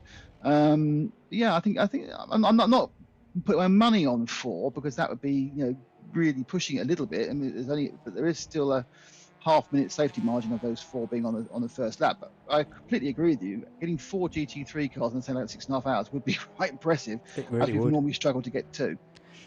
This is the shortest track we visit all year, by the way. Mugello is 5.2 Ks. Dubai 5.3, Ricard 5.8, but 4.5 kilometres, 4,574 metres to be exact, for the Hockenheimring is the shortest, with the next shortest being where we go next, the Algarve International Circuit for the 24 hours of Portimao in July. So even more so, you know, with over the half of the 12 hours run by the end of today, that is most impressive. If it does prove to be the case, and I realise we've got another 3.25 hours to go before we can fully put that rule on the equation. Denis Vashik is still in 3rd position for the middle cap racing by Scuderia Praha Ferrari, and his speed last time through was very similar actually to the car ahead, Tyler Cook, 142.4. What we don't really know is the traffic that each car is having to negotiate with every lap. Although Denis Vashik has had to just get through a clutch of back markers or midfielders heading into turns 2, 3 and 4, as now Fabrizio Broggi for the Villi Motorsport by Ebby Motors crew, Romanian team but Italian driver, is 2nd in the 991 class. He's making his way through that first sector of the lap. Of course, the track split into 3 sectors, the first of them being actually the shortest, and the run towards that sequence of 2, 3 and 4 corners. Another car in the pits is the car collection machine of Gustav Edelhoff. Pierre-Yves Pax just brought the car collection 88 car in, as Nick mentioned, and Ralph Omer in the 911 racing team for the 719 Porsche, leading the GTX category, also in for fuel as well. Have you managed to catch a glimpse yet of a car going into the fueling area, Nick? It's very tight indeed. I've just seen them turning right and going behind the back of the wall. Yeah, I haven't seen the fueling area itself. It's certainly. When I was watching earlier, I actually thought it was. I saw it come up. I forgot which championship it was in. I thought it was a car retiring. Doing an American going behind the wall thing, and I thought, that's pretty bad news. And I thought, hang on, Nick, this is prevented. It's gone for get some fuel, you know. We all have to try and catch up in our brains, don't we, at some point? Well, yeah, because I mean that's the good thing about motorsport is that, you know, yes, it's cars going round and round in circles ultimately, but each different championship, each different event runs to different rules, and the fact that fueling isn't permitted in the normal pit lane in Creventic racing, and then you've got to think about is fueling before the main pit lane or afterwards. Then you've got to worry about whether there's going to be a free fueling bay when your car eventually gets there. That's easier to judge when the fueling area is before the pit lane. Much more bandaging taking place of the 989. That's pretty impressive stuff. That's the 989 about to come out after only being in the pits for an hour and 25 minutes or an hour and 30 minutes. Well, that looks better than most of the stuff you get from the local body shop. That does. It's an excellent thing. You've got a nice plain steel wing. Yeah, get that sprayed up when you get back with the Alfred's rattle can, mate. It'll look lovely. Never know she's been done. Are they papering over the cracks or stickering over the cracks? I wonder, though. But hopefully everything's been sorted out underneath the skin. The black wing now that adorns the front left corner of that car. It was a significant off for Thierry Vermeulen, but straight into fueling it goes, as we would expect. I still haven't worked out where the cars re-emerge from the fueling area. They all turn right there. It's like magic. Well, yeah. I just wonder whether they're being spat out the back of the paddock to rejoin. No, what happens is there's a very large water and they emerge into Narnia. Fine. In amongst a load of fur coats. Yeah, it was a fur coats. They have to avoid the fawns and then get back on the track again. Round the lamppost and back in the race. Exactly. Excellent. Which, No, in fact is not as dumb as the route they were taking at the Navarra track. Remember, it was like a giant boot. It made 10 miles. It made no sense. It's like, why are you feeding these cars this ridiculous way? I think they had spare cones and decided to use them. But, I do remember that. Yes. I think I timed it like a minute just to drive round the actual in and out of where the fueling was, regardless of not actually getting any fuel, just driving around at 10 miles an hour, which was the speed limit for the fueling section. Well, when you get in the fueling area itself, it is vast here at Hockenheim. It's just that the entry and exit points, you have to breathe in somewhat and fold in the door mirrors quite possibly as well to get in and out safely. But that's exactly what the 989 Porsche has just been repaired is doing, sadly down in 29th position. But when you consider the amount of damage that had to be repaired, under 90 minutes for that stop is mightily impressive. We haven't seen any more from the KTM Crossbow from Reiter Engineering that Nico Pronk brought in nearly 2 hours ago now. That was smoking heavily. And the feat number 92, Jürgen Hering, Herbert Motorsports car. Now, I'm not sure whether I know the issue with that. The 92 yeah, car. It came in just after you went off to poke things up your nose. Yeah, yeah. Obviously, I'm not accusing you of being a cocaine addict. I'm accusing you of needing a PCR test. I'm trying to stick by the rules rather than break them. God, honestly, there's always one, isn't there, who sticks by the rules. But yeah, it came in out of sequence. They had a look in through the wheels and had a look at it, and they said it was a drive shaft issue. The only thing about being a drive shaft issue is that's a 20-minute fix, and it's been in for an hour. So it may be, because Ben got kind of a comment from one of the mechanics, obviously, who's not speaking English as his first language. So it was gearbox and drive, and then we refined that to drive shaft. And one it was drive line, because it may be something that actually the differentials got an issue, and that would be account for the much longer change times, because we know these teams can change a drive shaft 15-20 minutes, no problem at all on the racing GT3 cars. Yeah. Over the line goes the 112 Autorama Motorsport VW Golf. In TCE, it is Stefan Wieninger leading in the AC Motorsport Audi 188 from the Colin White Ginetta G55. Still Colin doing the driving, although John Bruno's been at the wheel of that. Must have done, because no one could do any more than 2 hours in one go. So I think Colin started, and then we've had a double stint from John before the Brit takes back over again. Then the two Autorama Motorsport VW Golfs, the two championship regulars. We have got the extra car from that team in this race, the Seat Leon Cup Racer from the Swiss squad, and Dario Stanco is currently the wheel of 211. But the two Golfs are not far away from one another, only separated by 7 seconds. Third and fourth in the TCE race with Christoph Lenz and Konstantin Kletzer, 112 ahead of number one car. Quick adjustment to the mirror of the repaired 989, and that's a bit tight into the Mobil 1 corner. He wasn't looking at it properly. No, yeah, he wasn't. Adjusted it, then looking at it. I can't see any cars. I'll just turn in. Oh, yes. Bright green and orange machine, which did manage to wriggle up the inside of Nikolai Kadetsky, thankfully, and no harm, no foul there. I assume some big engineer got into that during the repair, got into that and banged it, so it's now not looking out of the rear into that constant adjustment. That was brilliant though. He adjusted to the point where he adjusted, so busy adjusting, he didn't see the car he was supposed to avoid by looking in it, which is great. Well, his hand was kind of over the top of the hole of the mirror as he was adjusting it. So for the moment, rather blinded for his rear view point of view. Anyway, that's sorted. And actually, the car getting through, I think, was Baz Barenberg in the NKPP Racing Porsche. Yeah. So third place for that in class, behind the other Baz Kooten car of Bart von Helden. And Van Helden actually gains a place there on Max Edelhoff, because the 34 has just pitted. So Gustav Edelhoff giving way to Max.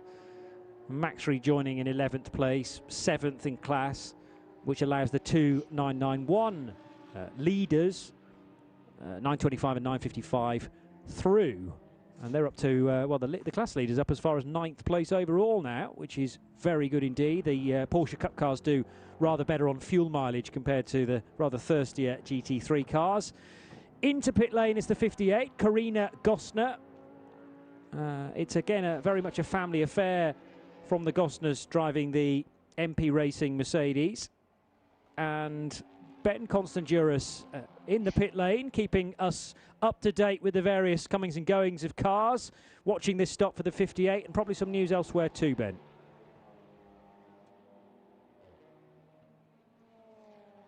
What progress is being made on that car, knowing that, as you quite rightly say, they speculated it was a drive shaft and therefore it should be about 20 minutes. Driver was actually in the car when I left it, but as you say, it's been over an hour now and they are still working in the same area. That right rear corner, the hub is off. They still believe it's a drive shaft issue, but it seems to be more kind of surgical than big hammers and big bits of metal. They are desperately trying to get something realigned by turning the axles, and both on the left and the right hand side. There's not many parts lying around. It's not as though they've taken lots of bits off. It's just a bit fiddly for them. And of course, they're all wearing their Porsche race team uniform, but fiddling with the Ferrari. So I don't know quite how familiar they are with the ins and outs, if you like. Do you think they've got a gearbox sensor problem? And it's lost where it is, because they're trying to move it to pick something back up again. You wouldn't do that for mechanical reasons. You just replace mechanical things. It's almost like it's lost its positioning in some way. Yeah, I mean, many a time teams have been chasing issues that are actually sensor related, misreading, giving false information, and actually the car's fine beneath the skin. But maybe it is just a sensor issue that is sending the telemetry or the readings well out of skew. And they're trying to get to the bottom of that now. We had a strange incident earlier on with the Duvo Racing Porsche car 909, which went up on the high stands, and within literally a couple of minutes they'd solved the problem, and Ben suggested that might have been sensor related as well. There's a bit more work than that going on the rear of this Ferrari though, Nick. Lots of paper towels out and new bits of Ferrari. There's been a lot of leakage of oil. Now whether that, I mean, it's, drive shaft, drive line up to the rear diff. Of course, it's a mid-engine car, so the gearbox just sits off the back of the engine. It's got all the gubbins back there, but they're used to that because they're used to working with Porsches. But I mean, that is the issue, of course. I mean, this is a team that is used to being a Porsche team. Yes, it does some Ferrari work, but you've got mechanics who've done 5 years with the GT3 versions of the Porsche. It's a lot of things. Oh, yep, I know what that is. Yep, I know how to do that. That tricky thing, I know how to do that, or I know what tool is needed. Even if it's just a 4-pound lump hammer or an 8-pound lump hammer. But you're dealing with a new car, which you haven't got the same experience of. The similar problem can take much longer to resolve because you just don't know exactly what you're trying to do the first couple of times. Yes. They have run that Ferrari before, Alfred Renauer reminding me of that fact, but it was a few years ago now, the Spa 12 hours, I think. And if you go long enough back, then Herbert sporting a Lamborghini Huracan in the Dubai 24 hours a good number of years ago now, before all the success just then the followed. Once, though. Just the once. Didn't go so well from memory.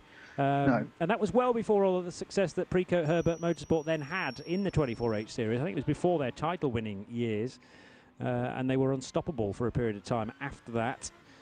So clearly the Porsche and Herbert are a good fit, but because of meetings prior to this and one in a couple of weekends' time as well, not practical to get the Porsches to the Hockenheimring in between, so they've decided to go with the Ferrari that they have either loaned back in or it just sits in the Herbert garage. I mean, it's a 19, it's probably just sitting in the garage, because as we said before, the team is running a GTE Ferrari at Le Mans, so a little bit of practice for the drivers with mid-engine handling characteristics. I know it's quite different. The GTEs and GT3s are much closer than they ever used to be.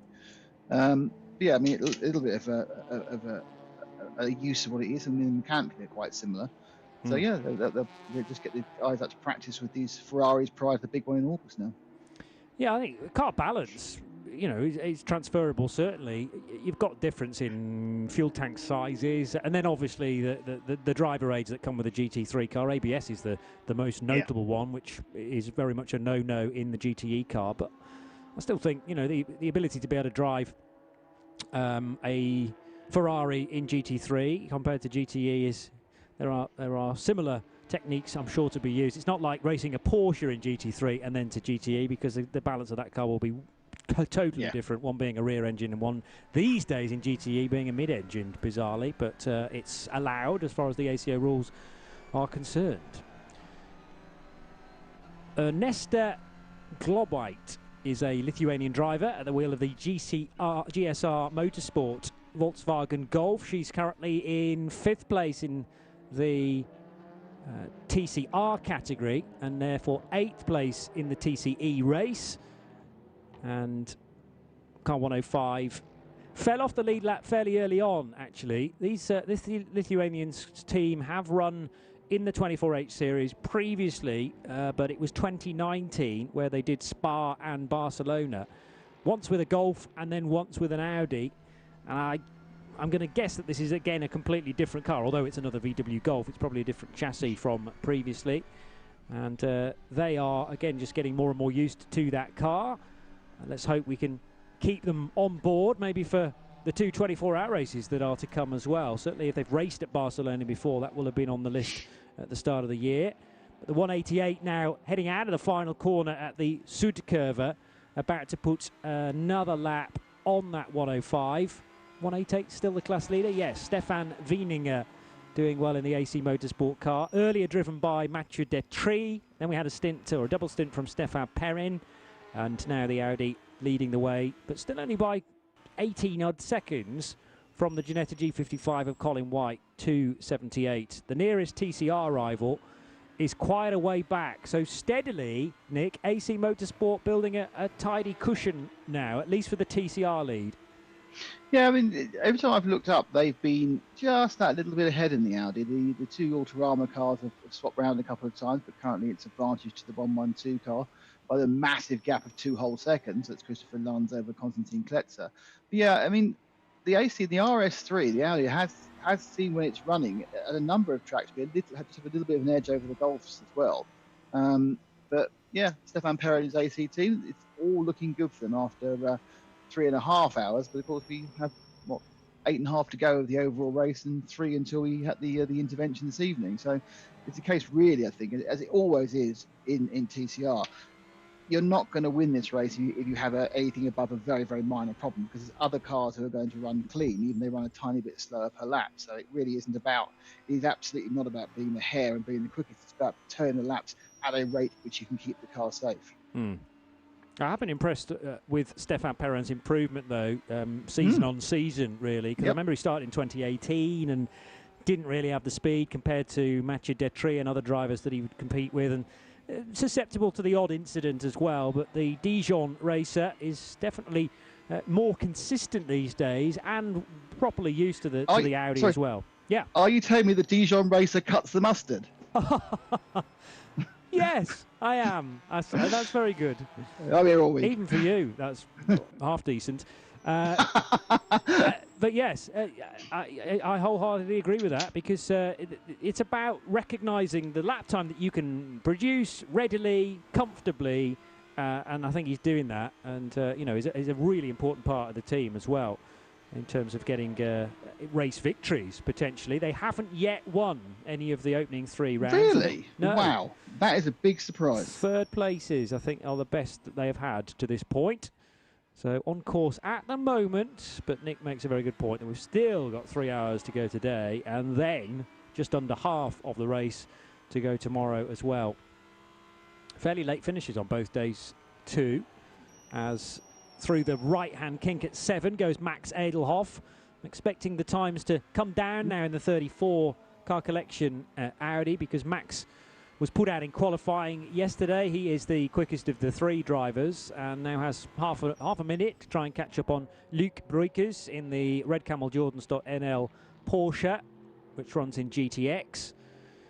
They've been slowly getting to grips with their new car. Started at the back of GT Series field, weren't able to feature at all in qualifying this morning, but just plugging away slowly and surely, and now up to 2nd place in GTX. Yeah, but unfortunately, of course, fortunately, the GTX class is being comfortably led by Reiter Engineering and the KTM Crossbow. It's got Nikolai Elganayan at the moment in the 724 car, and they've how much further are they? They're about 3 minutes ahead, aren't they, of the Broikers, who had some early issues with that bonnet flapping around. Lap time wise, it's ebb and flow. You know, one has a clear lap and it's a bit quicker. The other one has a clear lap and it's a bit quicker. So theoretically, they should be staying this 3 minutes or less, depending on where they are on their pit stop strategy. In fact, I'm just checking the pit stop strategy, and in fact, the Ryder engineering car owes us a stop because the stint time for Nikolai is 1 hour 45, whereas the stint time for Luke is just 26 minutes. So actually, those two cars are not 3 minutes apart on the stagger. They're very, very close indeed. That may well emerge into be a battle, if not to the end of the day, sort of towards the end of the race with all the staggers unwind. We won't know that till later on when a few more stints have happened, but it's interesting to monitor it as we go along. And then you've got the variables of different driving speeds. Yeah, you've got two super fast drivers in the Red Camels car, and then you've got Evo. No, it's not for Evo. Evo's a very good driver for his age, but obviously his lads are super quick. Yeah. Luke, who eschewed the concept of driving for a long time, didn't he? He didn't even get into the hard. I don't think he even bothered passing his test. He was older than he had to be. And he was always going, oh, I don't know, and then just kind of joined in with the family firm, and it turned out to be have the natural talent to be really, really good. Whereas Rick, of course, was racing from a very young age. Do you remember when he wasn't at a certain race because he hadn't done his homework? Yes, I do. Yeah, back when he was 50 years, I think he started racing at 16, and he wasn't allowed to do one of the races, which from memory I think was a Portimao race. It might be in Barcelona race, because he hadn't got the right grades in school. And Eva said, "No, you're not racing," and that's it. So even though he's now only probably about 21, I feel like I've known him since he was a small child. And Luke, his younger brother, has got a lot less racing experience than Rick, but is still pretty much on his pace. And then we've got a good gentleman driver in third, who most importantly is paying the bills. True enough. Yeah, and that's an important thing to have as part of your little organisation. Speaking of which, actually, Luke Broikers, I remember in the early days, actually worked for Creventic. He was signing drivers on in the very early stages. But I don't know. There's admin, and then there's driving a racing car. Probably only one winner there ultimately. And Luke getting into his stride now. Well, you get more mini strop waffles when you're starting people on. That's a good point. Yeah, they're sort of an endless supply within Creventic of coffee and strop waffles. So you are turning that down, I suppose. Into the Sachs Curva is the Konstantin Kletzer driven number 1 car of Autorama Motorsport. And it's going to be side by side. This is for the TCE lead, I fancy, with the Colin White Ginetta attempting a move up the inside of Stefan Wieninger. The Audi's all locked up into turn 6, deliberately gives the Ginetta racing room, and Colin will get through on the inside line. So just pushed a bit too hard into the corner, did the 188 Audi, and there is a change of lead in the TCE race. Yes, it's one class overtaking another, so you might expect the TCX car to be a little quicker, but then there are many times in the past where TCRs have really dominated the TCX class. It depends, I suppose, what turns up at each meeting in TCX. It's a all-encompassing class, but neat bit of driving there. I think both were fully aware of what was going on, and Stefan Wieninger wasn't going to push the issue too much. So the AC Motorsport car drops to second, but does hang on to the TCR lead. Just been sent a picture by our erstwhile pit lane reporter, or Ben as he's known. Yeah, he's got a picture from the. It is a very mangled drive shaft that's been removed from that Ferrari, but also it looks like they're having to replace the hub as well. So it looks like it's done maybe even actually snapped, I think, actually, rather than disintegrated. It's hard from that angle to tell. So yes, they're replacing a hub and a drive shaft, which still shouldn't have taken as long as it has. So that sounds like they've been chasing their tails for a bit. The leader from Rutronic Racing has now pitted. This is Pierre Caffer making a 4th stop of the race.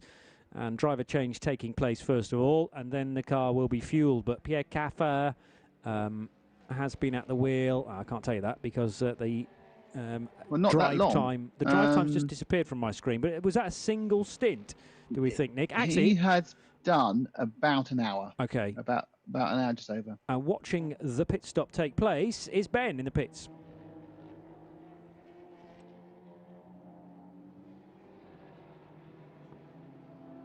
What was planned? They have definitely gone off schedule, though, as I speculated when it did, 2.5 hours into the race. So that was an hour and 15 stint. They have got off sequence through the rest by doing that, and so whilst everyone is midway through their stints, they are now half a stint difference, and that Michael stint was the half stint that put them in that position. I don't know how that will shake out at the end of this 6.5 hours, but they are definitely doing something different at the moment. Well, sometimes that can pay off. They look to be in a good position anyway, but is that keeping back some driving hours deliberately for tomorrow? They probably want Pierre Caffer in the car by the end of today's running as well, if possible. It just 40-odd minutes doesn't quite fit for me, Nick. Normally you'd want to run to an hour, irrespective of whether it's a single or a double stint.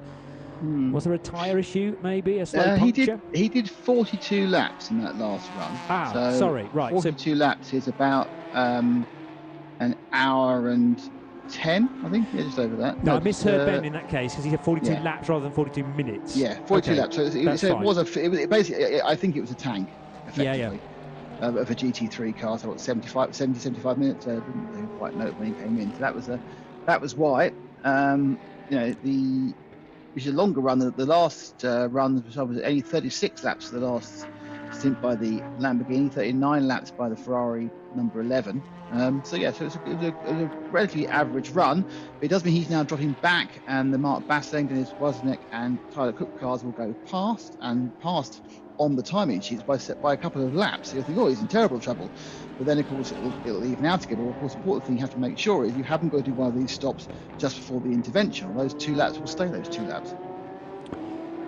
42 laps is fine because I'm looking back to earlier on in the race when Elliot Earhart in the same car did a 42-lap stint, and that was with 2 formation laps as well. Martin Lechman stretched his mileage in the 88 Car Collection Motorsport car to 43 laps, which I think to date is the longest stint time we have had, and that wasn't affected by any code 60 by that point either. So it is a fair amount of laps unaffected by caution. So 42, very good again from Pierre Caffer to switch over to his co-driver, and the 18 car will return to the race very shortly, still being fueled. That leaves us with the Lippert Motorsport Lamborghini as the race leader now for Tyler Cook, who crosses the line after 117 laps.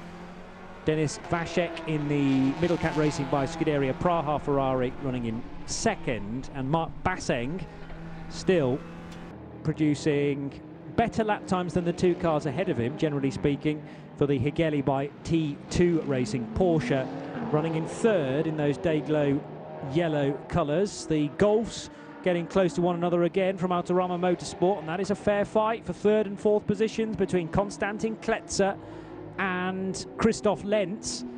And Lentz in the number 1 car, Lentz in the 112 car has, I think, just been overtaken by Kletzer to give him 3rd place in the TCE Series race, Nick.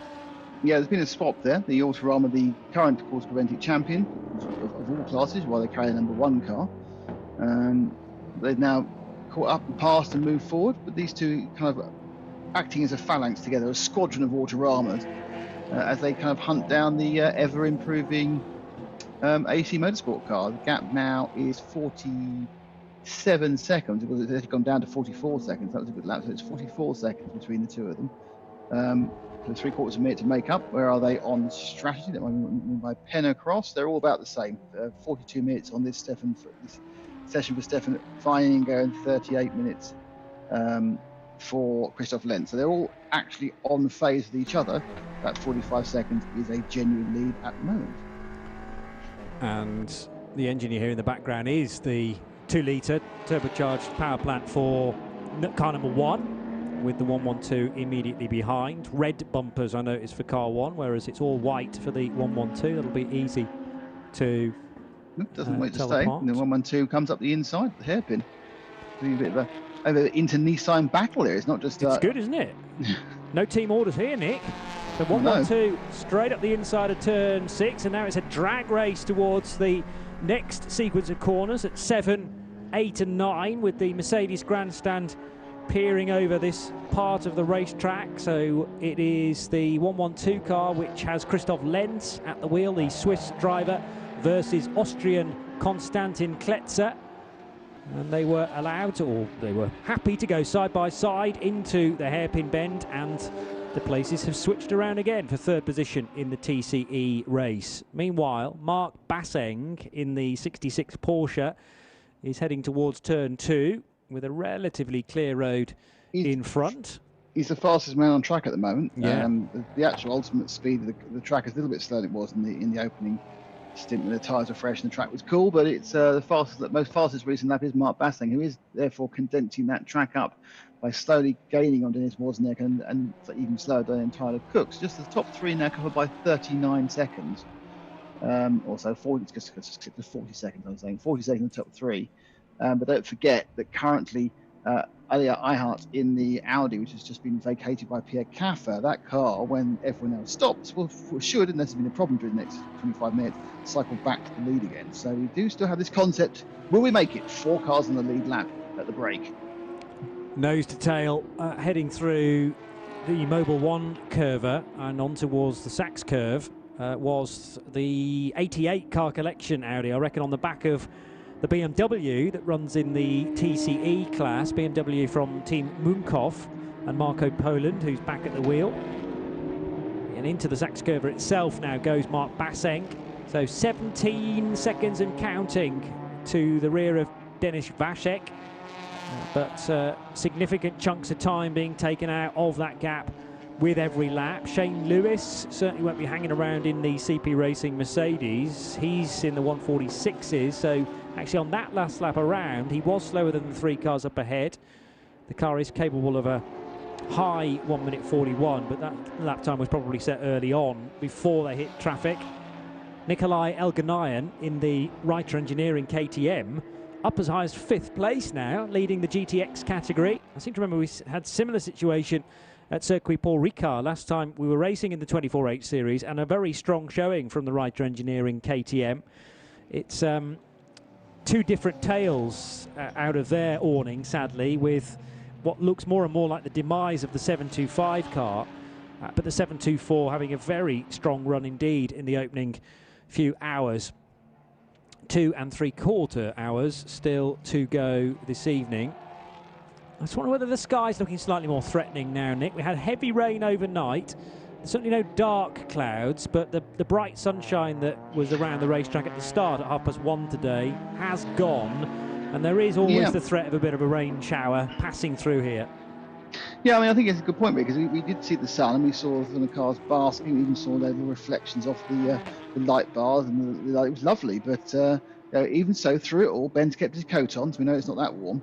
And now, of course, over in Germany, it's 5:15, so the early evening is drawing in. The sun's gone out. It's going to start getting chilly, which is going to be good for the turbo engines and not quite so good for the tyres. But we may see some quick times if they can get the heat in the rubber stuff. Because obviously the air gets thicker, you get more power from your turbocharged car.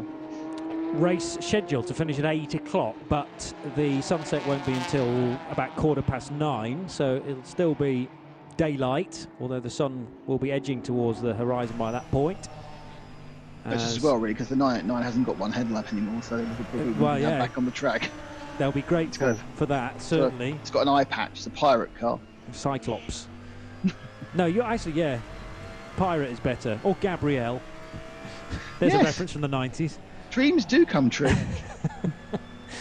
Some overtaking happening towards the end of the lap. Elliot Earhart a little bit wide there. Was that the KTM peeling off? He was avoiding the KTM coming into pits. Yeah, there was kind of like a kerfuffle.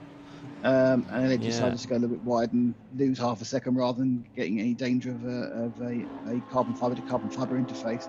But this is interesting because Nikolai Hayan, now the Reiter Engineering car leading out of GTX, should probably drop behind Luke Brokers now, because he has got to do a full service, which we know is about 4 minutes, which is 2.5 laps, and Luke's only 2 laps behind, or 3 minutes behind, less than 2 laps behind. So Luke Brokers in the 999 car will leap to the lead. There's not a lot of grip out there on the drag strip, particularly in the rain. Didn't we have a Grand Prix where a number of cars ended up in the wall by going far too wide out there? Nico Hulkenberg blew his chance of a a podium. Lewis Hamilton had an accident, kerfuffle. Valtteri Bottas spun it and crashed it, and it didn't make a blind bit of difference because Lewis won the World Championship, you know. Yeah, it was an But entertaining race. there's a lot of rain. Hockenheim has a lot of rain, a lot of wet races. And not a lot of traction out there because, well, of all sorts of rubber and oil that is laid down at the drag strip start there, used at various points through the course of the year. I was saying to John, the remarkable thing is, you always think this is the new Hockenheim, this is the new place, but it's not new. It's been here for 18, 19 years now since they got rid of the run into the fields and way up in the distance. But interestingly, of course, it has had a lot of wet races and wet and dry races. Tim's reminded us that Marcus Winkelhock, a man who, of course, has taken pole position in the Creventic Series, led his one and only race for Midland by not going in during the shower back in 2007, I think it was.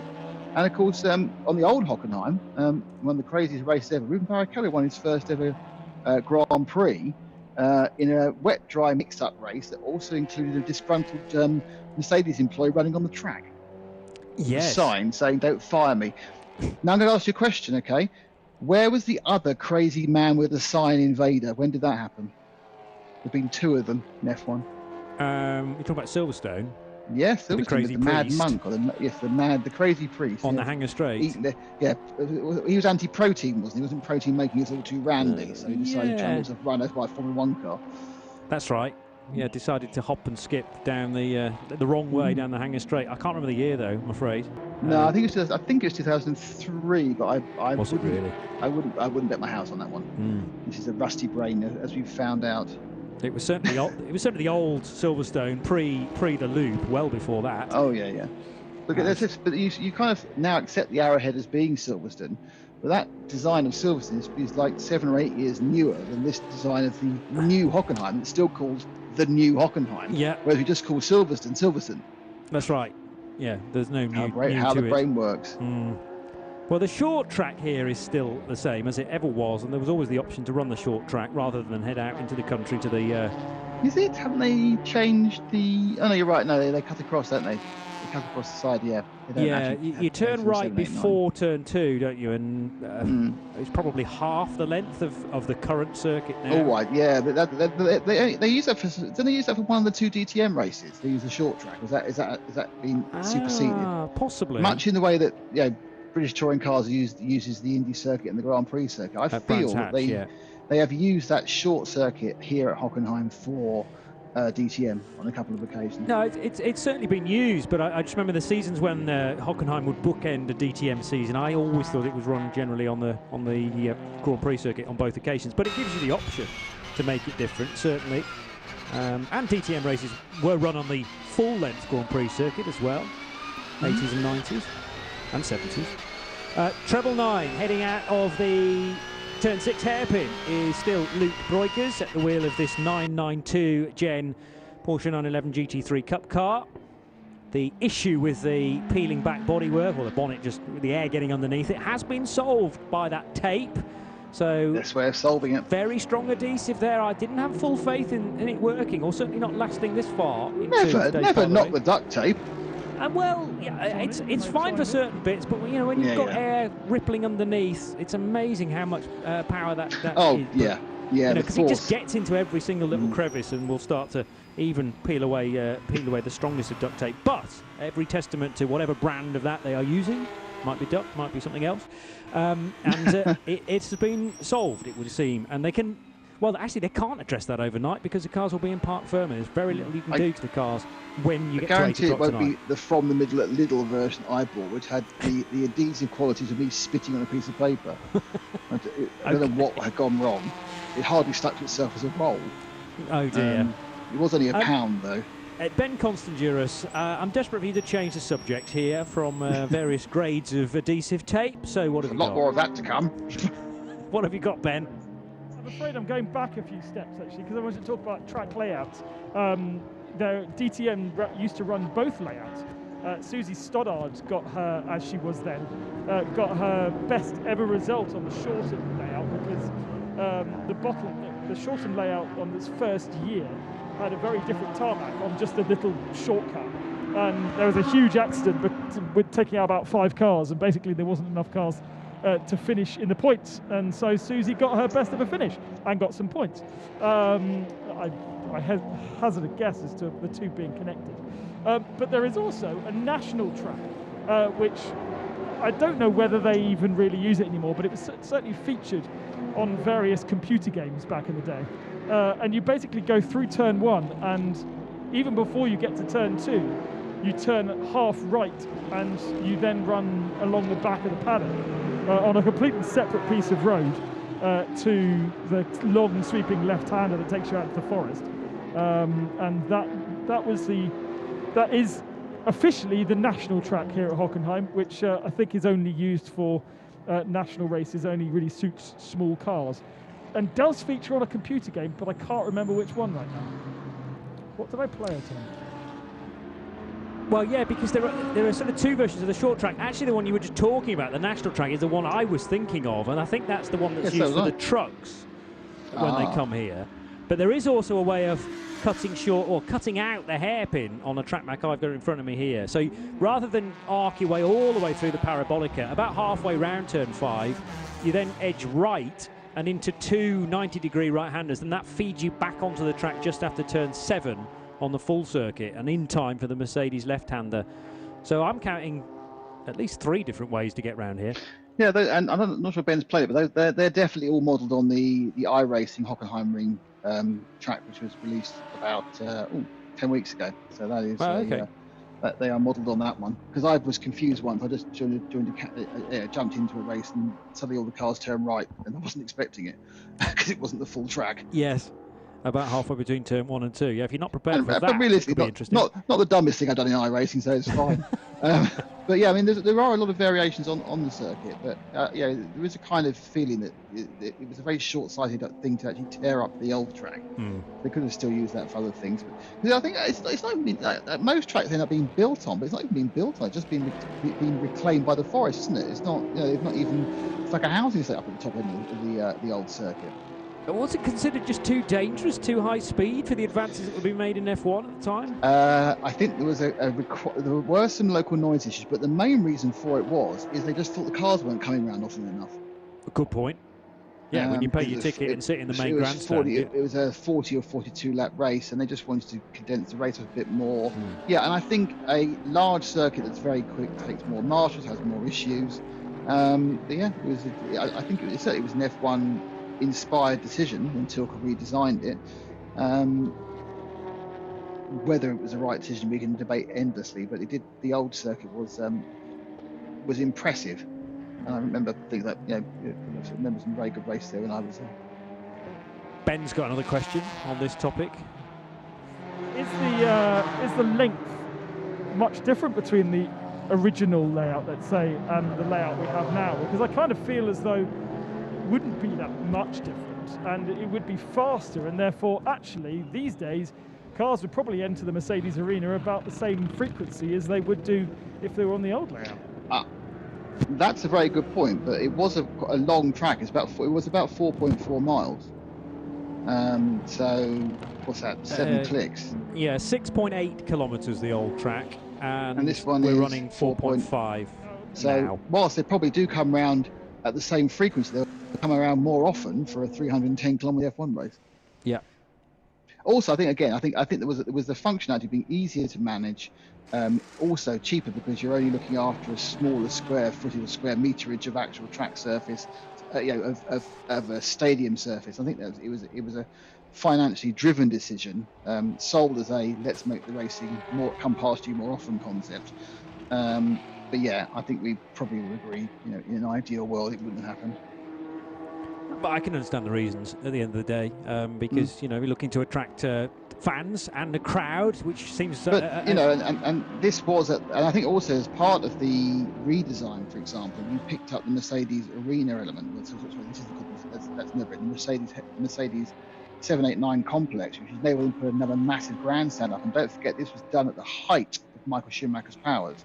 Yes. When there were 2 races in Germany, and they were pulling in capacity audiences to both of them. So the concept of getting a lovely 20,000 seater stadium in there, a stadium grandstand, was probably very attractive. because of course, you know, they kind of no one really wants to have a grandstand on the side of a track when the car's doing 210 miles an hour, but they're coming towards me on a 5-corner complex. Yes, I'll pay for that. Thank you very much. Yeah. So that was the other reason. With another overtaking opportunity as well. Yeah, and they increased the capacity at the same time. So yeah, I mean, I think we can say that yeah, you can see why it was done, but obviously, you know, again, we tend to be a bit too purist in this thing. I think it's made the track viable, and given how they've struggled, even with this less expensive to run layout over the last few years, thankfully it probably means it's still here. The race leader has just made a stop, so that means that the Leipert Motorsport Lamborghini is no longer in front. Tyler Cook brought the car in, wasn't closely watching the stop to see whether they got Tyler out of that machine, but what is happening now as the car's being fueled is that it's dropped at least to third position, with Denis Vashek becoming the race leader again for Middle Cap Racing with Scuderia Praha. Higeli by T2 Racing's Porsche, Mark Basseng up to second place. And how far away is Shane Lewis? A couple of minutes further down the road. Maybe a bit closer, actually, because that's all timed from when Tyler Cook entered the pit lane. So again, you know, the cars are close enough on the lead lap to cycle through and change positions fairly significantly. Lead margin for the Czech driver with the Czech team, Denis Vashek, is 17.5 seconds over Mark Basseng, who is still lapping more quickly than the lead car. Last time around, found about a second on Denis Vashek. You tune to RS1, part of the Radio Show Limited network of channels. It is Nick Damon and Johnny Palmer looking after things, and Ben Constanduras in the pit lane. Indeed I am, and there was a driver change in the Lamborghini that just came in. Tyler Cook has jumped out of the car. Tyler, how was your stint? It was pretty good. A lot of good cars out there. A lot of really loud cars like that. Honestly, it's such a great series, great competition, and you know Lamborghini's given us a great car. So it's kind of fun just being out there driving around and just consistency and making laps. I presume you don't have a huge amount of European truck experience, do you? No, I only did VLN, and now you know the new series and a couple ADAC 24s. With Sorg and Adrenaline, and I did a test with Phoenix in Portimao, and that's about it. So Hockenheim is very new to me, and it's such a fun track, amazing track. So the first time you've been here, but what about your experience in the Lamborghini? First time in the Lamborghini and the first time at this track. So it was just all a big learning experience, and you know being with Seb and Brendan, and we all just were leaning on each other, and Fidel's doing a great job as well. So it's a really good team that we all click very well and learn new things from each other as well. You must be pretty happy with your pace then, considering you were chasing down Pierre Caffer, who ex-Audi Works driver, driving in an Audi, and yeah, okay, you lost a little bit of pace, but not a huge amount. No, we're really trying to conserve these tires, and that's our main goal. We're not trying to push super hard right now. We're just trying to keep the tires under us throughout the whole entire stint. What we're learning in practice is where the tire falls off pretty big for us. Hankook makes an amazing tire. It's just for us, for some reason, it falls off just a bit, and we just want to make sure we're there at the 12-hour mark and not trying to win that 6-hour mark. That must be quite a concern, thinking that in the future you're going to place like Portimao, which eats tyres, but also is expected to be a hell of a lot warmer and pleasant weather than here in Hockenheim right now. Well, Brendan and I did a scooter walk, so we rode scooters around, and we were looking at the pavement, and this pavement's very old and very gritty. So Portimao, it doesn't seem quite as gritty as this place. So hopefully we can keep the car under us longer there, and you know, a lot more high-speed sections, using more downforce. Where this has a lot of mechanical sections. So we're just, you know, and Portimao is gonna be fun. I'm looking forward to that one, and just looking forward to finishing this one up. And how are you guys treating these two separate 6.5, 5.5 hour races? Are they for you two separate races, or 1:12 where you're trying to find yourself in a particular place at the end of today? They're just one long race. You want to have a good position going into tomorrow. You can't treat it like two sprint races, because at the end of the day the car goes to impound and you can't see it till tomorrow morning. So you want to make sure the car's under you and the car can finish tomorrow, and you know, get the best result possible. Awesome, thank you very much, Tyler. Another quick note as well, you might have seen Seb Marshall. It's the second time I've done that now. Seb Morris having a bit of a sluggish start. The grid was going so slowly that actually the car went into anti-stall, and he had no power to get off the line. That's where he got mugged at the start, but great stint, Tyler. Thank you. Yeah, the dulcet tones of Tyler Cook, who hails from Charlotte, North Carolina. Great racetrack there with so much history, and has been racing since 2012 in a variety of things, including the Nürburgring 24 hours. Another hour ticked by, so that is now 4 hours done, with 2.5 still today. And the CWS engineering crew for Colin White and John Bruneau, car number 278, leads the TCE series from the AC Motorsport 188 of Mathieu Detry, Stefan Perrat, and current driver is Stefan Wieninger. Then a really good fight for 3rd and 4th in the TCE series between the teammates Christoph Lenz and Konstantin Kletzer. Regularly they have been door handle to door handle, including an overtake that happened very recently into the turn 6 hairpin. So Autorama Motorsport dueling it out for the 3rd step at the podium TCE-wise, and deciding who's going to finish 2nd and 3rd in TCR currently.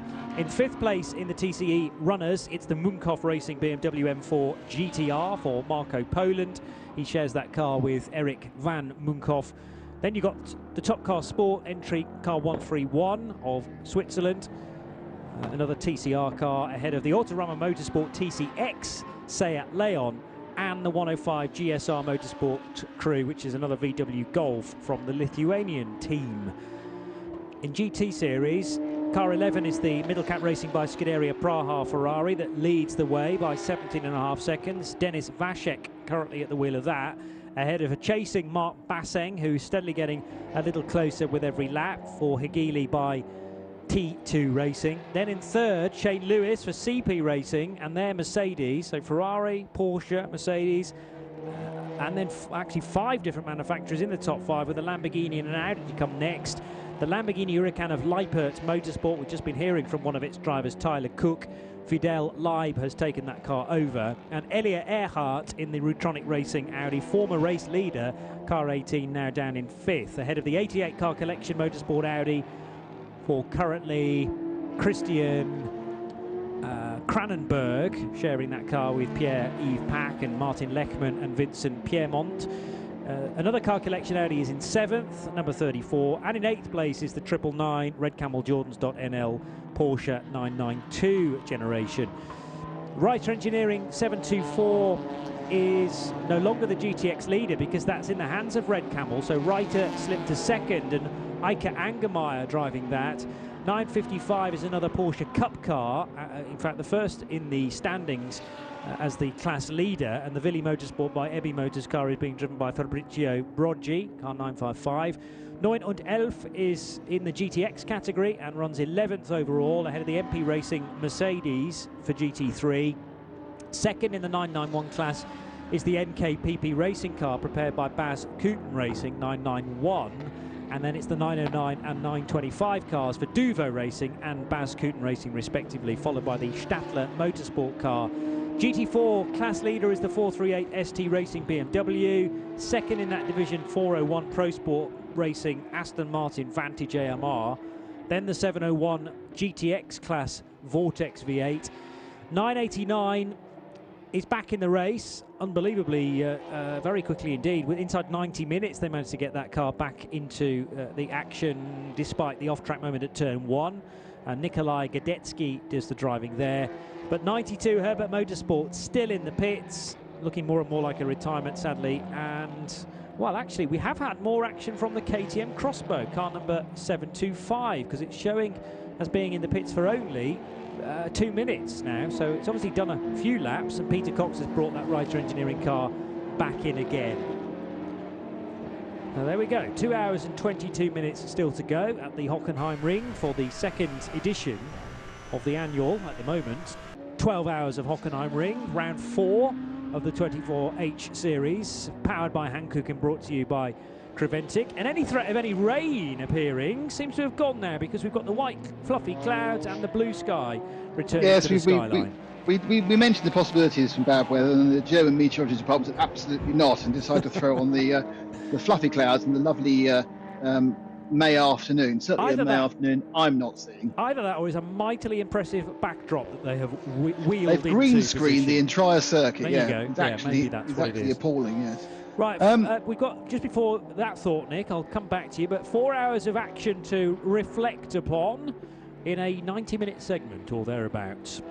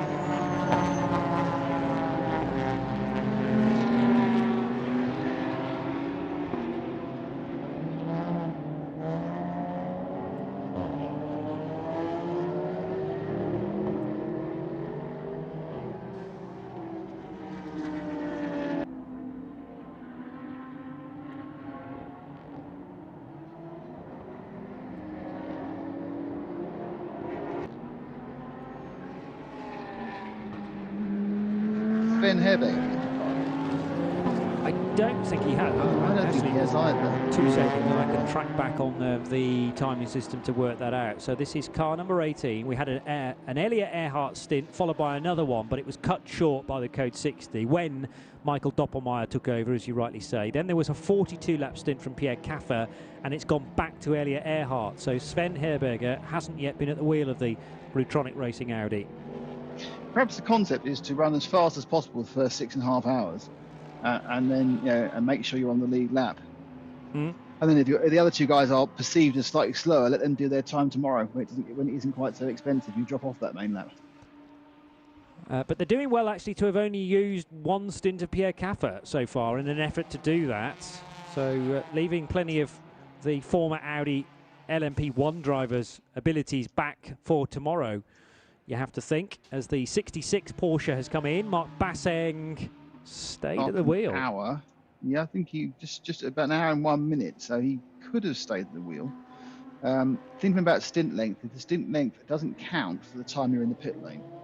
So even though you may have a 4-minute pit stop, that doesn't increase your drive time from an hour to an hour and 5 minutes. It only counts the actual time you're racing as such, rather than just in the pit lane. It does count if you're racing at code 60. It still counts as your drive time, which people have fallen foul of on a couple of occasions when the code 60 come out. They couldn't get the cars back round in time to meet the 2-hour limit. So I should see if Mark stays on board. He's in the fuel now, but it looks like he's going to do a double, and he will drop probably, because I don't think he needs quite so much fuel as Fidel and Elio. I mean, you see where he comes out. He might even come out in between the two of them, which would be very exciting. Basseng, I reckon, can stay at the wheel because the previous stint was done by Swiss driver Peder de Courtin. So that will allow Basseng to do, I mean, it's a relatively short stint when you think about the Audis doing, or an Audi doing 40, 42 laps at times. Basseng's only done 36 laps and comes down pit road. It depends if they just want to run the 2-hour stint. The 2-hour stint is always going to be a stint and a bit of a stint. True. They've just decided to split it in two rather than do an hour and 25 and 35. And Decourtin did do 43 laps on his stint, so probably nowhere near the speed of Mark Basseng, but was burning less fuel therefore, so was able to squeeze out 43. And then you're looking to try and get as close to the 2-hour marker as possible, but we're not there yet as far as today's run to 8 o'clock is concerned. In another, well, the way that the race started 2 minutes early, 16 minutes we will be within a drive stint of the end of this portion of the race, Nick. Let me throw this into you. We've got 2 hours and 15 minutes to go of this section. Yeah. If Mark goes out and does the best part of an hour, which he will do, then there'll be an hour and 11 by the time the next driver takes over and has gone through the pits. That's an easy stint. Yes. That's a single full fuel stint. So they can do this now with one more stop. Yes. I mean, they'll start tomorrow on fumes, but they will start tomorrow on the lead lap. Which is the crucial thing about this 6.5 hour portion. So doing an hour, you reckon an hour and 10, an hour and 15 for one of these GT3 cars? Well, it's 2 hours 15 to go. He hasn't actually got going again yet. But don't forget that when they actually say he gets going at 2 hours 15 and does an hour, then there's a 4-minute pit stop as well. So there's only 1 hour 11 to get through. And they can certainly do 1 hour 11 because we've just seen him do an hour in 36 laps, and someone's been doing 43. So I think that's possible if you want to do that. And interesting, also now coming is Dennis Wozniak has come in as well. So he's also stopped with the Scuderia Praha. So perhaps somebody else is also thinking we are one stop away now, and let's put our flexibility cap on. So both the two leaders have come in. This will cycle Shane Lewis and see if he races Mercedes AMG to the lead. But the real lead, is that he's got the net lead, the non-fuel adjusted lead, should go to Fidel Liebman Liebherr Motorsport. Elliot Earhart should be in second, but it'd be interesting how much space Mark Bassang has made up and whether he's actually managed to get in between those two cars or is still 30 seconds off. They haven't been directly racing each other for 35 minutes now. It's RS1, part of the Radio Show Limited network of channels. Johnny Palmer and Nick Damon in the Global Broadcast Centre for the 24H series, and Ben is looking after things in the pit lane.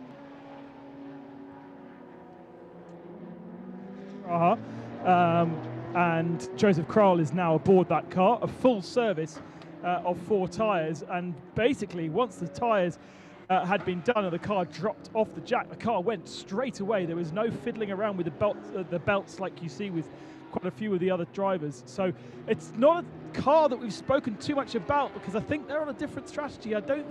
They've only had one stint with Joseph aboard the car, and otherwise they've used the less experienced drivers. And therefore, that's why they kind of have fallen a bit down the running order. But now Joseph's back in for, I presume, the second of 3 hours, because he's only allowed to do 3 hours if my regulations serve me correct. So they've got to save 1 for tomorrow, I imagine. So this will be a one and a bit hour stint to take him close to the end of today, and then they'll save another 1 for tomorrow for him to do. But it's something to consider with the pro drivers.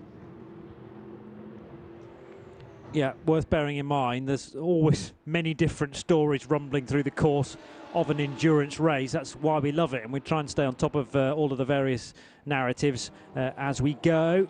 But how you utilise your driving lineup is so important, particularly on this unusual running. I mean, we talk about split races anyway being unusual in a Creventic championship. We've kind of got properly used to a 4+8 these days, or sometimes a 3+9, but this is different again. Yeah, a little bit. I was looking because I just checked something which Ben says, because Joseph isn't a pro; he's a semi-pro.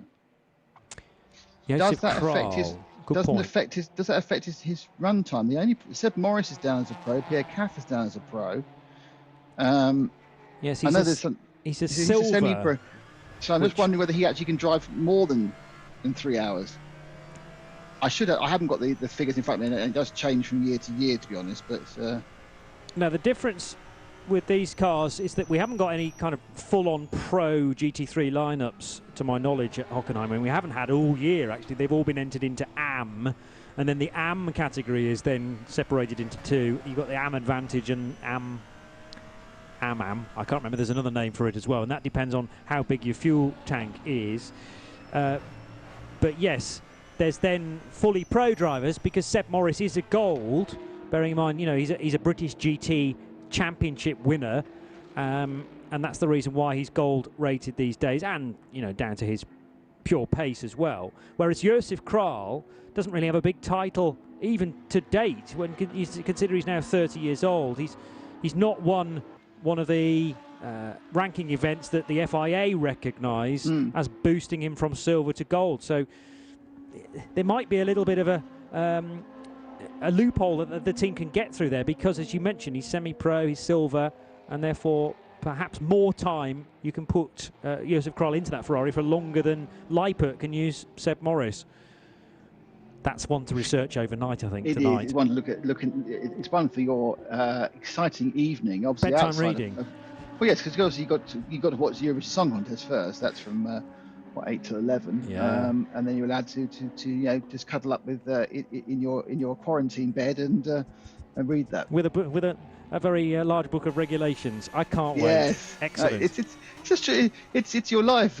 Track, quarantine, regulations. Track, quarantine, regulations. Yeah. And the cycle endlessly repeats. And if they don't say you're living your best life, Johnny, who are they? Precisely. Not people I want to recognise. Round the outside, nice little move there, although the BMW was heading into pit lane from the 989 Porsche, so that's the repaired Cup car that ran side by side with the Munkoff BMW, and now getting a very good run on the Cup car is the KTM Crossbow of Eike Angermeier, and gets through. 989 wasn't on the same lap as the KTM, so it doesn't give it a position in the race.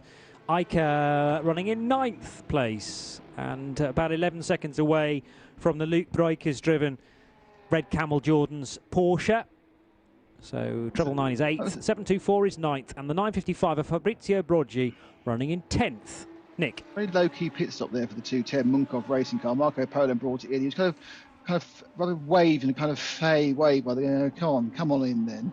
He got there, there's no one there, then 2 or 3 people pounced it, he got there, but it's none of that kind of tyres out, mechanics tense, just like kind of wafting his hand and propped in a direction like those guys who try and point you to where you want to park if you're parking in a field for an event, and they waft. You think, well, where am I supposed to go? And I've wafted my hand there, you've got to go there. Not possible. 11 car heading down the run from turns 1 and 2. And with 66 not very far away, that looks to be a scrap for position. It is. Mark Basseng now, having been in the car for over an hour, when you include the pit stop that he had in the last time he was in the pit lane. Remember, the time in the pits doesn't count to your stint time, but the clock continues to count down then once you trigger the timing loop at the end of your pit stop. And Basseng now is right on the tail of Josef Kral, who in turn has just been overtaken by Fidel Live. So the middle cap racing Ferrari now in the hands of the young Czech. And so basically what happened is Basseng made up half a minute on the 11 during that hour. I think he was 34 seconds behind it during the previous time with the previous driver. So he's made up half a minute. He's condensed those top 4 together. Take out CP Racing, and the top 4 are covered by 20 seconds now. So there's 20.7 seconds between the top 4, not including Shane Lewis, who's actually coming to pits now to make it easy for it. So Shane's come in to split his stint down. So we'll now have the top 4 actually running as the top 4, separated by 20 seconds. You can't say fairer than that, when you're just about tipping 4.5 hours. And CP Racing, not in the penalty box, I should point out. Their pit bay is the first one in the row. So they have managed to avoid the penalty box on this particular pit stop. I'm not sure whether they've had penalties previously, but the 85 crew now set to work. This gang of drivers, earlier well recognised with Pro Sport Performance, but a couple of years ago became their own entity known as CP Racing, Charlie Putman Racing, and Shane Lewis getting out. Now, have they been through all of their drivers, I wonder, to now perhaps head back to Espenlaub? He started the race with a 40-lap stint. There was then Charlie Putman put in for 15 laps plus 44 laps because of the Code 60 intervention, and then Shane Lewis. So that suggests to me we're now going to see the 4th driver, who is Joe Foster, do a stint and maybe a bit. It's very balanced, obviously a very experienced lineup as far as Crevente's concerned. It's a very balanced lineup as well. You don't think, so-and-so's got in it, that's it. they're going to fall back, or oh, so-and-so's got it, that's it, they're going to move forward. All the guys seem to be much on pace, within the limits of averages. You wouldn't say anyone's particularly quick or slow, would you, those four?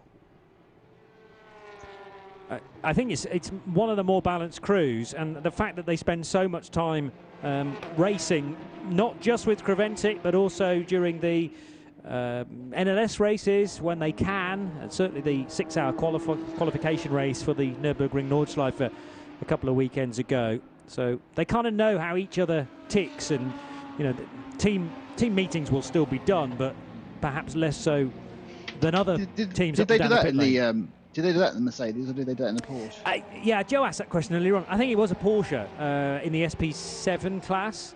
I still haven't checked that actually, but need to work out how they're entering the main race, the Nürburgring Nordschleife, 24 hours in just 2 weekends' time. But obviously, getting from Hockenheim to Nürburgring is very simple because all contained within Germany. Don't have to worry about crossing any borders to do that, and they will have based themselves in this part of the world for a few weeks, you have to imagine. But it's the same 4 drivers entered into the Nürburgring event. Treble 9 with another slightly older Porsche Cup car within Rick Breukers' sights, Luke Breukers' sights, I should say. But that won't be for position. Luke ultimately trying to close in on Max Edelhoff in the car collection Audi, and also Christian Kranenberg in the sister machine, because car collection runs 6th and 7th currently. Had a brief shot of Jürgen Harding in the pits in the 92 Herbert Motorsport car as they seem to be finishing up that rear right issue, which was a drive shaft, drivetrain bent. They're having a huge problem getting the drive shaft to reseat the new hub, which is why it's taking a long time. They've been in the pits now for 2 hours and 9 minutes, Johnny. So that's, given the fact we say drive shaft 20 minutes, it's obviously been significantly more serious than that. I've answered the question about CP Racing. This is the beauty of keeping all entry lists all of the time. I just needed to work my way through various bits of A4 sheets of paper, and the entry list for the qualification race is here, buried beneath lots of other stuff. They entered the qualification race in an SP9 Mercedes AMG GT3, so it will be the same car as is in this race. For Charlie, they've got 2. Unless they've got 2, yeah. They have got 2. Oh, right. The second one's often parked. I've seen the second one parked in the back of the garage on a number of occasions. Purely because they don't want to switch the numbers, I guess, because that runs as 16. Yeah, so the Nürburgring car is number 16, the Creventic car is number 85, but it's the same lineup for Putman, Espenlaub, Foster and Lewis. So there you go, question answered. They have run in the Porsches in the past at the Nürburgring. Yeah. And I think in this championship, actually. Yes, they ran Porsches for a long time in the 991 class, won that, got the number 1 plate overall, and then ran the upgraded the Mercedes. Yes. Originally, I think, did they go straight? Did they actually run a year with the big Gullwing before they went to GT3? I think they did, didn't they? Yeah, with the Gullwings initially. So with an SLS? Yeah, it started with an SLS. Pretty sure they did. I'm obviously not going to bet the house on that, but I think they did. I know they had an older spec Mercedes AMG, because then one of the drivers testing the 2020 spec at Portimao, when we had the 2020 car being run as a guest entry in the middle of 2019, one of the drivers who had his name down to drive that was Charlie Putman at Portimao, I seem to remember. So we've certainly had an older AMG to a new AMG. Not sure about the SLS, but you may well be right. There's a penalty for the treble 9 Red Camel Jordan Stott NL car. It's stalled in the penalty box though.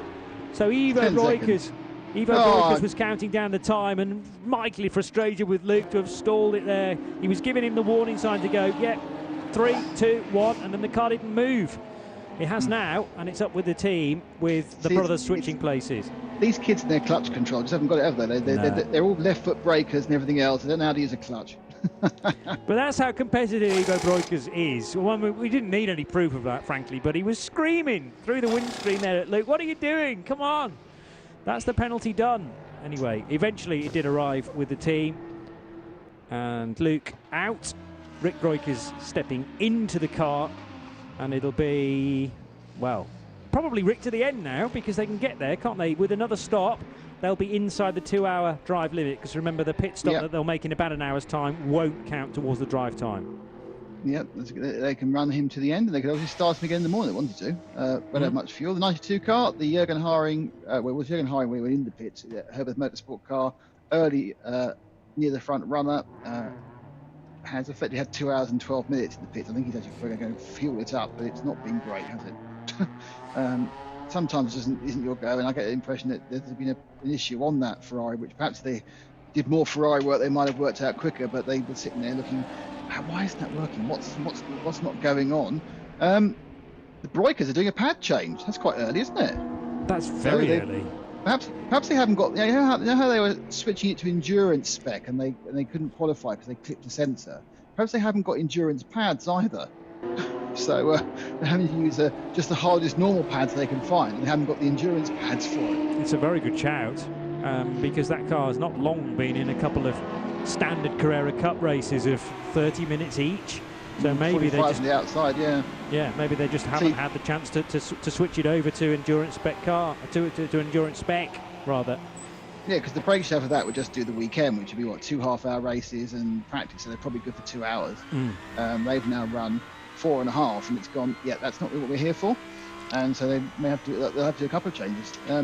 That's the interesting thing, isn't it? Yeah, this is the hidden changes of a car which, mechanically, engine and gearbox can run the whole distance, but then you have to change the drive shafts for heavier shafts for endurance. Obviously, a lighter drive shaft is GT unsprung weight, makes the car handle better and has better responsiveness, but you need stronger drive shafts to run for the distance. But then things like brakes, of course, both the discs and the pads, because they again are also unsprung weight, you make them as light as possible that you can get away with for the sprint races. But then, of course, they don't have that wearability, that endurance for the longer races, and that's certainly what appears to be happening here, because you wouldn't expect to see anybody changing this early on a 12-hour race. No, because at this speed they'll probably have to change them again at some point tomorrow as well, which I mean normally. My guess is this isn't what they're expecting to happen. They found this has happened. They might have hoped they could. I mean, they probably hoped they could last a bit nearer to halfway. They get a code 60 and do it then. I'm not even sure whether they got the fast release. If this was a proper 993, you'd probably have a dry brake caliper set. So you would just ping off the calipers, put a new set of calipers with pads in already, and off you go. You might even just the easy remove brake disc as well, which can all be done in, a minute and a half. It's actually amazing when you see these mechanics handling these things at 800 degrees centigrade. Yeah. Well, taking them off and dry braking and putting their hands where I wouldn't get anywhere near.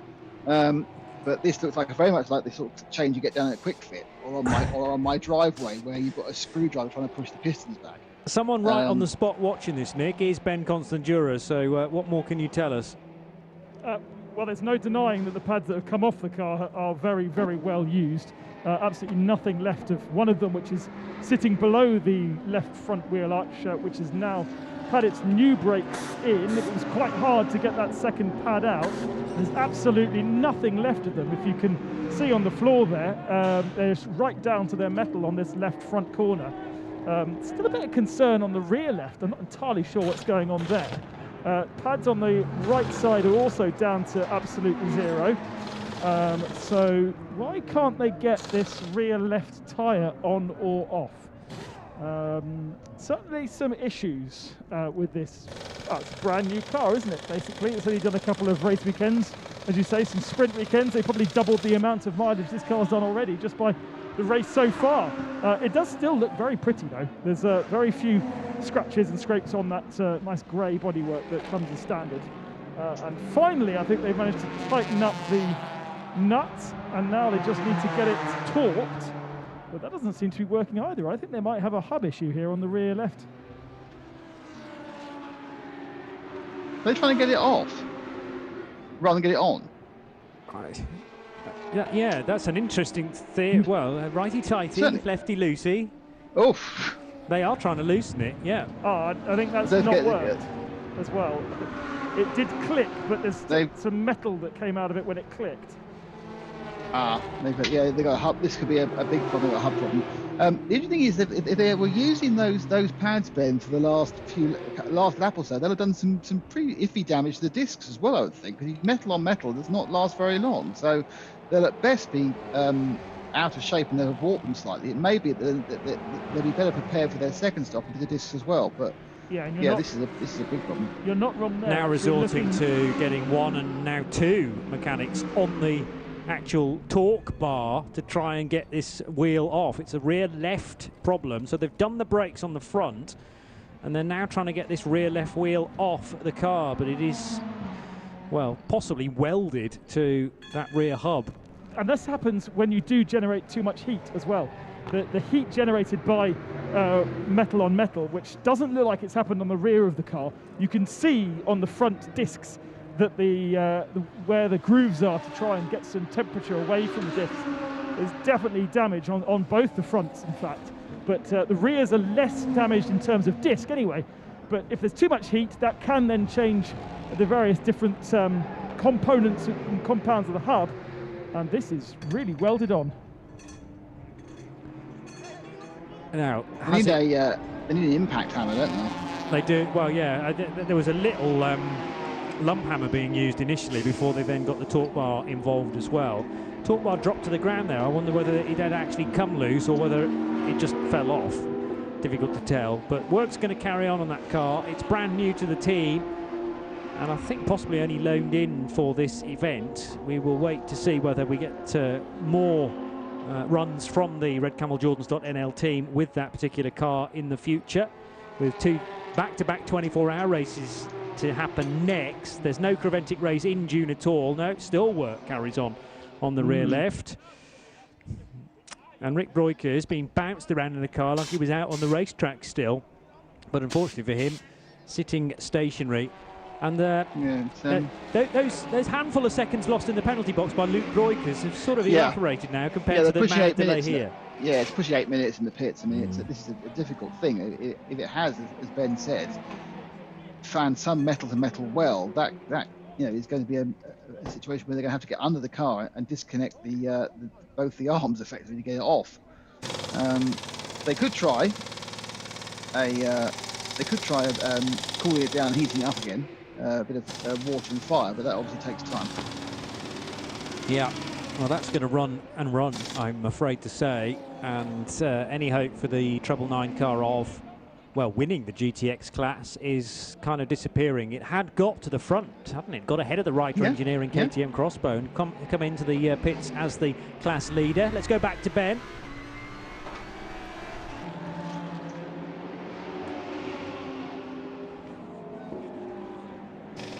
Sure how this chisel is going to work out. They're trying to use the more conventional method before the chisel is brought in, but the next thing is this chisel. Here it is now. I don't know how that's going to be better or worse, unless they're going to try and chisel off the nut totally, basically chisel through the nut so that it loosens itself. But if it's welded to the car, then that's not going to help either. But the chisel is out now, and I nearly got run over by Mark Batting. There's oh dear. Oh, I hope you're all right after that. Mark's a toasty driver, so he'll be able to steer around you hopefully. But there's some drama out on track for the 278 Ginetta G55, which is the TCE race leader. Brings out another code 60, I'm afraid. John Bruno has dropped the Ginetta into the gravel trap at Mobile 1 corner, and he's not going to get out of there under his own steam because the rear wheels are deeply embedded in the gravel at the right-hander that brings you into the arena section. All on its own, Bassing, and Bassing and the 66 cars made a great call because they got into the pits before the code 60. Because his pit stop time's not displayed in purple, is that right? Exactly. Yeah, wow. So he can get, and he has gone through for fuel. So he's going to get an absolute full fill of fuel, which means their issue they were going to have, which is starting tomorrow on fumes, will not happen. They're going to start tomorrow with some fuel. Now it's going to make it's still an hour and 52 to go. So it's going to make an interesting adjustment, and be interesting to see where they are if the other three don't go in, whether it risks them going off the lead lap. But it is a free, much cheaper fuel stop they're getting by doing this. Whilst the Ginetta is being towed out of the gravel then at Mobile 1 corner, let's go back to Ben, because one or two teams will have probably preempted this code 60. Others can only take on board 50% of their fuel allocation right now, Ben. Yeah, and CP Racing, I think, would be the first car to come into the pits under the code 60, but they went all the way down directly to the fuel station, so they'll be one of the first cars into the fuel station. You've got the 88 Audi RS in the pit lane. You've got the 92 Ferrari behind them, and there's also the 989 Porsche, the one-eyed pirate, who is also in the pits just behind them. But as you say, Mark Bessing absolutely super happy with what he managed to do.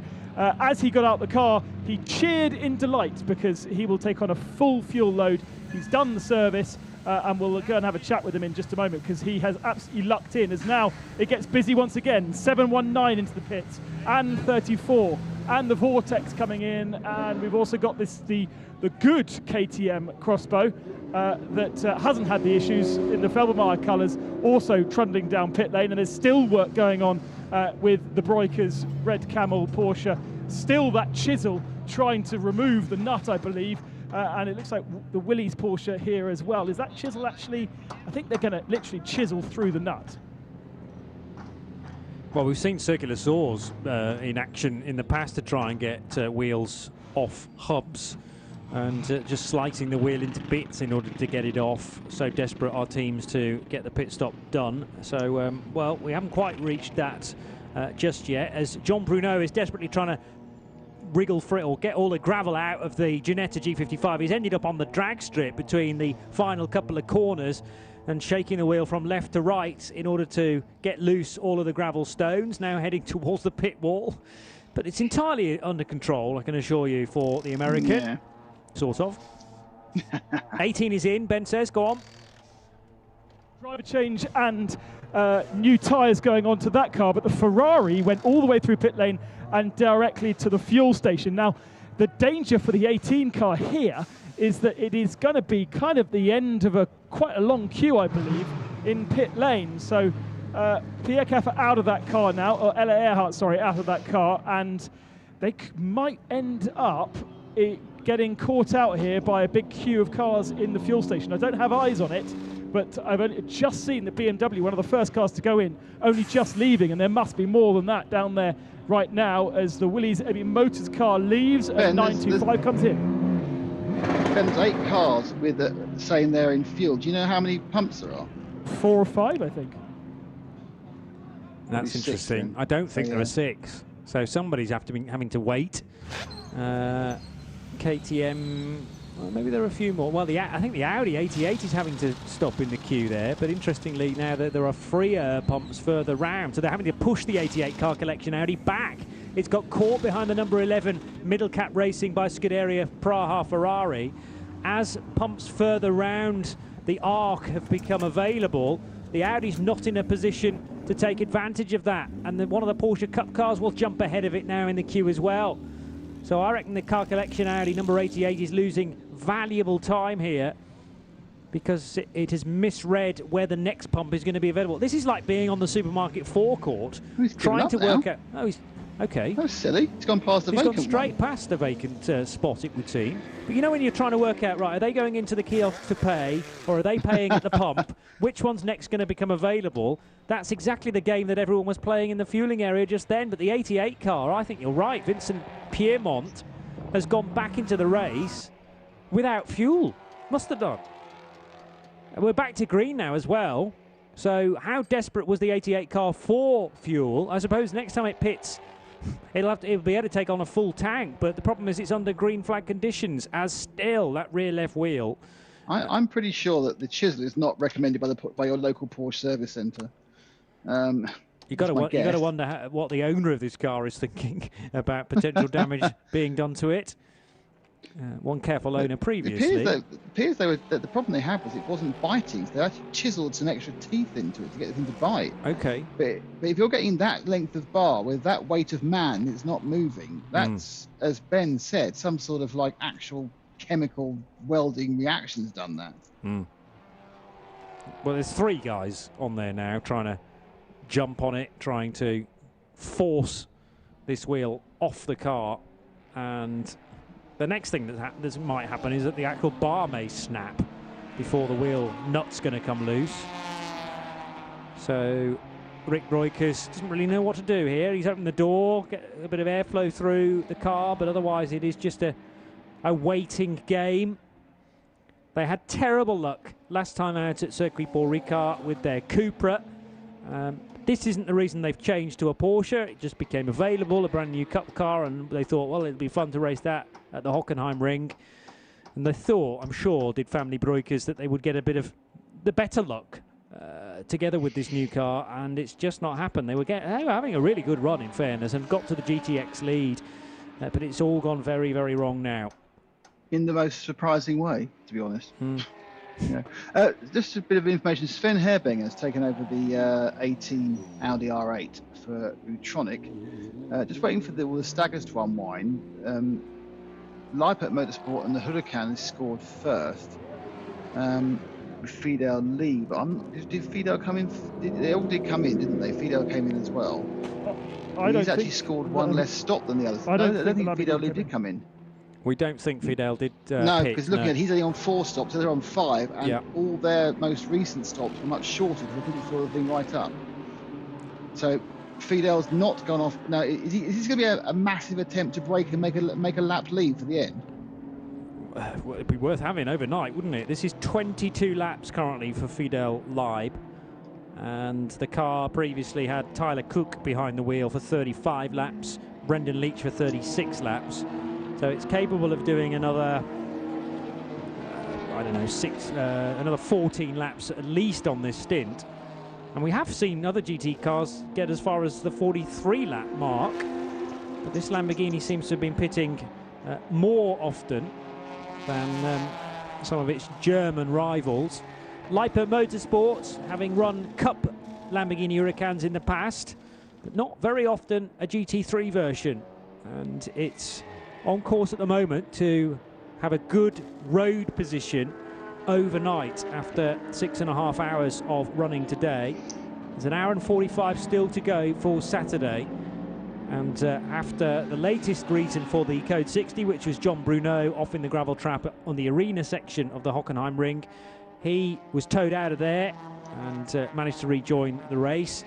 The Ginetta is now running in 4th position in the TCE series part of the race, with still John Bruneau at the wheel of 278. He is chasing down the 2 Autorama Motorsport VW Golfs and Mathieu Detry in the class-leading, race-leading AC Motorsport Audi. Back at the front, so Fidel Lee isn't going to get a lap ahead. He only leads by 35 seconds and has less fuel than everyone else does. Joseph Kroll is now in 2nd. He's half a minute ahead of Manuel Lauk in the 66 Porsche, but that car we know got a full slug of fuel. So it's hard to say who's actually winning out of this. Certainly the flexibility is with the 66 car. Whereas Kral has half a tank and Fidel Lee has fumes. So those 3 or 4 cars again are all now split on strategy and timing, but still looking like they may well end the day on the same lap. I'm getting a strong sense of deja vu here as far as the Porsche is concerned. I'm sure they've tried that wheel gun a number of times now, just hoping that something will release. Ben? See, it's become a bit of a whole paddock thing now. So this is somebody else's wheel gun, and it's a brand new bottle as well, which I think is more pressured than what Red Camel have. So we have team members from various different Porsche teams down here that have lent the chisel, for instance, and now lent a different wheel gun. And the wheel gun doesn't seem to be working. I think the only way this is going to happen is if they chisel off this nut completely so that the nut frees itself. But if it has welded on, then it might not even free itself at that point. And I really don't know what you do then. Either way, Rick is still sitting patiently inside the cockpit, just fiddling around with the buttons. They haven't put him in the garage yet, so they're still hoping that this is something they can fix soon. But it is a remarkable thing that I don't think I've ever seen quite this level of welding between hub and wheel. Your point, Nick, about the teeth having gone, though, is very well made indeed, because it's flattened everything out, hasn't it? So that no longer does the adapter that goes on the end of the wheel gun create any friction or cannot grip at all, because it's just now shredded bits of metal on the end of that wheel cap. So what they're trying to do is just make more teeth. Well, I think that they're now looking at that last bit. They might actually be trying to chisel off like a third of it. So take off 2 sections, chisel that off, and then they're very light, the nuts, so alloy nuts, and then bend it away and just remove the nut in itself. But It is. Oh, they've finally given up doing it in the pit lane after how long have they been in now? 21 minutes, and they've now got the chance to get it from various different angles. But that's massive bad luck. A kind of a uniquely strange incident like that. But that's new cars for you, isn't it? That's new cars which obviously aren't quite designed for endurance racing at the moment. And the heat dissipation, and I mean that's the corner of the car that takes the real pounding. That's where the drive comes from, and it's a clockwise circuit, so plenty of punishment going through that rear left axle stub and the hub and the wheel itself. And yes, I don't really know, from a design point of view, how you counteract that, but they may have to think about that for future races, particularly if they plan to do any of the 24-hour races that are yet to come. Yeah, I mean, it's option. They obviously do have a brake pad and disc issue, because that shouldn't. You don't wear them out after 4.5 hours in an endurance race. They need to change all those. Whether there's a similar issue at the rear, which has led to massive overheating, I think what Ben's diagnosing and is probably correct about, and that's then caused that. It's going to be all part of it in the endurance brake package to solve it. Because don't forget that also including endurance brake package fueling as well. So that, to me, that is the unforeseen circumstance, as Ben says, about the cooling. Yeah, and very difficult to kind of mitigate something like that happening pre-plan it. You just have to deal with it when a problem like that arises. But these cars are very new, even to the sprint racing field. And but wheel technology and how they're attached to cars tends not to change a great deal. The brake problem, or the brakes wearing out, I understand for obvious reasons, because that car is designed for 30-odd minute races and similar length qualifying sessions as well. They'll carry on because the one thing that redcameljordans.nl don't do is give up. Absolutely. And they'll be eager to at least get in the full 5.5 hours tomorrow as well. But it would be great to get the car to the finish of this segment of the race. Lippert Motorsport, on the other hand, much better fortunes for the yellow and black Lamborghini Huracan GT3 Evo. 152 laps completed now for Fidel Leib and his co-drivers, and leading the race by 25 seconds around this 1 minute and 40 there or thereabouts second lap. So slow lap last time though, Johnny. Yes, it was for Fidel. So whether he caught traffic, tricky to say, but it was 1:48. Yeah, when the car's best time was a mid 1:41 earlier on. So lots of time gained by the chasing Josef Kral in his Ferrari. Be interesting to see the gap by the end of this 153rd lap. A little bit more from Ben. Our top three then. Just having a look, and I turn your attention to our strategy screens, because that, I think, is the live timing is only telling us half the story right now. As you say, the Lamborghini did not come into the pits on that last code 60. Our second place car, Josef Kral, did, but he did not stop. He went straight through into the fuel station. And I wonder whether, he was quite late into the fuel station, I wonder whether, with his experience of this Creventic series, he looked at all the fuel bays and basically drove all the way through, because his pit stop was not long. Certainly not long enough, I don't believe, to get half a tank of fuel into the Ferrari. So he stays in that second position, ahead of obviously the Hagerly T2 Racing Porsche, which Basseng handed over to Lauk just before the code 60.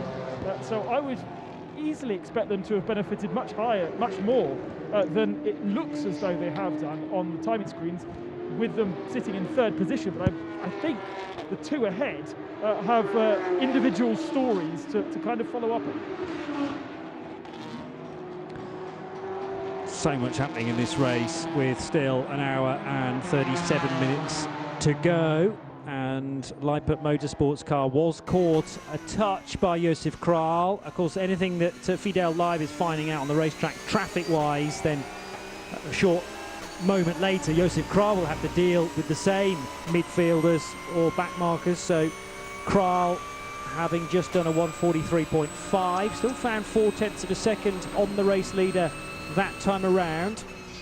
24.7 seconds is the gap, and we still have just about 4 cars on the lead lap, with a smidge over an hour and a half still to go. Josef Kral, Manuel Lauk, Sven Herberger for Middlecat Racing, Higeli by T2 Racing and Rutronic Racing. Then Joe Foster in his CP Mercedes, and the 2 car collection Audis next, all in GT3. It's 88 ahead of the 34 car. Heading through the right-hander now on approach to the arena section is the 989 Porsche, repaired by MRS GT Racing and expertly done as well. Just allowing Vincent Piermont through on the inside line of Mobile 1. And now they head into the Sachs Curva with that low sun starting to become a bit of an issue around certain corners, particularly the Sachs Curva itself. So I mentioned sunset being a number of hours away yet. But the nature of an endurance race is you do have to deal with passing weather conditions and the sun getting in your eyes in certain parts of the racetrack. So through the final corner, that's starting to become more of an issue, and also into the arena section as well. Needs a good visor on your helmet and also a well-positioned one on the windscreen to an extent too. And I suppose this racetrack sort of starts to become a bit muscle memory as well. So you really know where you are without necessarily having to see all of the racetrack all of the time in front. Tends to help though, especially with the traffic.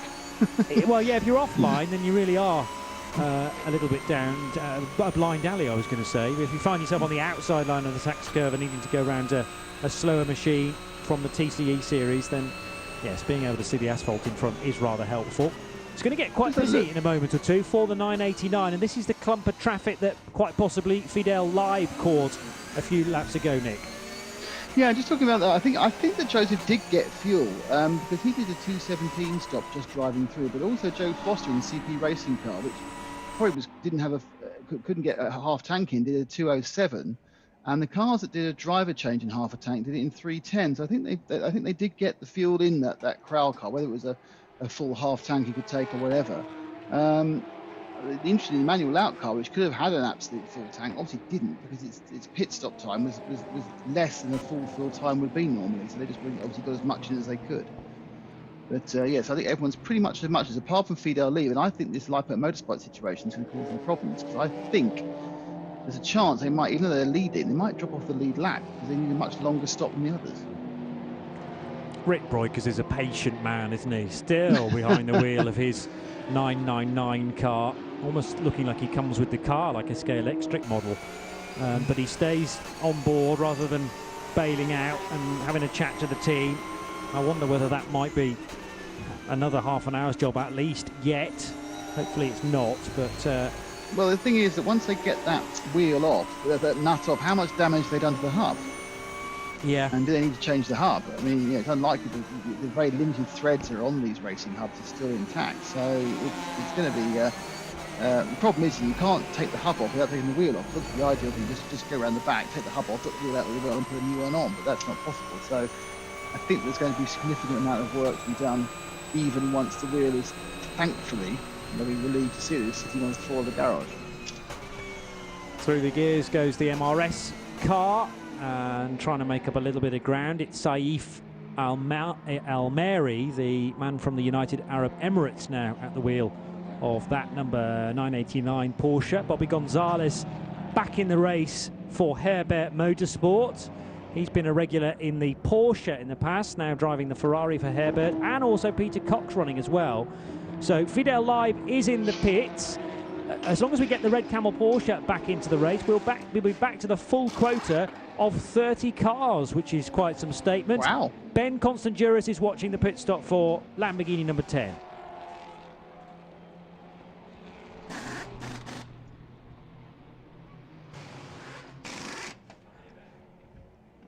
Not hearing Ben at this stage. I know he's not very far away, though, from the Huracan, which has come in for its stop. And Fidel Live clambering out with the number 1 positional lights on the side of the Lamborghini. And we wait to see now how much longer this pit stop is going to be. But Nick's point about it being done under green flag will be compromised compared to the Mark Basseng pit stop, which was a full quota, remember, of a full fuel tank and under code 60, which is double bubble as far as the rewards that gleans. And that 10 seconds, again, and the 10 seconds attempting to get first gear didn't help either, did it? Yeah, you just stared down to trying to select start or set the first gear, so that's not great news. That's not gone particularly well for Leipert. So I think in an hour and 30 minutes time, you might find they're the car out of those four who hasn't quite scratched the back end of the lead lap. But you see they put in, because they might be thinking that themselves and want to make sure they. If they're 1 minute 42 seconds behind, it's fine. You get that all back again. You're 1 minute 43 and off the lead lap, you've lost the lap. We can hear from Ben now, who maybe caught sight of the Leipert Lamborghini stop, but you had to be quick, Ben, because it's already in the fueling area. Yeah, as I say, it was Seb Morris who jumped aboard that car in a rather oversized suit of somebody else's, I think.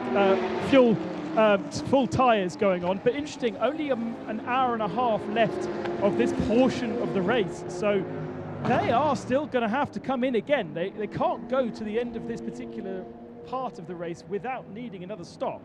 I suppose what they do is they stop just before and get themselves all fueled up before they go into Parc Fermé, and that would probably be around 15 minutes before if they were if everything goes to plan and we run green all the way through. But I'm surprised at the proximity between this stop just now and the code 60. It's only been a couple of laps since we went green, so why did they not come in earlier and get at least a driver change and tyre change done like everybody else did, because everybody else is pretty much on the same strategy as the Lamborghini was before we had that last code 60. Yeah, interesting thoughts, and strategies change obviously with various incidents and episodes during a race, with the code 60 forcing one or two teams' hands.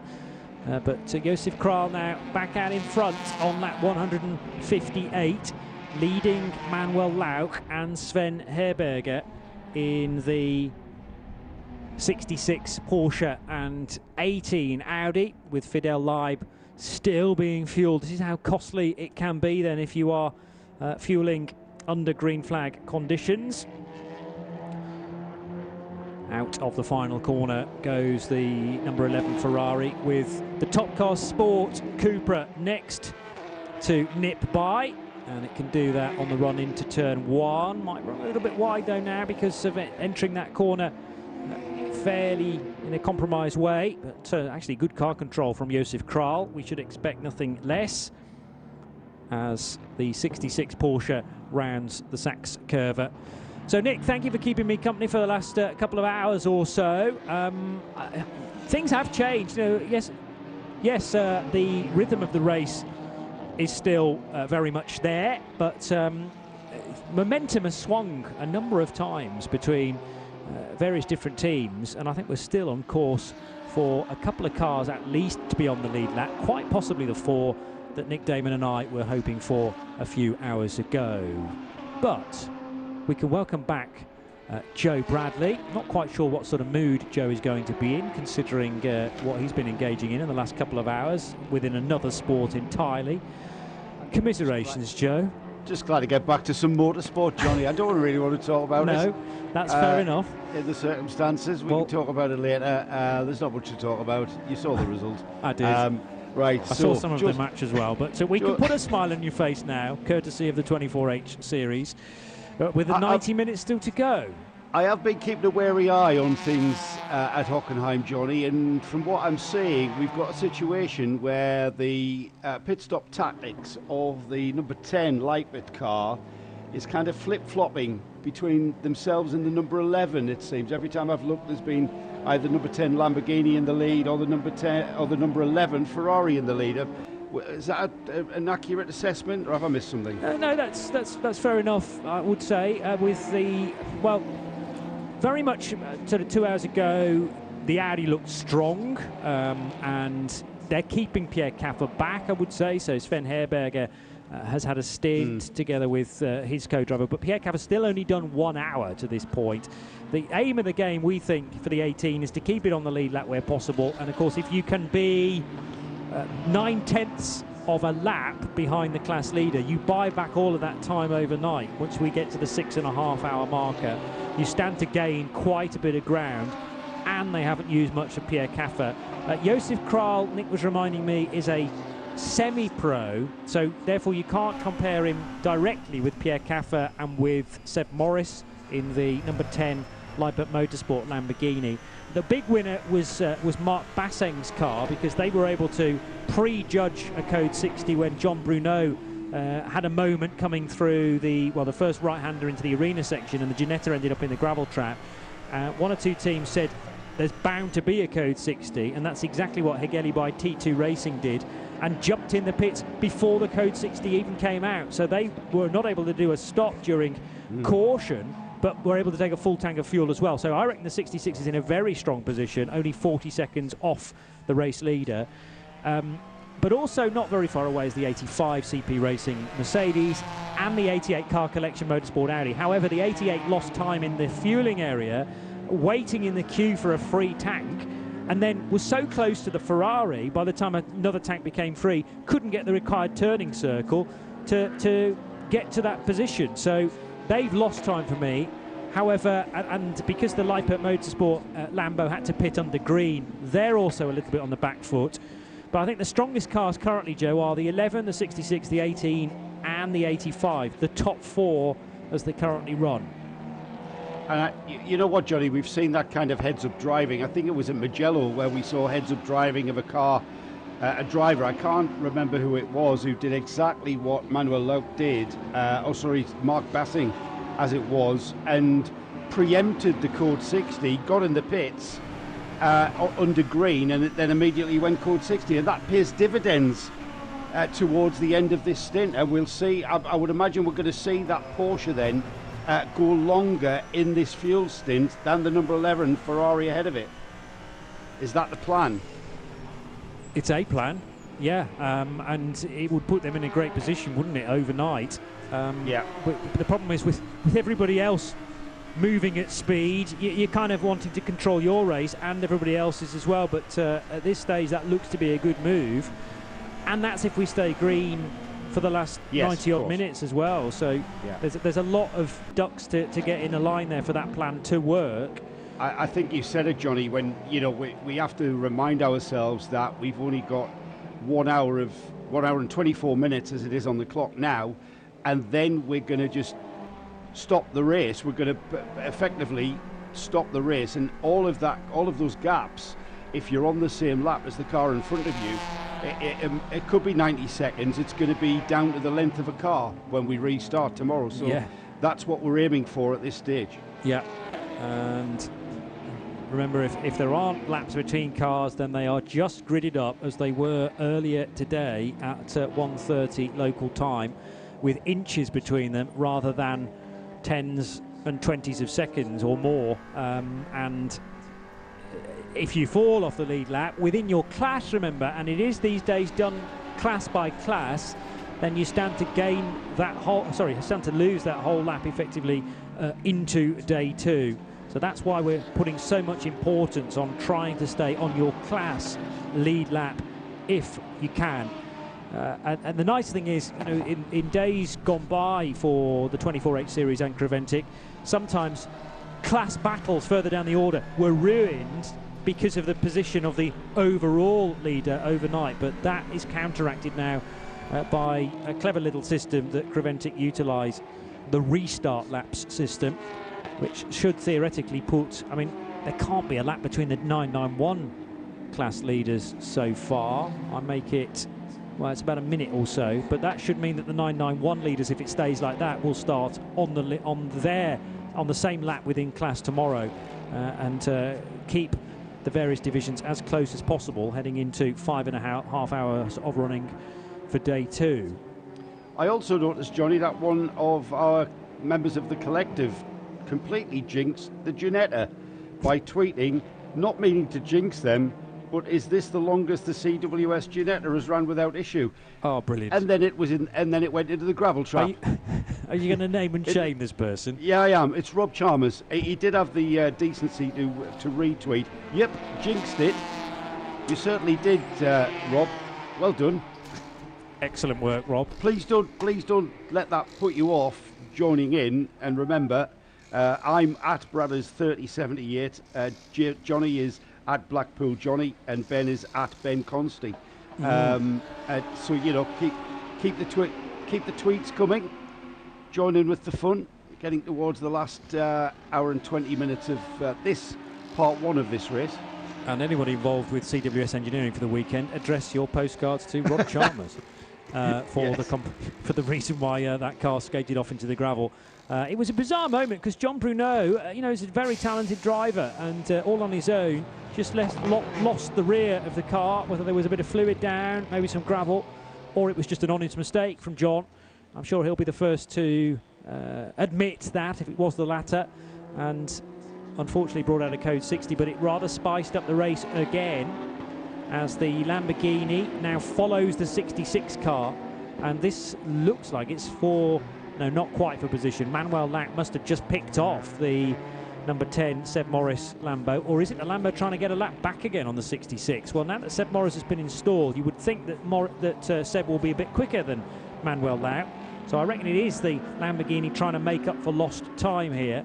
Behind him on the road is Vincent Piermont, the American for Car Collection Motorsport. And Seb's just got in front of that car. So having pulled off one overtake on this lap, looking to make it two in one 4.5 kilometre lap. Problem is the track gets very, very narrow here into the arena section. So the two bright yellow cars, Lamborghini trying to get ahead of the Porsche. A couple more corners to go on this lap. If not, Seb will continue to push for the next portion of his stint as we head back to the pits. And Ben? Thank you very much, Johnny. Standing in front of the very unfortunate Breukers Porsche here, who are still working on trying to take the wheel off the hub of the car, and I found a wheel nut to explain exactly what they've been doing right now. So they've got that chisel out, as we saw a little bit earlier, and they're chiseling away at this part. They've actually taken a quarter of this part, which would be the usual part where the wheel gun attaches to the nut, and they've actually chiseled off the whole of that part. So it's missing now. The problem is, all of this bit is still sitting within the rim, and therefore it's going to be very, very hard. As soon as they were able to chisel out this part as well and release that, I think they'll be able to get that wheel off. But that's inside the rim of the wheel, and so it's going to be very, very tough. And you can see how it works to really push the wheel onto the hub of the car. But I genuinely don't know how this has been done. I mean, I know Joe's worked on many a team before. Maybe he's seen this more than I have, but I really can't think of a solution right now. It's basically, you are going to destroy the hub and you are going to destroy the wheel. There's no finesse. You've got to get a big chisel in there and you've just got to hack through.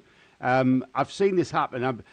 On saying that, I'm not sure it was exactly the same wheel. It was some years ago. It was Andrew Coccoli's Ferrari, Johnny, that you might remember. I was standing there witnessing them taking a big Melhammer and a massive chisel to the rear wheel hub of a Ferrari. Would have been a 458 maybe. I was going to say 430 if it's Andrew Could even Coccoli, be a 430, yes. Yeah. It was probably a 430.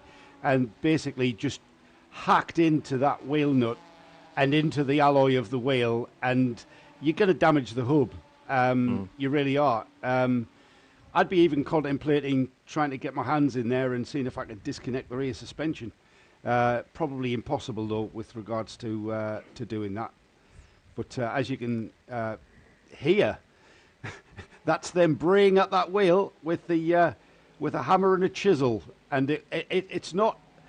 It's going to take a long time. It's going to take a long time and a lot of perseverance and a lot of patience. But you've just got to not care about trying to save any part of that. You've just got to hack it off, destroy what you can, what you have to, I should say, and see what you have to replace when you finally get it off. But it's rotten luck, absolutely ghastly luck. Well, the battery-powered drill and drill bit are now being used just to try and get a hole in there and maybe some purchase for where the hammer and chisel next go. But as you say, they've tried the measured approach, they've tried the softly version, and now they're just throwing every tool that they've got in the kit at it. in an effort to get that wheel off. But I mean, I have seen wheels sliced into bits in order to get them off hubs in the past. And in this championship, I think, we don't have to go quite as far back as Andrew Cocotti's Ferrari, actually. There have been stories within recent Creventic history of wheels being welded onto stubs and It's not uncommon, is it? It's not uncommon, Johnny, to see that. Yeah. But it's unusual on a brand new car as this to have the problem. But then again, you know, Nick and I have been making the point that this is a car designed for sprint racing and not necessarily the punishment that it's going to face in an endurance race. However, we were only 4.5 hours into it, and Nick and I were surprised that they were having to change brakes this early on. But then again, that might have been down to the fact that they haven't been able to change to endurance brakes, so they were running on the sprint pads anyway. Getting some news now, some debris at the hairpin at turn 6, which may need to be retrieved depending on its size and whether it's likely to cause punctures. So there might be the need for another code 60 in order to deal with that, probably being covered by debris / slippery surface flags right now, the yellow and red striped flag on the approach to turn 6. GT4 cars occupying the same bit of racetrack, i.e. the start-finish straight. Now, how are we doing in GT4? This is not a change of position because of all of the time that, sadly, the Pro Sport Racing Aston Martin lost in the early stages. Remember, that didn't take the start with everybody else. Nico Verdonk brought it down pit road instead. So the Aston has completed 147 laps. The BMW M4 that leads the class is 5 laps better off. But it might be that the Aston can at least buy one of those laps back, with Nico Verdonk going faster at the moment than the Nick Whitmer-driven BMW. And Nick must be on an outlap currently. No, he's not. I've got the wrong column. A 151.7 for the BMW M4. And last time around for the Aston, it was a 151.8. So similar times being produced by both of those GT4 cars. The Aston looking to at least get one of those laps back again. Audi's right together on the racetrack as well, one of which being the Vincent Piermont-driven car collection machine, and then Sven Herberger for Rutronic Racing. That car's third, still hanging on to a lead lap position right now, car number 18, and looking for a way by the 88, and he's managed to get through now. And that's the 18 putting a lap onto the 88, another lap, in fact, onto the 88. The 88 falling down the order. It's just been overtaken by Elmar Grimm in the number 34, the sister car collection car. And that was for position. That car going up to 6th in class. Elmar Grimm, that is, taking that 6th place from the sister car. And that is 6th in the GT3 class, and of course 6th overall. The GT3 cars, fastest cars here this weekend, and not surprisingly at the front of this field. I did note, Johnny, that trip into the gravel for the 278 Ginetta hasn't really cost him that much time. He's only a lap down off the leading TCE runner, and that car all weekend has been pretty much the fastest car on track. And I'll just keep an eye on the lap times. It's I'll have to keep an eye on the lap times over several laps, because the lap times do fluctuate with how these cars get through traffic. No, I was impressed with how quickly John Bruno managed to rejoin the race. He also used lots of the track, well, not even the racetrack. He was off on the drag strip at one point, zigzagging the car to shake all the gravel out of those nasty areas where gravel can lodge itself in the brakes, in the suspension. He also was then using pretty much the full width of the start-finish straight as well, under code 60, to shake all the stones out. I'm not sure how grateful everybody else in the race would have been after that, because it's left quite a lot of debris on the start-finish straight, but it meant that it was safe for the Ginetta to continue on. And as you say, the speed is still there for 278, about to cross the line now to tick off 152 laps completed, and is ultimately chasing down the top 3 in the TCE series, all of which are TCR cars, AC Motorsport Audi and the 2 Autorama Motorsport VW Golfs, the cars powered by Wolf Power Racing, and Christoph Hörny, the Swiss driver, and Emil Heyerdahl in the number 1 car. So 1, 1, 2 and 1. second and third. Then John Bruneau in his CWS Engineering Ginetta, fourth in class, followed by another TCX car, the Munkhoff Racing BMW for Eric Vanden Munkhoff, car 210. 88, the car collection Audi, looking away in the distance to the car that's just lapped it, which is the Sven Herberger driven Rutronic Racing Audi. And Vincent Piermont running a little deep into the Mercedes corner a couple of laps ago. This time into Saxe-Curver, much more neat and tidy for the American. And heading back out again. Great to see still, plenty of blue sky in front of this 88 Audi. There was a point, Joe, when the clouds started to gather, and I thought we might have a bit more rain, as we did in biblical fashion overnight. Lots of heavy rain heading into Saturday morning, but fingers crossed we can keep dry till the end, just purely because that keeps one of the variables away from all these teams who are trying to get to the finish on the current rhythm. Well, there's nothing forecast, Johnny, and the forecast for tomorrow is highs of 18 degrees and sunny, but the odd bit of cloud. I mean, there was one of the scenes that was set. I thought the clouds had been painted on. I'm sure you can get a wallpaper like that. It was idyllic, the way the cloud formations were. So it's not uncomfortably warm, and it's not chilly. And of course, with the split races, we don't have to go through the night, so the temperature isn't going to drop off at all in the next hour or so. It's going to remain at around the 16, 17 degrees. From what my forecast is, and it's going to be pretty much the same tomorrow. So no rain forecast at all on the horizon. I hadn't looked as far ahead as Sunday's forecast, so that's promising as well. Looks like all the bad weather's happened when the cars weren't on the track, which is always good planning. Tyres being changed on the Vortex 1.0 for the French crew, Vortex V8. And the French tricolore displayed on the rear wheel arch and the door mirrors of this car. With its giant rear wing, it's going to slowly lurch back into action, but immediately turn right into the fueling area. An hour and 10 minutes still to go of this segment of the race. Let's get another update from Ben. Yeah, just talking about the Vortex, Johnny. You may remember, or certainly the last time I did a Creventic race, there were two of them, and they look exactly the same. And there are actually two here in, where am I? Hockenheim. But one of them, I'm afraid, is very much foreshortened and doesn't really look much like a Vortex at all now. It looks just like a kind of a cage that you might put on a inside of a car. If you've ever had a look close up at one of these cars, they are kind of a space frame chassis, and basically just the frame is left. They had a big accident in practice, what was that, Friday evening, and so they had to basically use the second car that was sitting around doing nothing as the car that they are now racing in, and donor the other car. So at the moment, moving forward, and we've got quite a long time before the next round of Creventic, it's middle of July for the 24 hours of Portimao. They've got some work to do if they want to have two cars back on the grid. Yeah, that's a real shame, because I seem to remember that the run in France was better than usual for the Vortex V8s. They managed a third and fourth place finish at Ricard with their two cars, 701 as we have today and the 712 car. And previously, both cars got to the finish at Mugello this year, and in Dubai in GTX, we had a second place finish for a Vortex, actually, behind the eventual winner, Leipert Motorsports Lamborghini Cup car.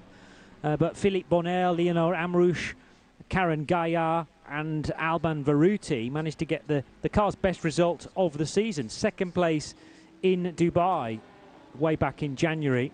But it is a shame in that respect not to have two Vortex in the race. And as you said, one sort of cannibalised to make sure that the 701 could take part.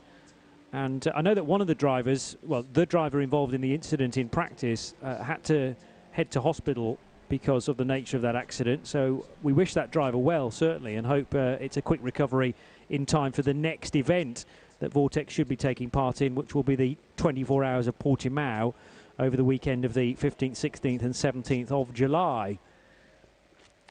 Number one car heading out of turn one, the Nordkurve, and towards the sequence at 2, 3 and 4. That's Emil Heyerdahl, who was put out for qualifying earlier today, running third and looking to chase down the team car from Autorama Motorsport, Christoph Herney. He did that time, Johnny. He took a chunk of time out of him, about a second, in fact, out of that gap. It was just under 7 seconds. It's just under 6 seconds now. Yeah. As into the pits has come the 92 Ferrari. So 92 for Herbert. Oh, a long way down, isn't it, because of the various problems that this car's had, sadly. But at least it's still running. Bobby Gonzalez bringing it in, I think at the end of his second stint. So it's likely to be a driver change there for the final hour. And this is the point now, Joe, where most cars will have to make one more stop between now and the end of the race. I think we're going to get a flurry of GT3 machines. The Ginetta G55 is in as well, looking very, very dusty after his off-track venture when John Bruneau was at the wheel. John and Colin are going to switch positions for one final time today. And the CWS turquoise adorning Colin's helmet as he clambers on board. With a green flag pit stop, Johnny, this car's going to be able to take on enough fuel to get the number 278 Ginetta to the end of this part of the race, to finish part one, let's say. That means he's going to start tomorrow with very little fuel on board. Whether they'll choose to, I think it'll depend on what's happening on track, whether they choose to finish this race in the state they want to start, or whether they'll just take it to the end and then fuel whenever they have to. I'm not sure at this stage with how they're obviously on a bit of a recovery drive, bringing that car back into contention. It's currently leading TCX, but I know that that's not what Colin and Jean-Francois Bruno will want to be concentrating on and focusing on. They're after the overall win. Yeah. No question. No, so 100%. they are, they're going to give it their all. And, when you think about it, Johnny, we've still got 6.5 hours of racing left. Well, that's, yes, when you put it like that, we're not even at half distance. We're not. You can sort of use the pattern of today's portion of the race to learn what might happen tomorrow, but in my experience, it changes very quickly. And you sort of settle on a car that you feel is the most dominant, and then in the last set of pit stops, it can all change. It really also depends on how quickly they react to the various incidents and the code 60s. There was a dump churn in action now. I wonder whether that was just a means of allowing the air to escape from the other fueling nozzle, or fueling vent rather than using the supermarket pistol grip fuel nozzle.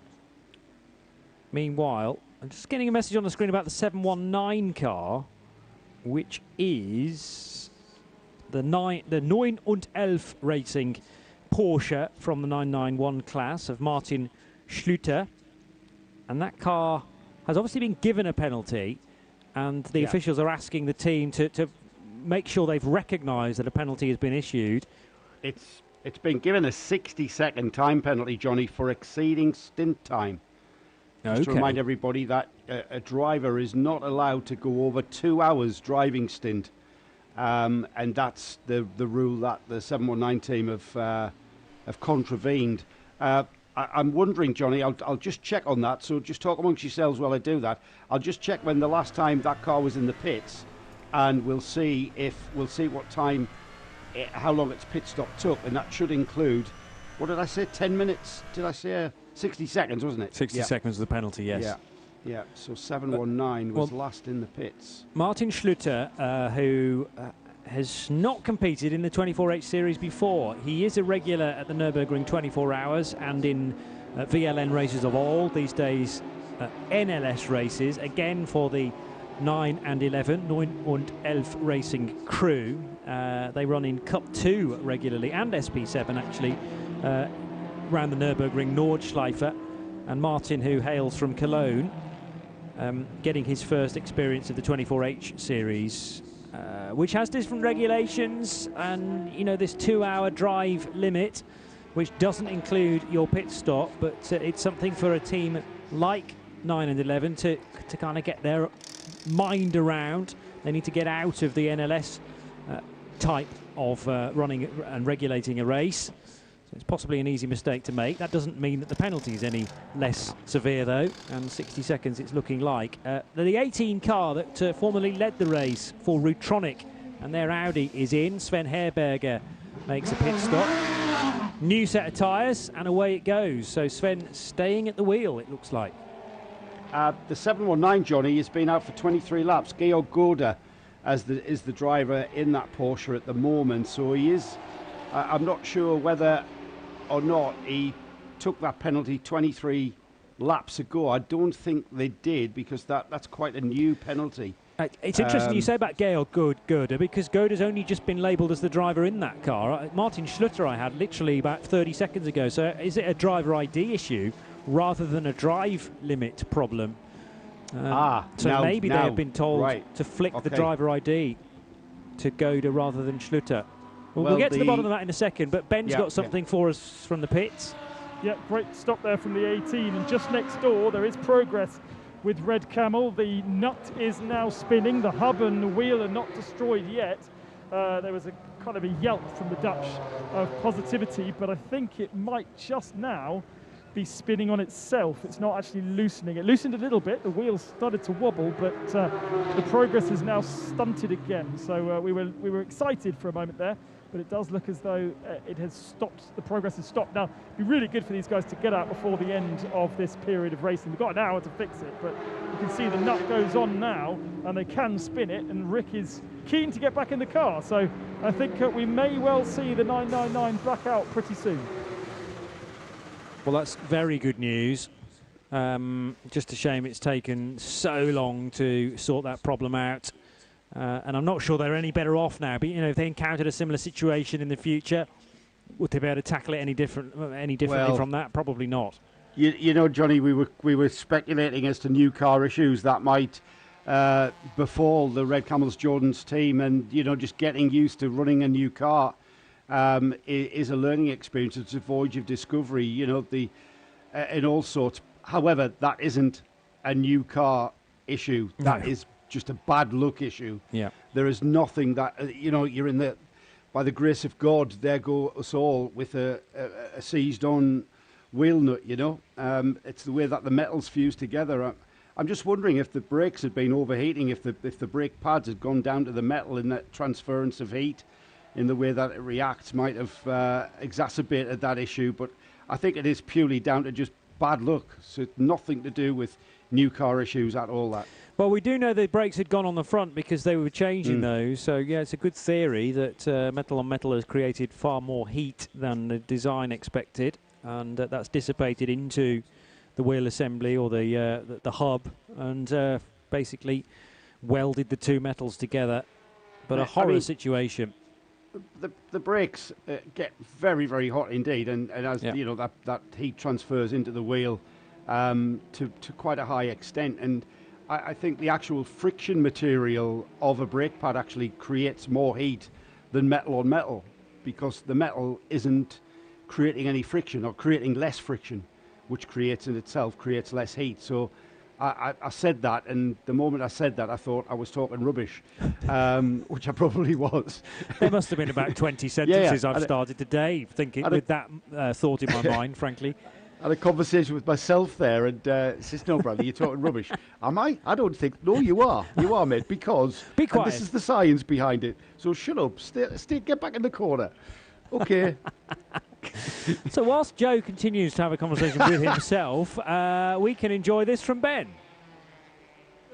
Kind of agree with Joe, because that is the brake pad that came off the car. And as you can see, if ever you've seen a brake pad, there is no pad left at all. There's been metal on metal contact. Just as a reference, there is the other one which has a bit of pad on it. I'm sure many of you, if all of you, had a look at a brake pad before, so you know exactly what it's supposed to look like. But certainly there was an issue with, I think it was the left-hand side, those have come off. The right-hand side did look better.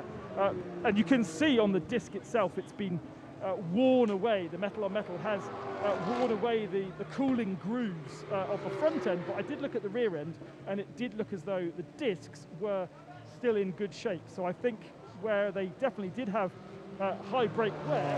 I'm not sure that's the cause of this particular incident, but as you can see, Rick is back in the car, so fingers crossed. Good stuff. Thank you, Ben. Yeah, the grooves on these ventilated discs will have started to wear away significantly with the bare metal on the pads, or what was a pad. Still, you know, the caliper's still doing its job, Joe. It's still pinching away at the disc itself, but it is simply the metal brace that used to hold the pad rubbing against the disc now. Yeah, you've got the friction material that's actually bonded to that metal plate, which is the forms the brake pad, and then when you've worn away all of the friction material, you're then left with just metal. And if anybody on their road car has pressed their brake and had this horrific noise coming from their wheels, they'll know what I mean. And another sign, when you're driving along in traffic and you see a car alongside of you, and their wheels are covered not in black brake dust but in brown dust, that tells you that car is down to the metal, because you're basically shaving filings of metal which then shroud the wheel in metal filing dust, and then that oxidizes and goes reddy brown. So if you see a car next to you with brown wheels instead of black brake dust wheels, then the pads have worn through. Time to wind the window down and say you might want to go to your nearest garage to sort that out. I can do that for you, mate. Well, yeah. I can do that. Yeah, you have to get in the queue behind a Mercedes turbocharger, but once all that's done... Mate, I've had a bad day to start with. Don't remind me about my car in bits in the garage. Quick, move on. Oh, yeah, sorry. I was trying to distract you from having another conversation with yourself.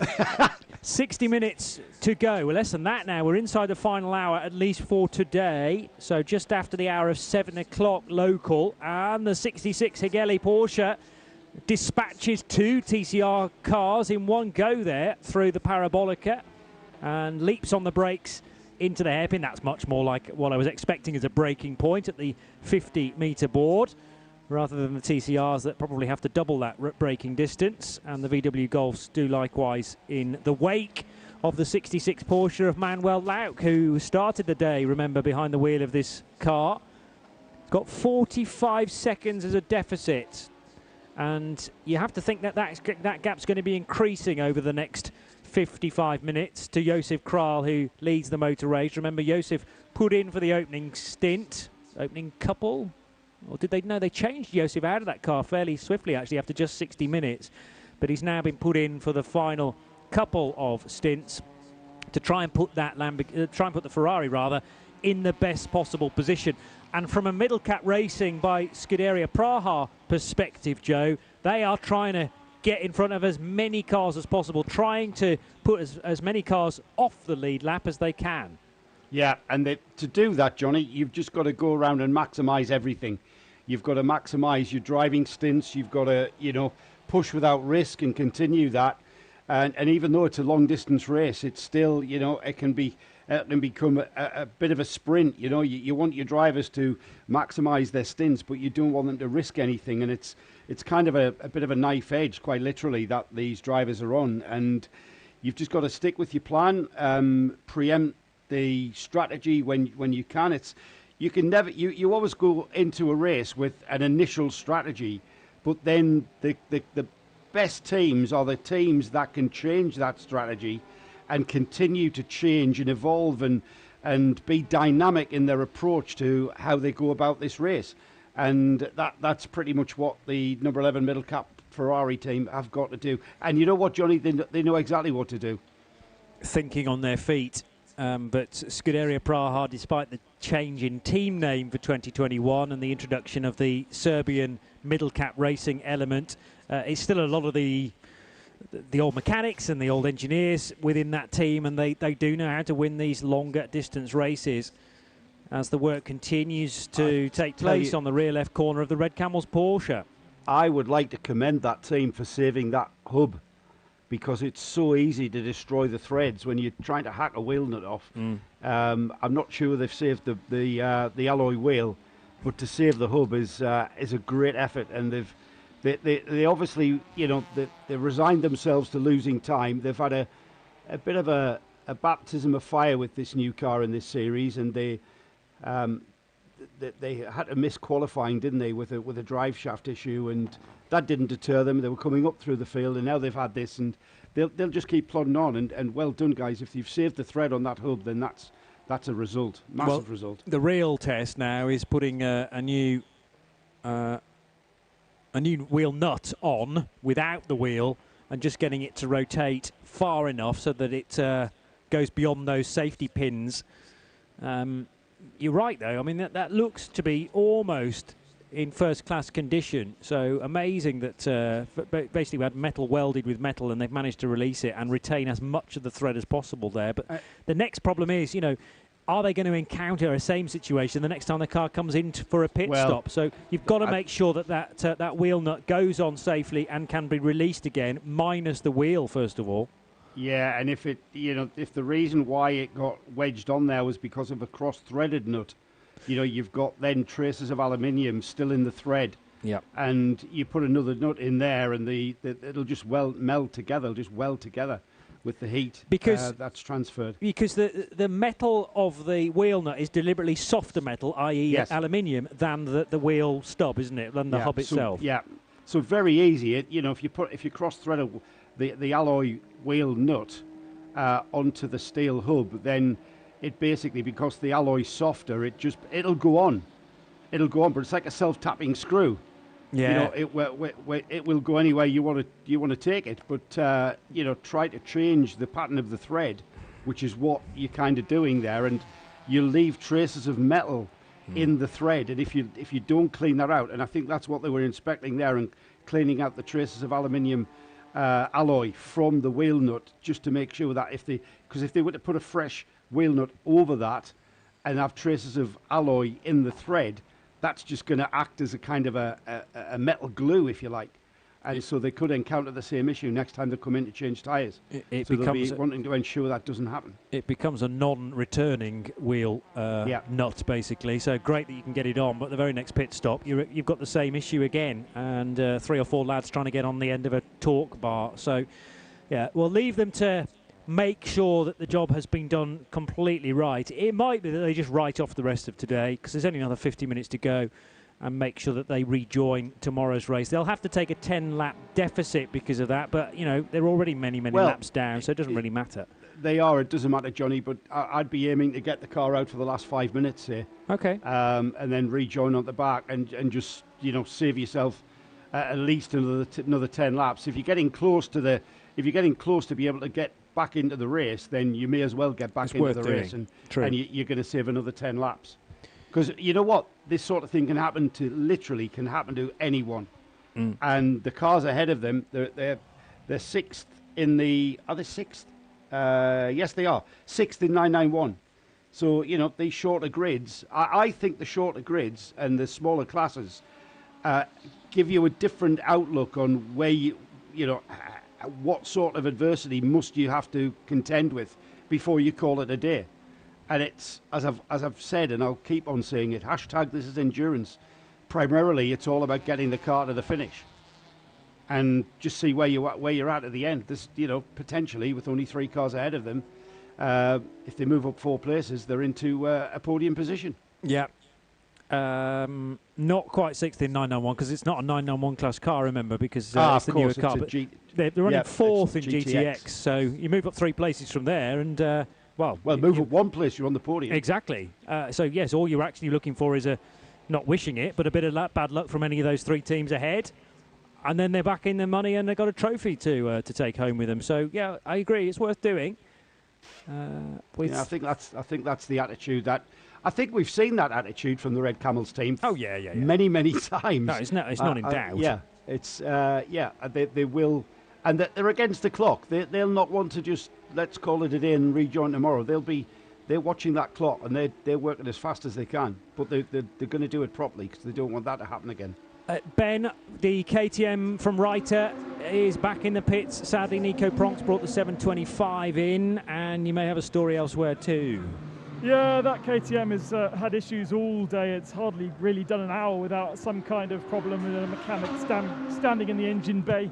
I'm still monitoring the Breukers Porsche, and the wheel has come off, but they have discovered the thread damage to the hub. So what I love about this paddock is immediately Heavy Motors bringing over 2 hubs in suggestion of which to use. Of course, this being a brand new car, I'm not sure Heavy Motors hub will necessarily suit, but unfortunately the discovery of the hub damage, or the thread damage at the very least, has meant that Rick Breukers has now taken off his helmet, and it does therefore mean that I think they are canting out today, and at least for the next half an hour anyway, just kind of looking at the hub and trying to make sure it will be the same hub in replacement. But I love that spirit.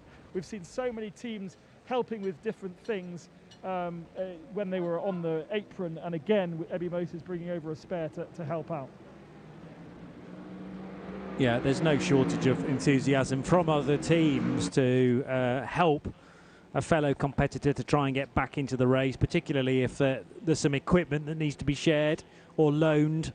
Then that's the beauty of, well, particularly 24H Series racing. It's serious stuff, don't get me wrong, and everybody wants to beat everyone else in their class, but if they can help out in the pit lane to make sure a car makes the finish, then that will be done, no question about it.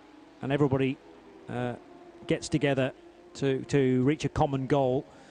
As the number 11 middle cap racing with Scuderia Praha Ferrari, Josef Kral at the wheel, probably likely to be there till the end of the race, but I make it that he's got maybe another 5 or 6 laps before he has to come in to make a final stop today, nearing the end, therefore, of a 40-odd lap stint for the race leader. Lamborghini across the line as well, and also the 88 car collection Audi, which one's rather wide coming out of the Sud Curva. Vincent Piermont driving the car collection Motorsport Audi.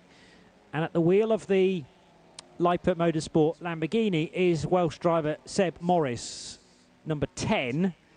And he's got about 50-odd seconds, 55 seconds to try and find on Joe Foster, who runs third. So I'm trying to work out, Joe, how many cars we actually have now on the lead lap. We might be down to just 2 now in the closing hour. I've been looking at that, Johnny, and it looks like the CP Racing car has completed 182 laps. They are 2 minutes and 25 seconds behind second place. So that puts them onto lap 182, yes. Whereas the 2 cars ahead of them, the 66 Porsche and the number 11 Ferrari, they've completed 183 laps. Now, the Joe Foster of the 85 CP Racing Mercedes has just crossed the line. Yes. And so that is 2 laps off the leader. Yeah, 182 laps completed, but crucially, 2.5 minutes behind Manuel Lauk in the second place car. And the lap time around here is 1 minute and 40, or the speed we're doing at the moment, 1 minute and 45, sometimes 1 minute and 50. There's a car doing a penalty stop. That is Georg Goda for the 9 und 11 racing crew. So this might be the 60 seconds that we were talking about earlier on, Joe, for the team that has breached their driver time limit. 9:55 going to have to spend some time in the penalty box as well. The Willy Motors by Ebby Motors entry for Sabino Di Castro. That was a much shorter stop in the penalty box, probably closer to 10 seconds for that Romanian entered Porsche. A little bit more from Ben. Let's not forget that I think most of our leading cars still owe us a pit stop, whether it be a splash and dash before we get to the 6 hours or a full fuel. I think almost all of them, other than trying to think of the car that we've seen less than an hour ago. Was that the Lamborghini, I think? That's probably the only car that doesn't owe us a pit stop. Everybody else does need to pit before the end of the 6 hours because they will run out of fuel. Well, Seb Morris, guys, has done 26 laps in this current stint. I was remembering the Audi certainly having been a recent stopper, and Sven Herberger's only 8 laps into his stint, so he'll be fine, should be, till the end. That was the one I was trying to remember. And the 3 car... There you go. 3 cars ahead of him, they're Kral's on 38, Manuel Lauk's on 38, and Joe Foster's on 38.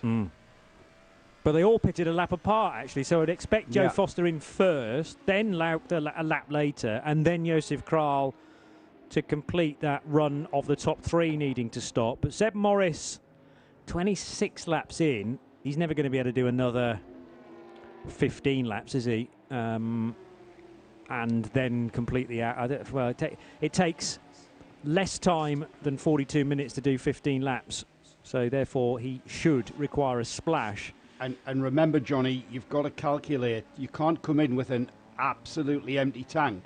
No. Because you've got the restart tomorrow and 2 warm-up laps.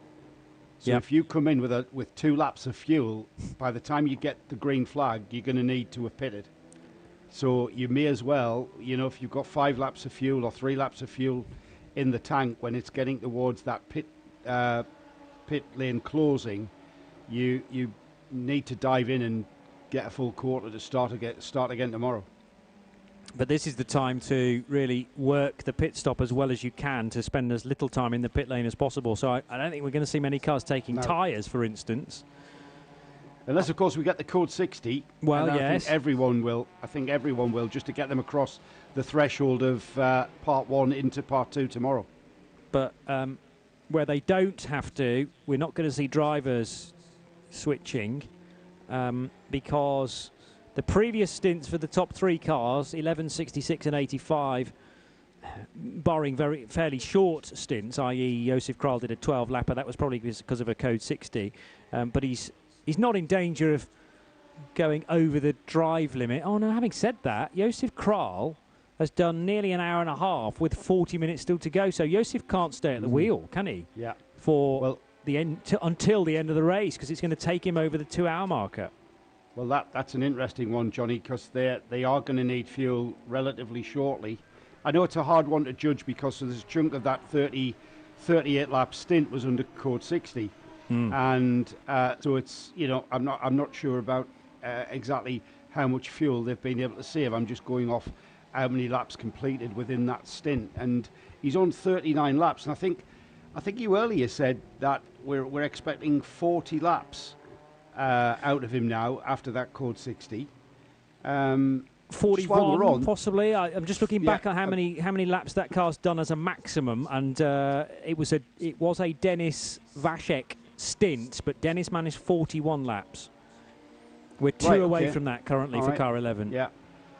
Again, hard to judge, depending on how that fuel is used in that available stint. The 3 cars behind the top 4, that's the number 18 Retronic Audi, the number 34 Car Collection Audi, and the number 88 Car Collection Audi. They are very early in their stints. The 18 has done 10 laps, the 34 has done 14 laps, and the 88 has done 11. So with 40 minutes remaining, I can see those cars getting to the finish without another stop, and then there'll be one of the or there'll be some of the early stops tomorrow.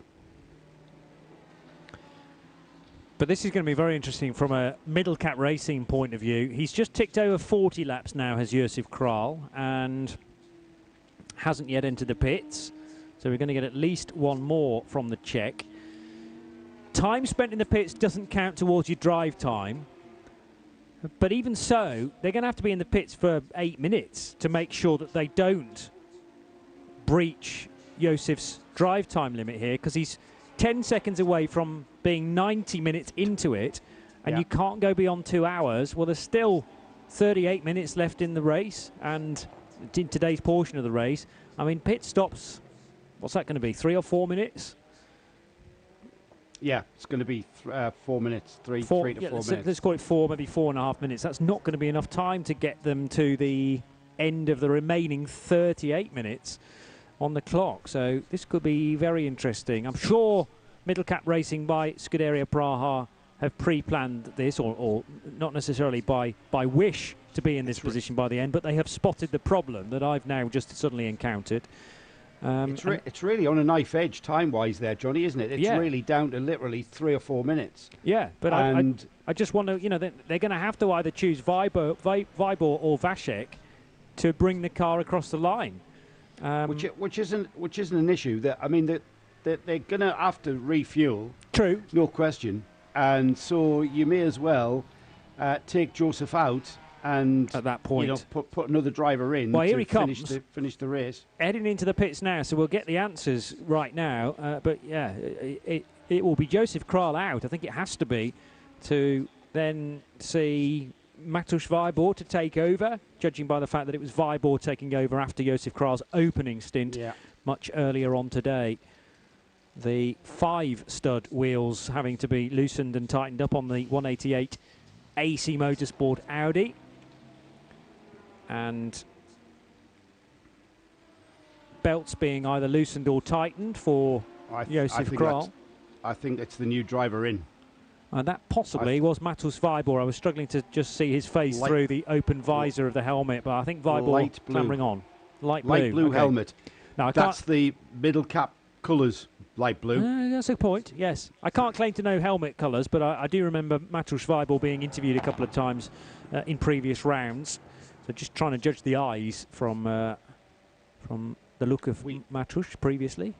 We won't get the timing screen updated until he leaves the pit lane. That's right. And right now he's gone into fueling, and that is an absolute crawl, isn't it? 20 kilometres an hour is the speed limit in the refueling area. It's a 40 kilometre an hour pit lane speed limit, but when you turn right into refueling, you've got to half that and go down to 20 kilometres an hour, and that's an absolute crawl. And we saw that. You think in the number 11, come on, get to that fuel stop, get to the fueling. No, he can't go any faster. He'd be breaching the regulations if he did. Yeah. Fuel's going in though, Johnny. Fuel Yes. is going in on that car. 3 different speed limits that these teams have to deal with across the weekend. Code 60 kilometres per hour if there was an incident out on track, 40 k's down the pit lane as Joe has mentioned, and 20 in the fueling area. This will see Manuel Lauk go to the lead of the race, depending on how much longer Josef Kral is in the pits, of course. And the 66 car now heading through the Sachs curve on the infield section. I wouldn't be surprised, Johnny, if we see the 66 peel off into the pits also. Because he's on his 42nd lap. You're spot on. He's into the pits. Yep. Couldn't have gone much further. With a 42 lap affair, and Joe Foster surely is going to come in at the end of this, which will be a 43 lap stint for the CP Racing Mercedes. So having said Joe would be the first car to make a stop, actually they're getting great fuel mileage out of the CP Racing Mercedes. 66 into the pits and to the feet of Ben Constanduras. Right, CP Racing have been doing great mileage. They've had many a pit stop that has been 43 or even 44 laps in length, and they're getting ready at the top end of pit lane, but it's a very efficient stop from T3 Racing. Tyres and driver installed. Or did they change the driver? No, they didn't change the driver, did they? So just tyres, and then they'll get a complete full tank, and Mark Basseng videoing that on his phone. Very happy to see his drivers do well. So they carry those new tyres and that tank into tomorrow, and we're starting to get a picture of how our order will look. Now the Mercedes comes in. Now this should be a longer stop from CP Racing because they have to change the driver, and we've seen this time and time again that the tyres actually can be done quicker than the driver install, unless the driver is super nimble and young. That doesn't necessarily apply to our CP Racing boys. So let's see how they get on. Tyres have now just been bolted onto the car, so they are now finished by the looks of things. Taking their time though, the mechanics, and driver now fully in and off they go. So a little bit, maybe 5 seconds longer than the tyres was the driver install, not too bad. And they have reached the end of the rotation now. I reckon that's Charles Espenlaub getting back on board. So Joe Foster gets out, Espenlaub in, because we've seen each of the 4 drivers here this weekend for CP Racing, and it was Charles who started the race at 12:30 this afternoon, and I reckon Espenlaub who will bring that car to the finish as well. Ooh, very close indeed at the hairpin, as Elmar Grimm thought about a move. No, it wasn't a hairpin, it's turn 2. Thought about a move up the inside of the KTM crossbow for Reiter Engineering. Mads Seiljehaug doing the driving in 724, and leads a 4-car freight train, in fact, of a mixture of machinery, including this Elmar Grimm driven Car Collection Motorsport Audi, who is later on the brakes than the KTM crossbow. Did the crossbow go wide into that corner to give it a better slingshot out? No, I think it's going to be out-muscled anyway by the 34 Audi, and through it goes. Again, not for position, because the Reiter Engineering car was a couple of laps down. Moment or two ago, a very sideways moment indeed for the 58 Mercedes rotating. That was exactly at the point where the CP Merc pitted, in fact, with a similar car right behind it, looping, and that's David Gosner in the MP Racing car with his Mercedes. Was he looking to get into the pits? No, continues on the main racetrack. He'd already had a moment, of course, earlier on in the event at the Sachs Curva. So he pushes on. Not sure how the 58 car is doing on stint times. David has done a 16-lap stint so far, and it was Thomas previously. So that should mean that David Gosner is fine to the finish now with a further half an hour to go.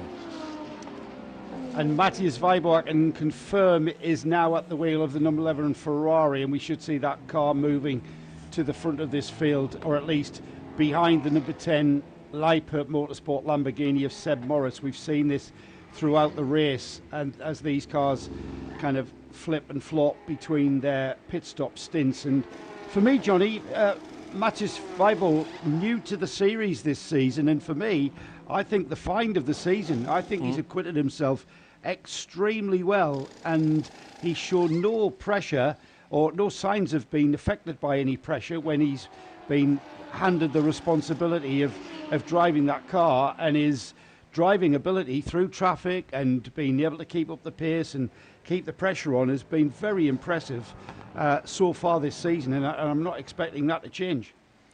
No, I'd agree. I didn't know a great deal about him, but he has been racing in the Ferrari Challenge Europe for a couple of seasons, and Weibo, both he and his dad actually racing Ferraris at different levels. Oh dear, off into the gravel goes the 58 car, so a half spin at the penultimate corner, and now into the gravel trap. You can see the repaired front right corner. Remember that the front left got a bit damaged as well as a result of the Sud-Curva incident for David Gosner earlier on. Now, where on the track is that? And is it susceptible to maybe another car falling off on a similar point, Joe? For that reason, we might have to go code 60. We do go code 60 with 30 minutes to go. Now, this is going to play nicely into the hands of those that haven't yet stopped. It really is, Johnny. I think that's on the entrance to the arena section just before the Sachs curve. I'm waiting for the shot to pan out. This is going to play into the hands of Seb Morris, who indeed dives straight into the pits. Now, he will get a very cheap pit stop. I'm not sure of just where they are track position-wise. Into the lead has gone the number 11 Ferrari because Morris has gone into the pits. But this is going to put him more in line with what we've seen and more in line with the fuel strategy on the number 11 Ferrari, I think. The 34 also in. Let's go to Ben, get the latest on these final pit stops, Ben. Yeah, I was wondering whether the Lamborghini could go without coming into the pits and needing this code 60 to allow it to not need a pit stop, but clearly it did need a pit stop, came all the way through pit lane, did not take tyres. Seb Morris staying aboard the car straight into the fuel bay. Now the question is, did they manage to get into the pits before the code 60? It was very, very close, in which case they can take a full fuel tank of fuel and find themselves in a nice position tomorrow, or they've only got half a tank in that car going forward. The Mercedes is already being towed out of position delicately. Obviously there's a towing eye there, which has been designed to bear the weight of the car even through gravel. It's showing already some battle scars. It's become a pirate Mercedes, hasn't it? It's got an eye patch on the right-hand side.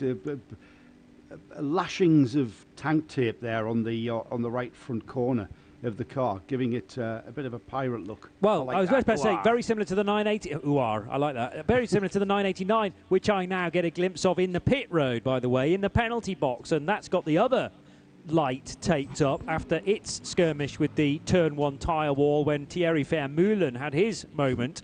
Yeah. And the movement from the penalty box to the box for 989 is literally a couple of feet. Didn't have to pull back to the fast lane at all. In darts the 211 Autorama Motorsport Seat Leon. Also in is the car collection 88 Vincent Piermont driven car. So we've got 4 in the fueling area. Did they all come in after the code 60 began? Yes, because their pit stop time has turned purple, so they can only get 50% of fuel. This is for the 10 Lamborghini for Leipert, the 34 car collection Audi, the 724 Reiter Engineering KTM, and the Bas Kooten Racing Porsche, which leads the 991 class. So Glenn van Berlo getting the call to make a pit stop now and take advantage of, well, what shouldn't be a long Code 60, but obviously Bas Kooten and others making the call on the Pratt Perch at the Dutch team reckon it's worth getting some fuel in, even though it's only half a tank. Yeah, that's going to just stretch their fuel into tomorrow, isn't it? If they can top up that tank and get a good chunk of fuel on board. 27 minutes, just under 27 minutes remaining in this section of the race, Johnny. And however you finish this part of the race, you will restart tomorrow. You can't refuel or anything overnight. It's the cars are taken into Parc Fermé conditions. In fact, here at Hockenheim, Parc Fermé is actually the fueling area.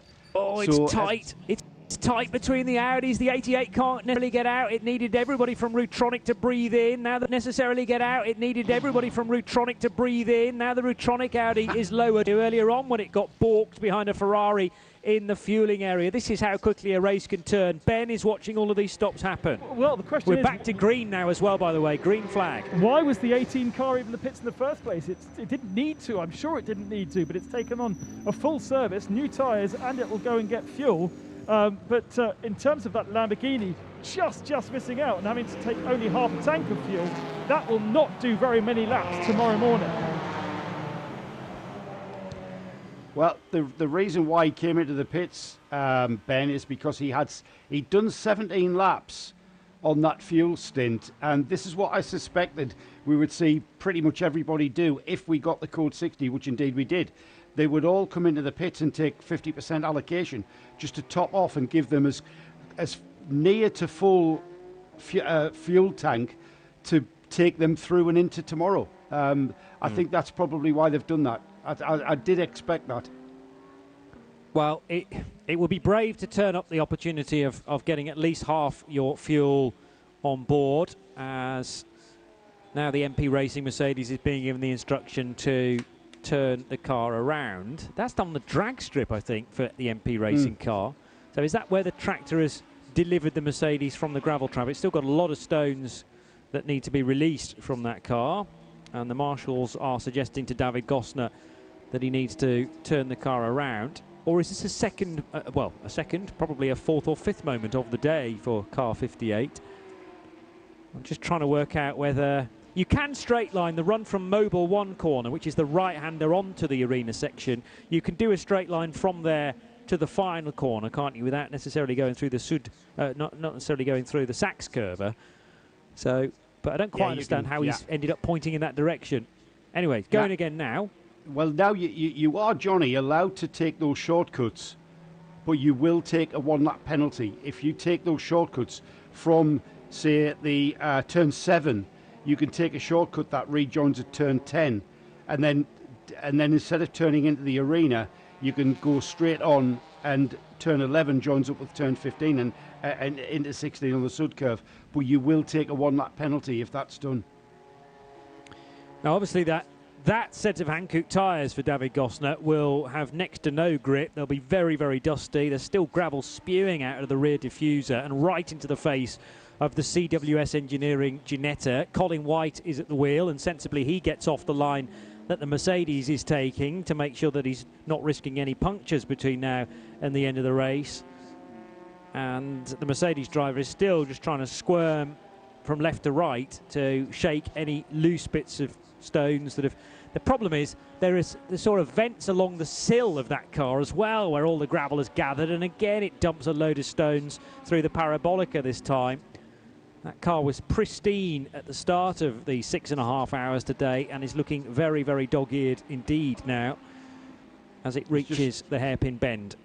Spreading gravel pretty much like a gritter around the length, I would say. Yeah. So I don't think we're expecting below freezing conditions tonight, but nevertheless David Gosner is making sure that the track is treated as such. A very dusty nose for that Mercedes as well. Let's get another update from Ben. Well, looking therefore now at a pit lane which should not be occupied anymore. We should have had all of our pit stops now completed with just around half an hour left to go.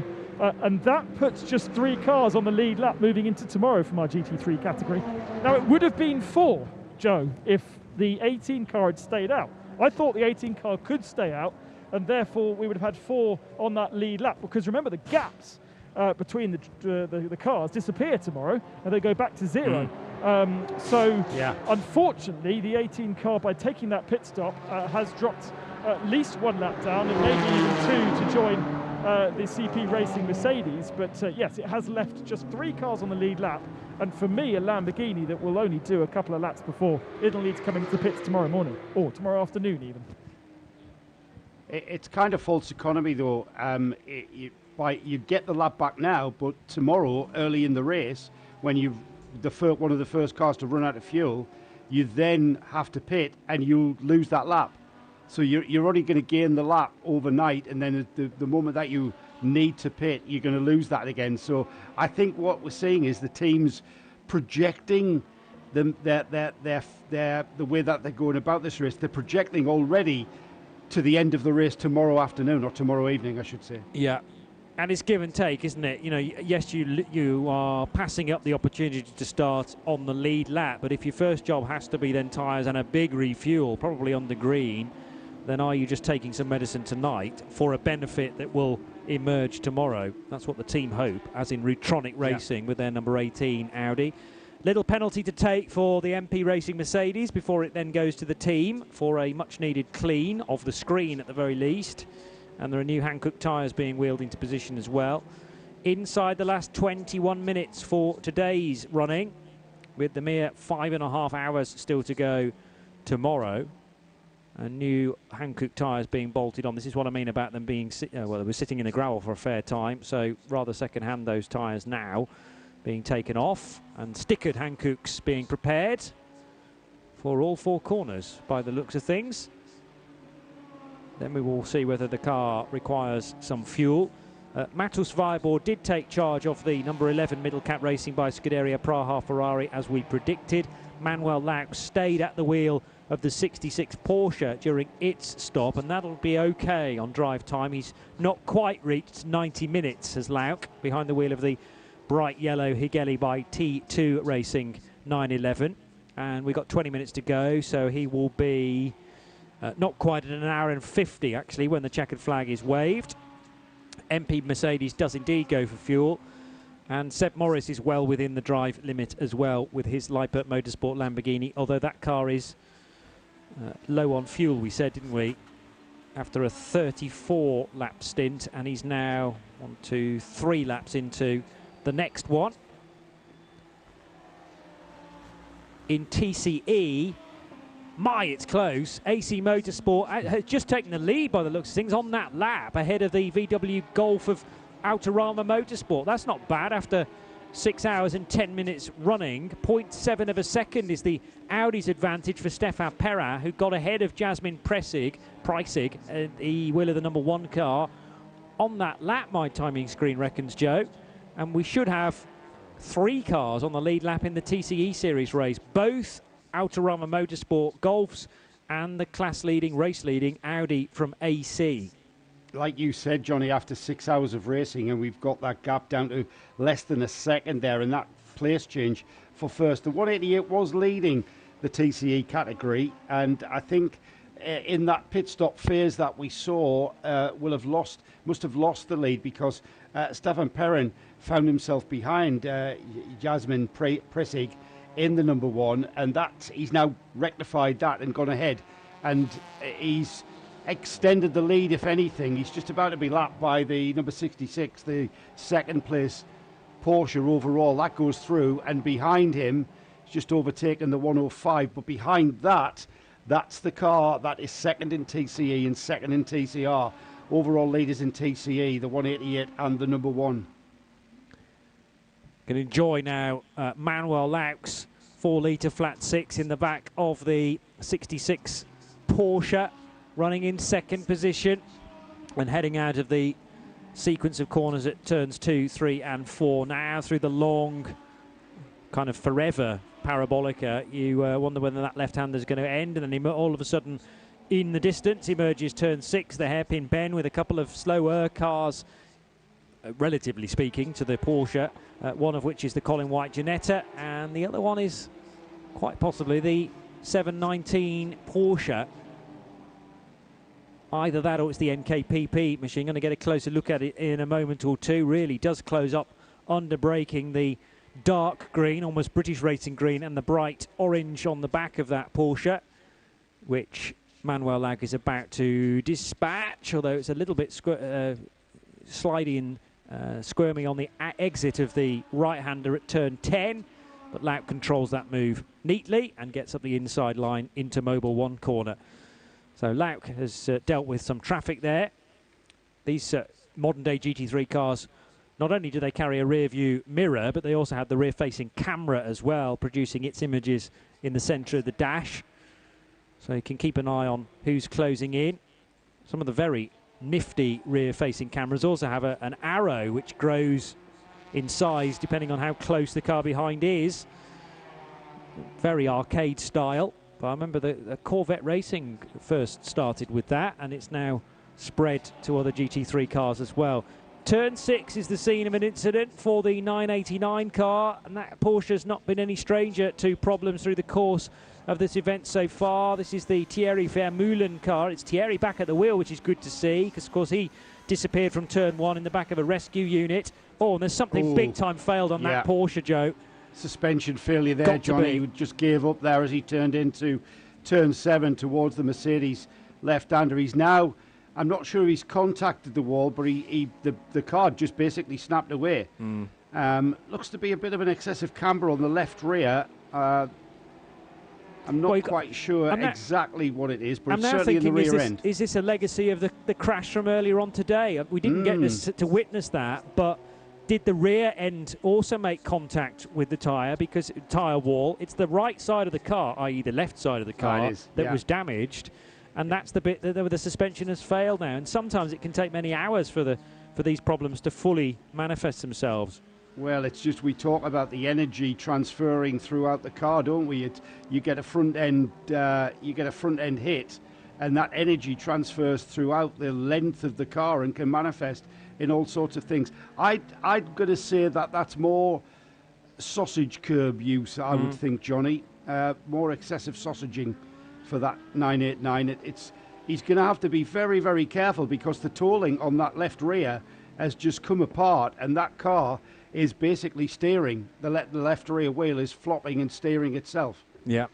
Turns into the turn number 7, which is a very, very fast kink almost, and the car just snapped away. That's when the steering link gave out, and then the rear end of the car just started to steer itself, and the car came through certainly a 180 and just nestled against the wall. Not really any impact against that wall, Johnny. I think he's got away with it. But just look at the way that, like he needs to slow down. What does he not understand about there's something broken on your car? Slow down, you madman. Well, I was about to say that Thierry Vermeulen must be thinking it's really not my day to have an incident out of turn 1 many hours ago, and now for this to fail as well. But he is desperate to get the car back to the crew so that they can start fixing it. But I really think 14 minutes is rather ambitious to turn this car around and make sure that it doesn't take the 10-lap penalty overnight if it's not running by the first checkered flag of the weekend. He has slowed down now, thankfully. But it was like a bucking Bronco, wasn't it? The car, I just thought it was going to break off and just destroy the rear end on that car. Well, he'd done so well to keep it out of the concrete wall at turn 7, but was then running the risk of exactly the same incident heading into the arena towards the end of the lap. And there is a almost 45-degree camber now being run on that rear left wheel. Yeah. And the thing is, here at Hockenheim, with the fueling area being at pit out, there's no question of, shall I just nurse this into fueling and take on fuel? No, let's just get that car to the pit apron and get the boys and girls on it and get it fixed. Yep. Well, the team are ready for it. They will have seen it on the screens because, of course, the live footage of the race being beamed to garages up and down the pit lane, and the dolly jack goes underneath the car immediately.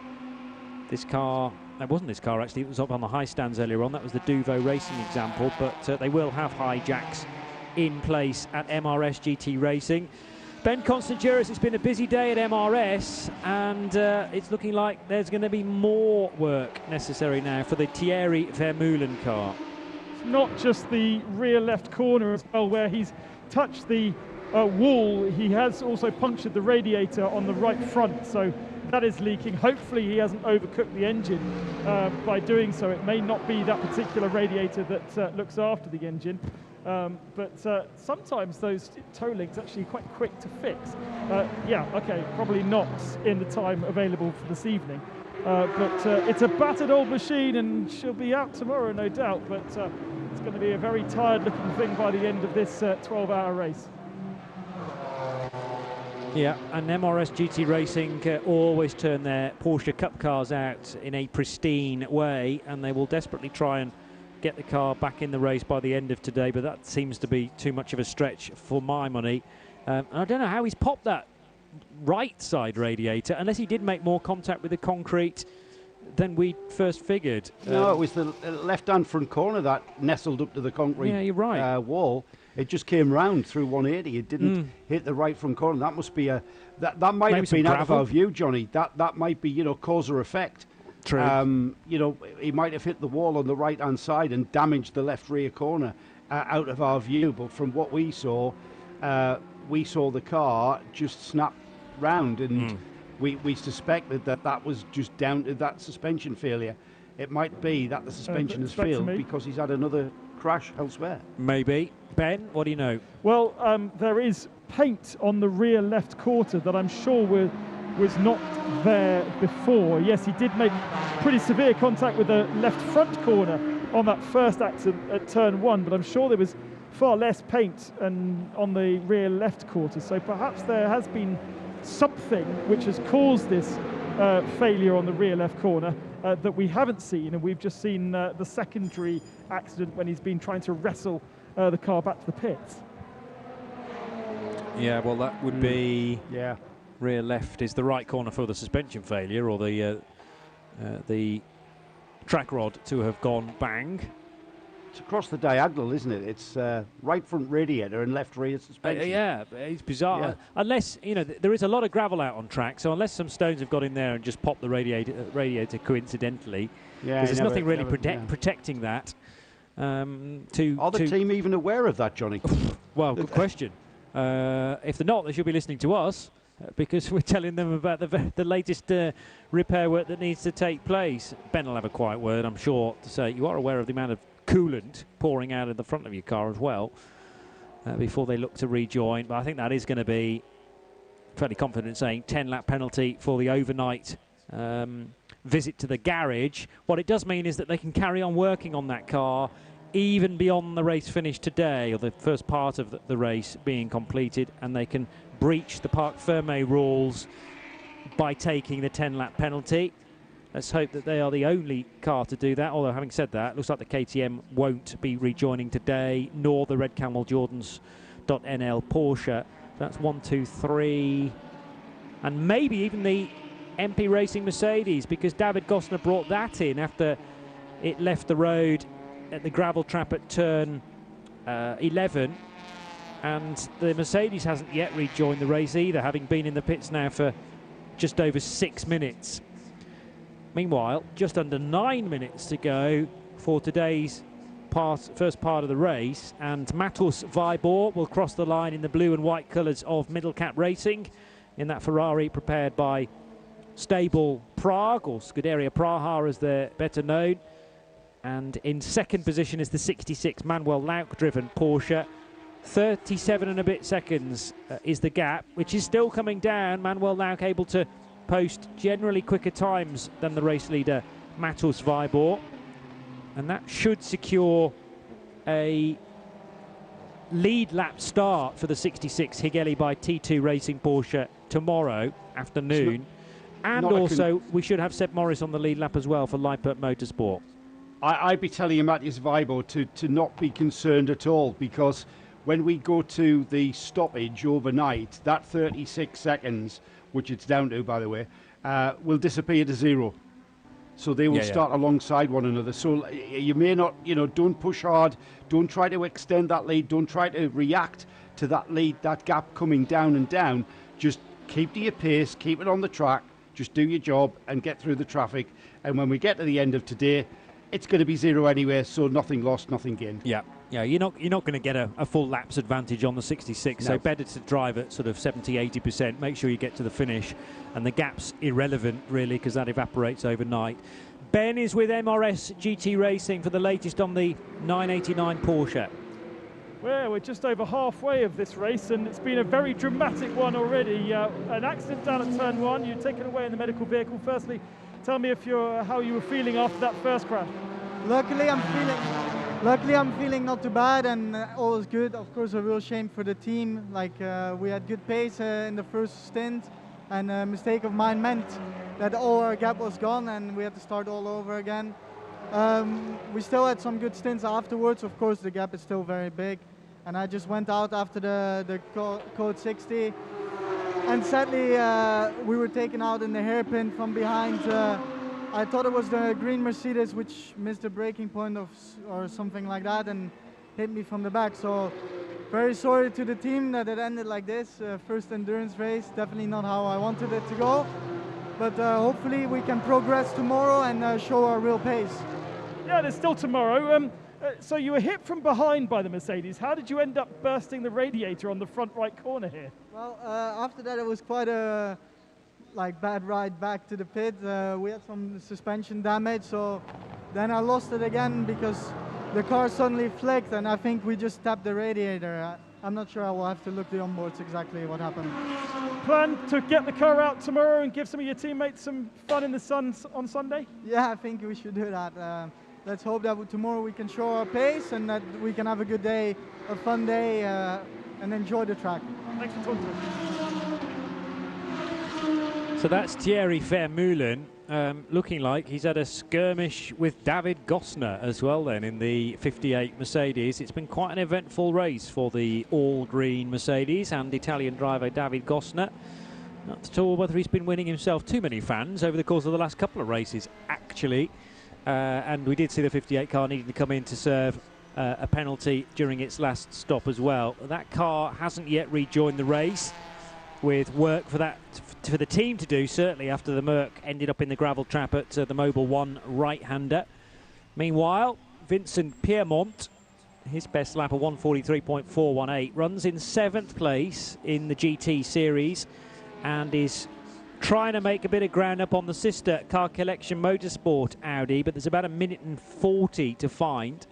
But Vincent Piermont's done his best lap of the race last time around, actually, so that suggests to me, Joe, that track conditions are getting very good indeed now. It's late in the evening, 6 minutes to 8, so a while away from sunset, but cooler conditions. The air is of a good consistency as well, where these normally aspirated cars really thrive. It's not been a hot day, has it? It's not been. You can never consider any part of today being hot, and it's pretty much perfect conditions. Not overly hot for the tyres, not overly hot for the engines and the drivers. And it's pretty perfect. Highs of 17 degrees. It's going to be exactly the same tomorrow, Johnny, and this track is going to evolve. There's no rain forecast, so it's not like we're going to get a downpour like we did last night, which gave us a very green racetrack this morning when we started with qualifying. And, Johnny, the 999 Porsche, that's the car that had the issue with the wheel nut, is out of the pit garage and back into this race. Just as I suspect that they would, they're going to take the finish and not remain in the pit garage overnight. So no longer an emergency for the 999 car. It's going to head to fuel and hopefully avoid those two gentlemen wandering into the fueling area. Thankfully, they got the warning there was a car wanting to get by. And yes, the first job for Rick Broikers, I think. Yeah, Rick's got back into the car, hasn't he? He's got to fuel it. He's got to be quick here in order to join the race before that red light appears at the end of the pit lane. I think he'll get out. Did you see the low, big, massive red warning on the screen, on the digital screen, the dash, I should say, warning low fuel? So he couldn't have gone out on track if he'd wanted to. No. There's also, I noticed, a bit of blue paper towel wrapped around one of the door mirrors, which can hopefully be retrieved by one of the Red Camel team that will be down there. At least one member of their crew will need to be on the spot ready to fuel that car.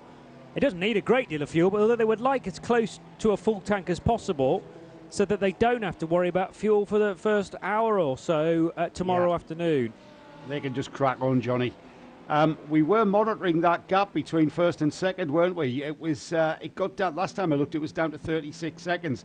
It's gone back out to 38, so that's pretty much been a stable situation with nobody giving or taking anything. So that gap will obviously come down to 0 when we go to the break. But right now, Matthias Weber is doing what he has to do and staying well on form and in control of this race. Is this a late problem for the other KTM crossbow for Reiter Engineering? Let's get straight to Ben. So far has had a clean run of health. The white machine has been pretty naughty, but this one has been running without issue, and it looks to be a similar thing. The rear where the engine is being inspected. I haven't yet seen if there is any fuel that perhaps was in there like we saw from the white machine, but always confused faces, Reiter Engineering. They're an incredibly professional team, but these cars not quite yet with a clean, reliable bill of health, and that's a real shame. Just before the cutoff, they'll take that 10-lap penalty if they can't get this car out in the next, a minute and 15 seconds. I just don't think that's going to happen at all. Mads Saljehaug bringing that in then for Reiter, which had been going so well from the lead of the GTX category, and they are not 10 laps clear of the second place car in GTX, so they stand to lose the class lead because of that very late stop. The 9 und 11 Racing Porsche set to benefit for Tim Scheerbart and the 719 crew. Now, I didn't pay close attention to how much time was left on the clock as the number 11 Ferrari crossed the line, but I have a feeling that Mateusz Weibel will get to the start-finish line with still time on the clock. So he's currently working lap 206. We may get to 207 the way things are going. He's already now at the Sachs curver and should make the end of this lap inside the final 20 seconds or so. It'll be nip and tuck, but another 4.5 kilometres is set to happen for the Serbian. I think he's going to have about 10 seconds on the board as he crosses the line. It is indeed 10 seconds. Yep. And he will continue, and he will get the... How do we bring this race to a halt? Is it a red flag or a red and checker or something?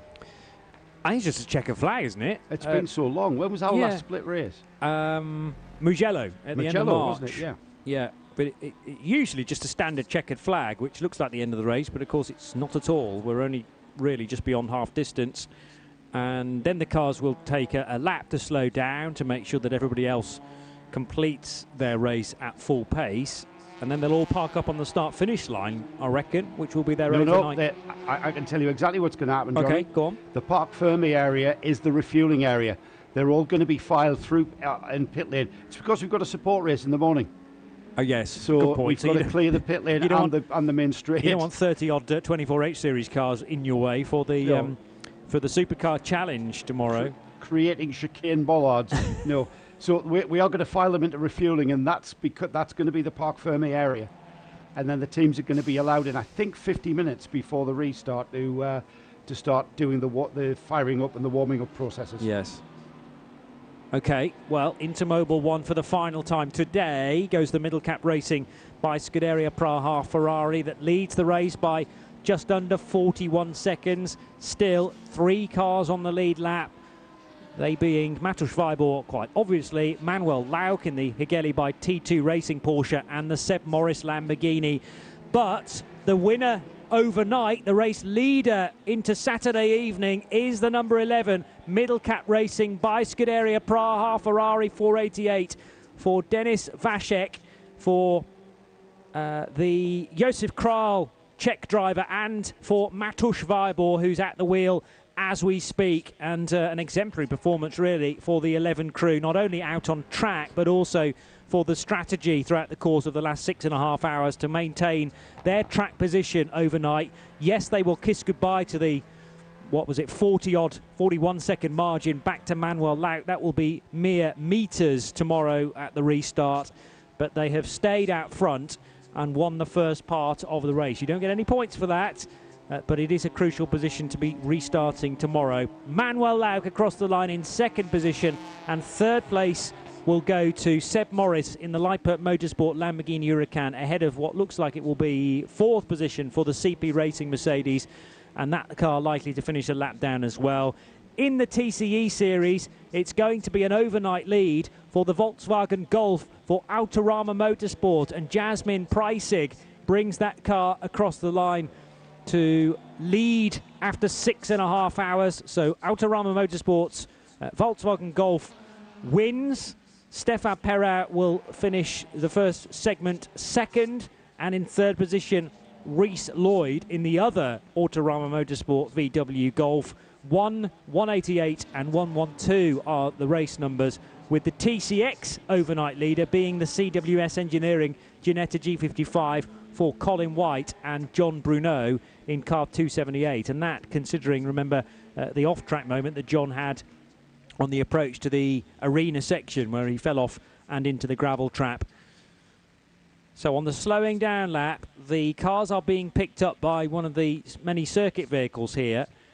And I think this is a process then that will generate quite a long freight train of cars, first of all in the GT series and then the TCE series, and they will all be led at very slow speed indeed towards the fueling area, which is their overnight Parc Fermé. And that, Joe, for me, sets things up very nicely for tomorrow, because we have 3 cars on the lead lap in GT series, and we have 3 cars on the lead lap, I think I'm right in saying, in... No, not quite. 2 cars on the lead lap. Yeah, it was looking like 3, but there must have been a late pit stop for one of the cars, and therefore that put Jasmine Preissig in the class lead from the AC Motorsport Audi, and those 2 cars crossed the line just 9 seconds apart. That'll be next to nothing tomorrow, but missing out the Reese Lloyd Autorama Motorsport VW. Get some comments from you in just a second, but let's give you the official standings as we reach the 6.5 hour point of this 12-hour race for the Hockenheimring, the second edition of this event. So an overnight lead for Mateusz Weibor, Josef Kral, Denis Vashek in the middle cap racing by Scuderia Praha Ferrari. They'll be the GT3 leaders as well. Higeli by T2 Racing finish 41 seconds further down the road, car 66 for the Swiss team, and it's the German outfit Lippert Motorsport who complete the at halfway point podium positions in car number 10 for Brendan Leach, Tyler Cook, Fidel Leib and Seb Morris, who was at the wheel of that car when the checkered flag flew. 4th position, CP Racing's Mercedes. 5th place for Rutronic Racing by TECE, and a bit of a question mark as to why they pitted for another time during Code 60, although Joe reckons they're in a better position for tomorrow's second segment. They've actually finished 2 laps down compared to the Ferrari, though, as has the CP Racing Mercedes. 6th position for the Car Collection Motorsport Audi of Gustav and Max Edelhoff, together with Elmar Grimm. The sister Car Collection Audi finishes 7th, and Reiter Engineering will be 8th place Saturday into Sunday, car 724. And that is 724 from the pits. Well, looking like the GTX leader, but I reckon that will change overnight, because it's only finished 3 laps ahead of the second place GTX car. But bear in mind that the Reiter Engineering KTM Crossbow ends Saturday in the pits, and therefore will have to take a 10-lap penalty, and that should put the 719 Porsche ahead on the road in the GTX category. That to be confirmed tomorrow. Baskuten Racing finished 9th. The other Baskuten prepared car, the NKPP Racing entry 991, was 10th, ahead of Willy Motorsport by Ebby Motors 991 entered car. Duvo Racing were 12th, and then ahead of what I think will be the GTX leader tomorrow, the 719. Stadler Motorsports Porsche finished 14th, and then the 2 GT4 contenders with 438 ST Racing's BMW finishing ahead of the 401 Pro Sport Racing car. 17th place, another car overnight in the pits, so a 10-lap penalty will be slapped upon the MP Racing Mercedes for Thomas, David and Karina Gosner. 701 Vortex was running by the checkered flag for Nicholas Nobbs in the Vortex V8 prepared 1.0. The treble 9 car did get out on track, so therefore won't need to take an overnight penalty. That finished 19th in the GT series. MRS GT Racing, though, still being repaired. That's going to run late into the night, you said. The 92 Herbert Motorsport Ferrari did take the checker, but the Reiter Engineering KTM, the 725, did not. Neither of their cars did, sadly. and we will get to the TCE Series standings in a moment. But now arriving into the fueling area, as promised by Joe Bradley, are the cars having just done a slowing down lap. I wasn't convinced, Joe, that you'd be able to squeeze 30 cars into this area, but they're going to give it a go. You did say earlier on, Johnny, that the fueling area is vast. Yeah, true. And it's vast enough for us to be able to park all of our field in there, and we're going to see that happen. I've got to say, Johnny, I'm really excited about tomorrow because we've got 3 cars on the lead lap, and I've got to tell you, I did not expect that. I thought the number 11 Ferrari would pretty much just leave us, just check out, and he didn't. We've got some great driving by the number 66 and the number 10 to keep them well in contention. And I've got the CP racing car just 1 lap off the lead lap in 4th place. So I saw the graphic there. I agree with that, but actually, I think yes. they hadn't clicked by. Yeah, maybe not. So it's only 1 lap. So we've got, you know, and then just a further lap is the number 18, the Retronic Audi, and we've got Pierre Caffer in their toolbox coming out tomorrow. So, you know, this bodes very well.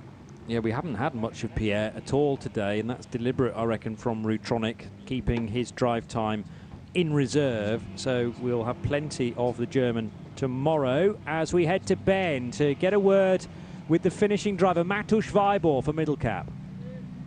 Absolutely, congratulations, Matusz. You must be very happy with the position that you find yourself in. Yeah, we are super happy. I think, you know, we had a very nice performance today. Thanks to Joseph, you know, he had a very quick laps, and also Dennis, you know, I was kind of struggling in the first few laps. I had a spin while fighting with a Ferrari. But, you know, afterwards I found the pace, you know, I recognized the track much more. You know, it's the first time for me to be in Hockenheim, so very happy, thank you. So not too much scars on the car after 6.5 hours of racing? Yeah, we had few touches, a few bits and pieces, but so far so good. I think we've been able to find some good spots for overtakes, so I can say that we are very happy. Yeah. And going into tomorrow, 5.5 hours tomorrow, how much are we going to see of you, how much are we going to see of your teammates? I think we are always changing the same way. So basically, Joseph is always starting, I'm following, and the third driver is basically going behind us. And we are always going in a circles until something unexpected happens. So it's no surprise, basically, for us. Yeah. Awesome. Congratulations. Enjoy this evening. Thank you very much. Thank you. Matusz Weibor, then the leading driver, together with teammates Josef Kral and Denis Vashek overnight. And now confirmation of the TCE Series order, with Jasmine Preissig bringing that car across the line, sharing the number 1 Autorama Motorsport by Wolf Power Racing VW Golf in the TCR category, sharing it with Emil Heyerdahl and Konstantin Kletzer, and all 3 drivers who look very, very strong indeed. It's an Austrian, Swiss and Norwegian combination that go to form their driving lineup this weekend. They finish ahead of the AC Motorsport TCR number 188, and the gap was only 9 seconds between the top 2. Then it's a laps gap back to the 112 Autorama car for Reese Lloyd, together with Christoph Herney, Christoph Lenz and Yannick Mettler. So they will start together on the grid, but crucially there'll be a lap between the 188 and the 112. I think. Now that really depends, of course, on where the overall leader was. What was the gap? Do you know, we may, we'll get some reaction from Ben in just a second. Let me just do the rest of the standings. But we may still have 3 cars on the lead lap when all that is sorted out overnight. Bear in mind the restart laps. I think that is being misread by all of us because of where the overall leader was. And I reckon that the 112 car should still be on the lead lap heading into tomorrow's segment of the race. 278 CWS Engineering car finished 4th ahead of the Munkoff Racing BMW. The GSR Motorsport car in 6th. The 211 Autorama Seat 7th. And the Top Car Sport Cupra finished 8th. Let's get straight to Ben for TCE reaction. Okay, let's have a chat then with Stéphane Perrin, who organised, he had his mask in his pocket throughout the whole of that last stint. What a big push you had to do at the end there to keep yourself in the head of the TCR. Yes, well, you keep our pace because the car was fantastic. But at 2 laps to the end, I have a problem with my braking systems. And I lost a brake on at the end of the straight. It's very dangerous. And I don't know how I am here again now. And I hope that's not a big problem for tomorrow because yes, it's not no more. Yeah. Yeah, that's a bit tricky because the car has to stay here until tomorrow morning, and then yourself or your teammate will jump in with the same issue, perhaps. Yeah, yeah. We don't know. We might to try to understand what's happened and it's endurance. And the TC car is not very doing for endurance as a basic. Yeah, and we have sometimes some trouble, and we want to avoid it, but it's the race. Yeah. Thank you very much for your time. Enjoy this evening. Thank you. Thank you. Stéphane Perrin as part of the AC Motorsport crew of Belgium, with the French pilot there joining, of course, Mathieu Detry and others in that car. But I've just been trying to add up the time differences, Joe, between actually the top 4 in the TCE series, and I reckon about 100 seconds separates the number 1 Golf from the 278 Ginetta G55.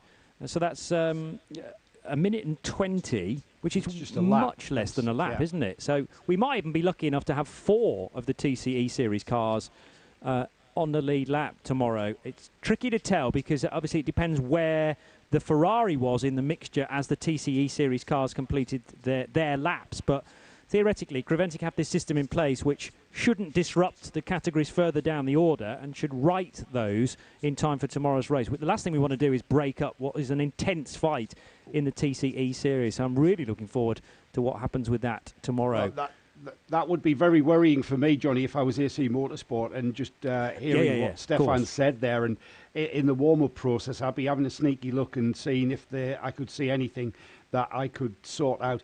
Let's not forget the pole position car, the car that started on the TCE pole. That's the number 278 of CWS Engineering. That Ginetta is still in contention, albeit 1 lap off the lead lap. But 5.5 hours tomorrow, Johnny. I'm peaking far too early here, mate. I'm getting far too excited to wait until 1 o'clock tomorrow. Well, the cars make a great sight as the sun starts to set here at the Hockenheimring, and we look forward to those cars being cranked back into action and into life tomorrow, set for a further 5.5 hours. But the 6.5 hours didn't half deliver on Saturday, and a chance now to enjoy the opening exchanges of this intense race at Hockenheimring.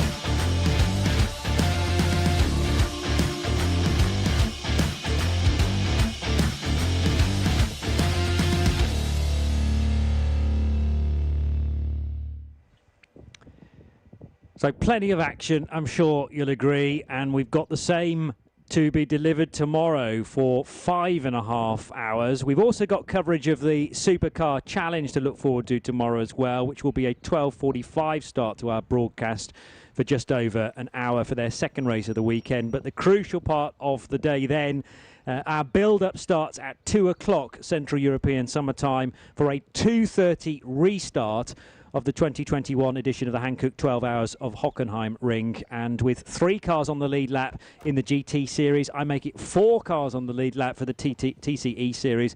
There is plenty still to be decided. Make sure you're back with us then for tomorrow afternoon's coverage live from the Hockenheimring right here on RS1, part of the Radio Show Limited network of channels, and in sound and vision courtesy of the radiolemans.com website. Look forward to your company tomorrow. Bye for now. One championship, 8 races, legendary circuits, drivers from all over the world, one family, one passion, endurance racing. Welcome to the most professional endurance racing series for all drivers, amateurs, semi-professional and professional. Welcome to the 24-hour series powered by Hankook. Round 1, the Hankook 24 Hours of Dubai.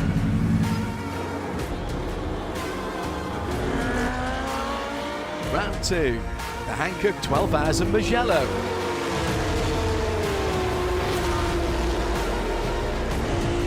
Round 3, the Hankook 12 Hours of Circuit Paul Ricard.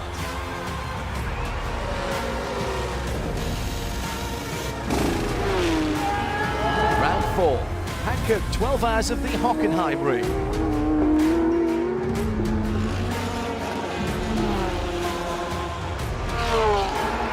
Round 5, Hankook 24 Hours of Portimao.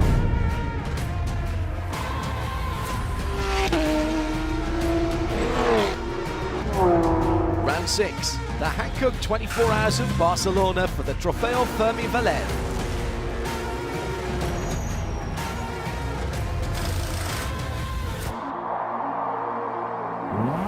Round 7, the Coppa Florio for the Hankook 12 Hours of Sicily.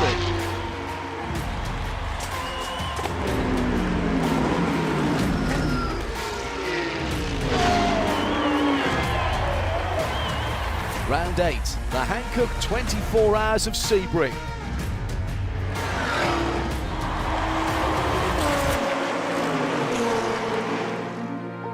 Can you beat the challenge of 8 endurance races? Will you become the 24-hour series champion for 2021?